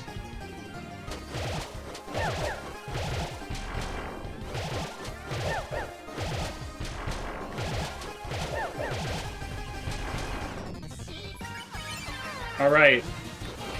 And I just need to make 30% TP here. Sorry, like 50. I don't know why I said 30. No, we're actually good. As long as I don't die. Shit. Surely that's... Oh. Fine. That's okay. I'll finish it next turn.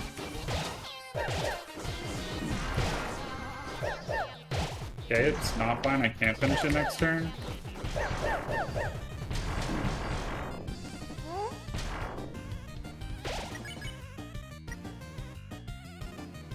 I can still finish it. Okay. Cool. That's cool. That's So- fine. I lost 2 turns from getting hit too much. Not a big deal.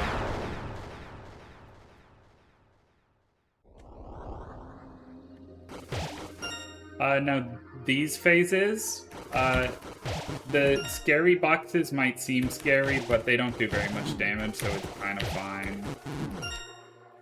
Yeah, you can just damage tank through all of them. And then this section, you can just outrun the first one. And then we are essentially done with the fight. I'm saving time because Chris is dead. Yes, yes. Beautiful. Got this. Now we just have 3 more questions in Japanese. That one. That one. Is it scripted, this one, or RNG? No. I mean, the question is always the same, but the location it's of the more- answer yeah, the is location. different. Okay.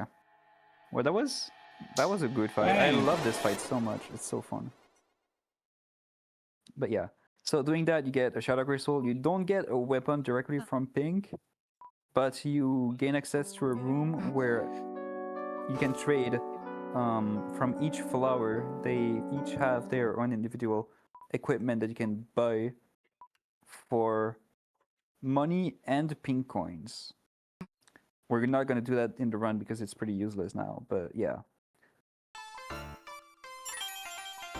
So here, she gives us the Shadow Crystal and a little smooch on the forehead. I'm kind of jealous. I want that too, but it's okay. Yeah. So back to top of castle, high green. Luckily, we get to skip it the second time. And now we're moving on to the little gauntlet of bosses. We get to fight all of the flowers. Oops, I needed to skip that. Starting with Seth and Aqua.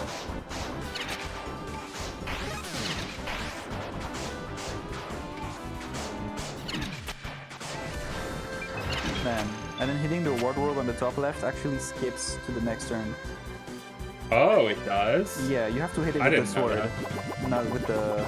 Oh! New skip.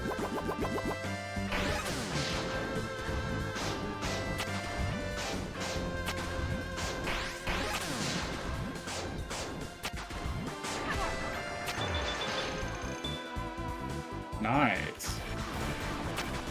Yeah. All right, so something we haven't mentioned, but it's really applicable in this fight, is when there's an enemy on the ground, if you hold Z and mash enter after opening the menu, you can slash super fast.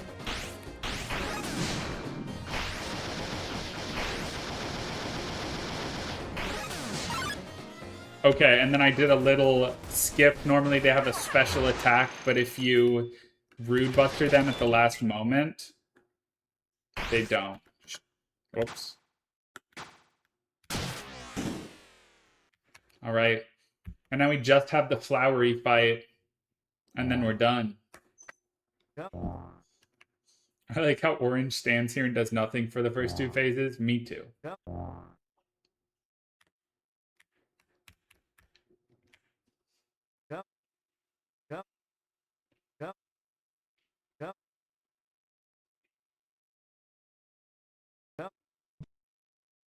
Alright, this is the real hardest boss fight in the game. I need to lock the heck in for this one.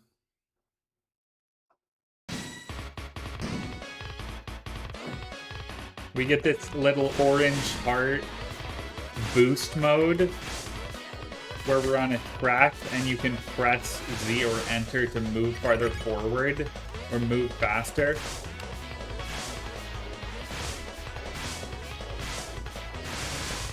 And let me tell you, this mechanic is fully used to its full extent. I said fully twice. Yay. Sharona. Every time you hit something that's blue like that, you gain like TP, and then you can act with that. I know, very informative. Yeah, so on a lot of these turns, our goal is to get as much TP as possible. You're not allowed to fight him, so we have to spare. This is really the only way you can do the fight. Yeah, because if you remember correctly, Flurry has insane stats. They're fake stats, but they're stats. Like, I think it's something along the lines of if you believe they're stats, then they're stats. That's how I interpret it, at least. I don't know why my TP is so low here, but it's lower than it should be. Nice, I still got that one. Alright, we're under the orange-green phase. You need to hit these Geronas and Jaw Oranges really late to get max TP. Ow.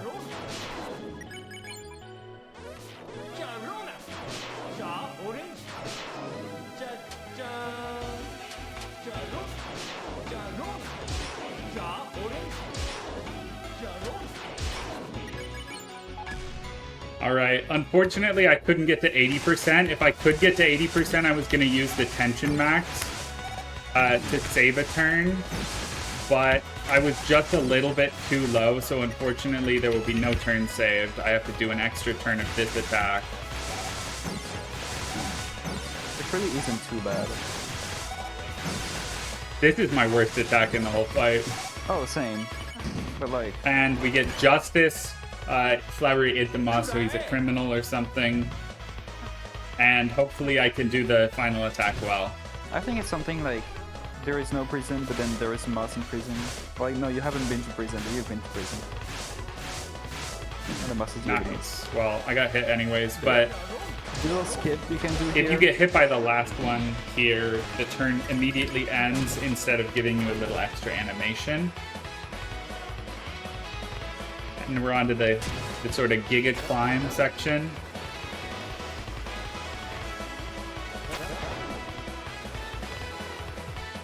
Ow, ow, come on.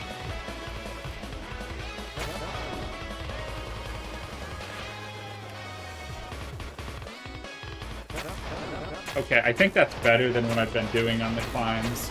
Just do like a little one jump to reset your speed. Yeah. Here, with the power of all the flowers, Flurry is gonna try to stop us. We just have to hit him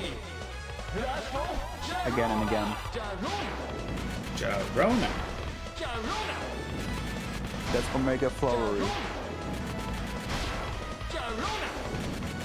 Yeah.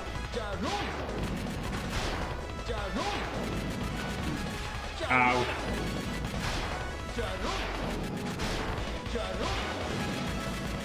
I slashed to her, the silly me.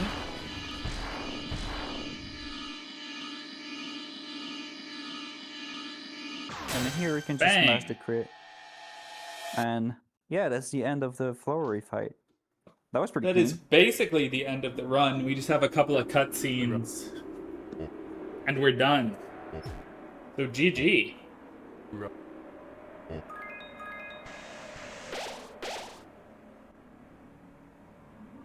Thank you, Blue.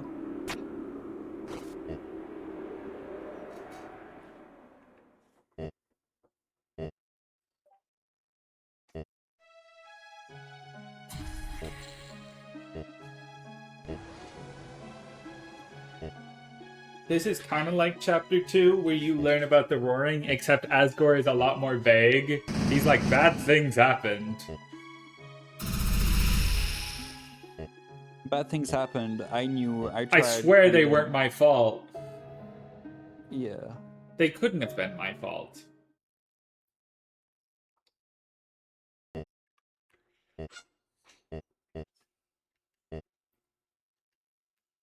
And now, the saddest part of this whole chapter, we have to say goodbye to all the flowers. No. The poor, poor flowers.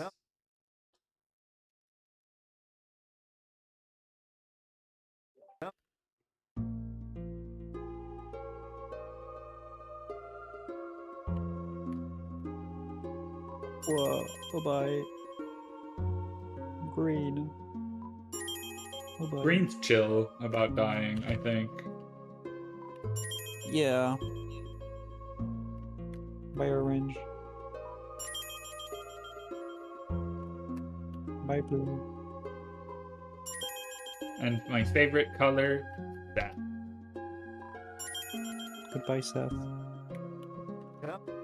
And you, I guess. Bang.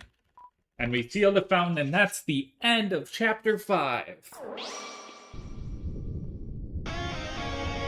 Surely there won't be a fake out.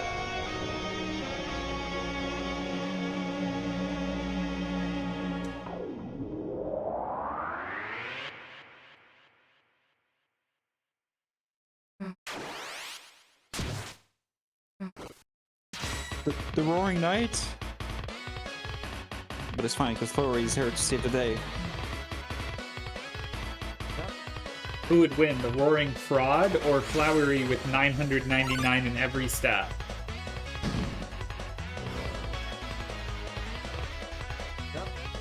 Remember that nobody's faster than the Flower.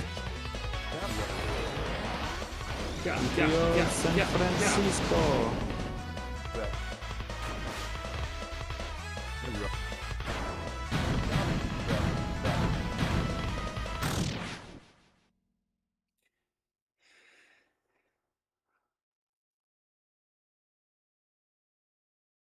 The messed up thing is, in terms of, like, how hard fights are, Flowery's really the only one that gives the knight a run for its money. And he just gets owned in the real world. That's true. Diagonal Rasa. Goodbye, Flower Man. Now we're gonna seal the real Dark Fountain. Because there were 2, actually.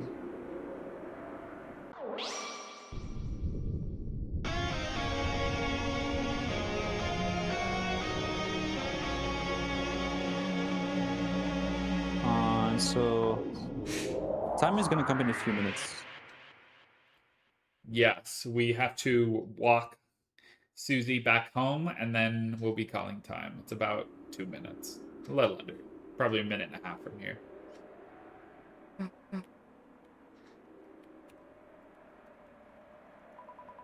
This text does not auto-match on its own. You have to manually match for the first time since chapter 1. Wrong. Chapter 3. You have to auto-match. You have to match yourself sometimes. Oh, in board 3, true. Yeah.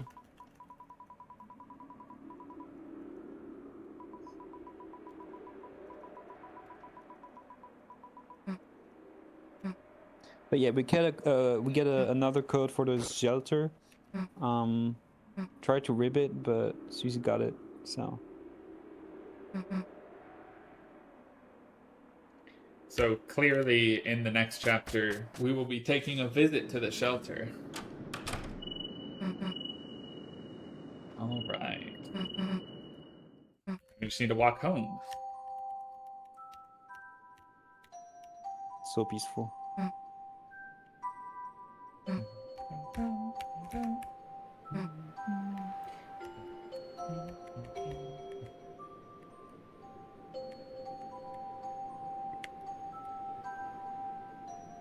Put Susie a little too high. And it's coming in a few Time seconds. is coming up in about 15 seconds. Susie's going to close the door, and then suddenly the game will fade to black to the credits, and I will tell you exactly when time is. It is very sudden. In about 4, 3, 2, 1, time. Yay! There we go. That was a good run. That was fun. GG. Oh, 420! 420! That's what good.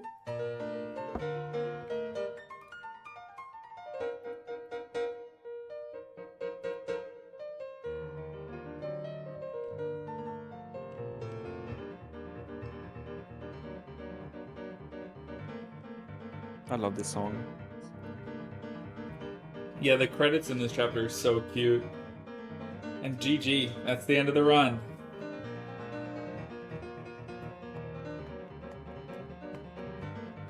And the end of the Cisnt Marathon. I mean, it's not like the official end. Eden was saying something about a video.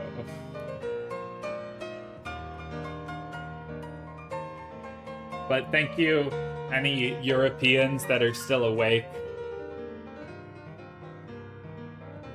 Yay!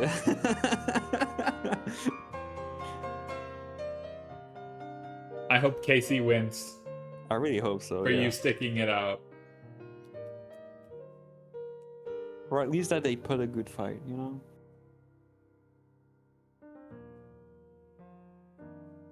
I just want to say thank you to the whole Deltarune speedrunning community, because routing all of this is really a group effort, and especially Chapter 5, there has been just so much going on constantly. And above all else, thank you, Vinta, for commentating my run and pulling a lot of weight every time I had to lock in. Of course. I hope I made clear explanations when I had to. It was kind of hard, but you know. That is my first all chapters run with 1 through 5. 4.5 hours, kind of a long one. Red can't watch because spoilers, but she says congrats. Beautiful.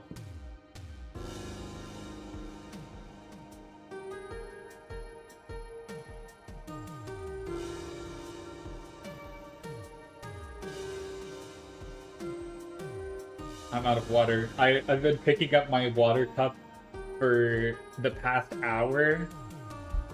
It's still empty. But yeah, thank you all for watching.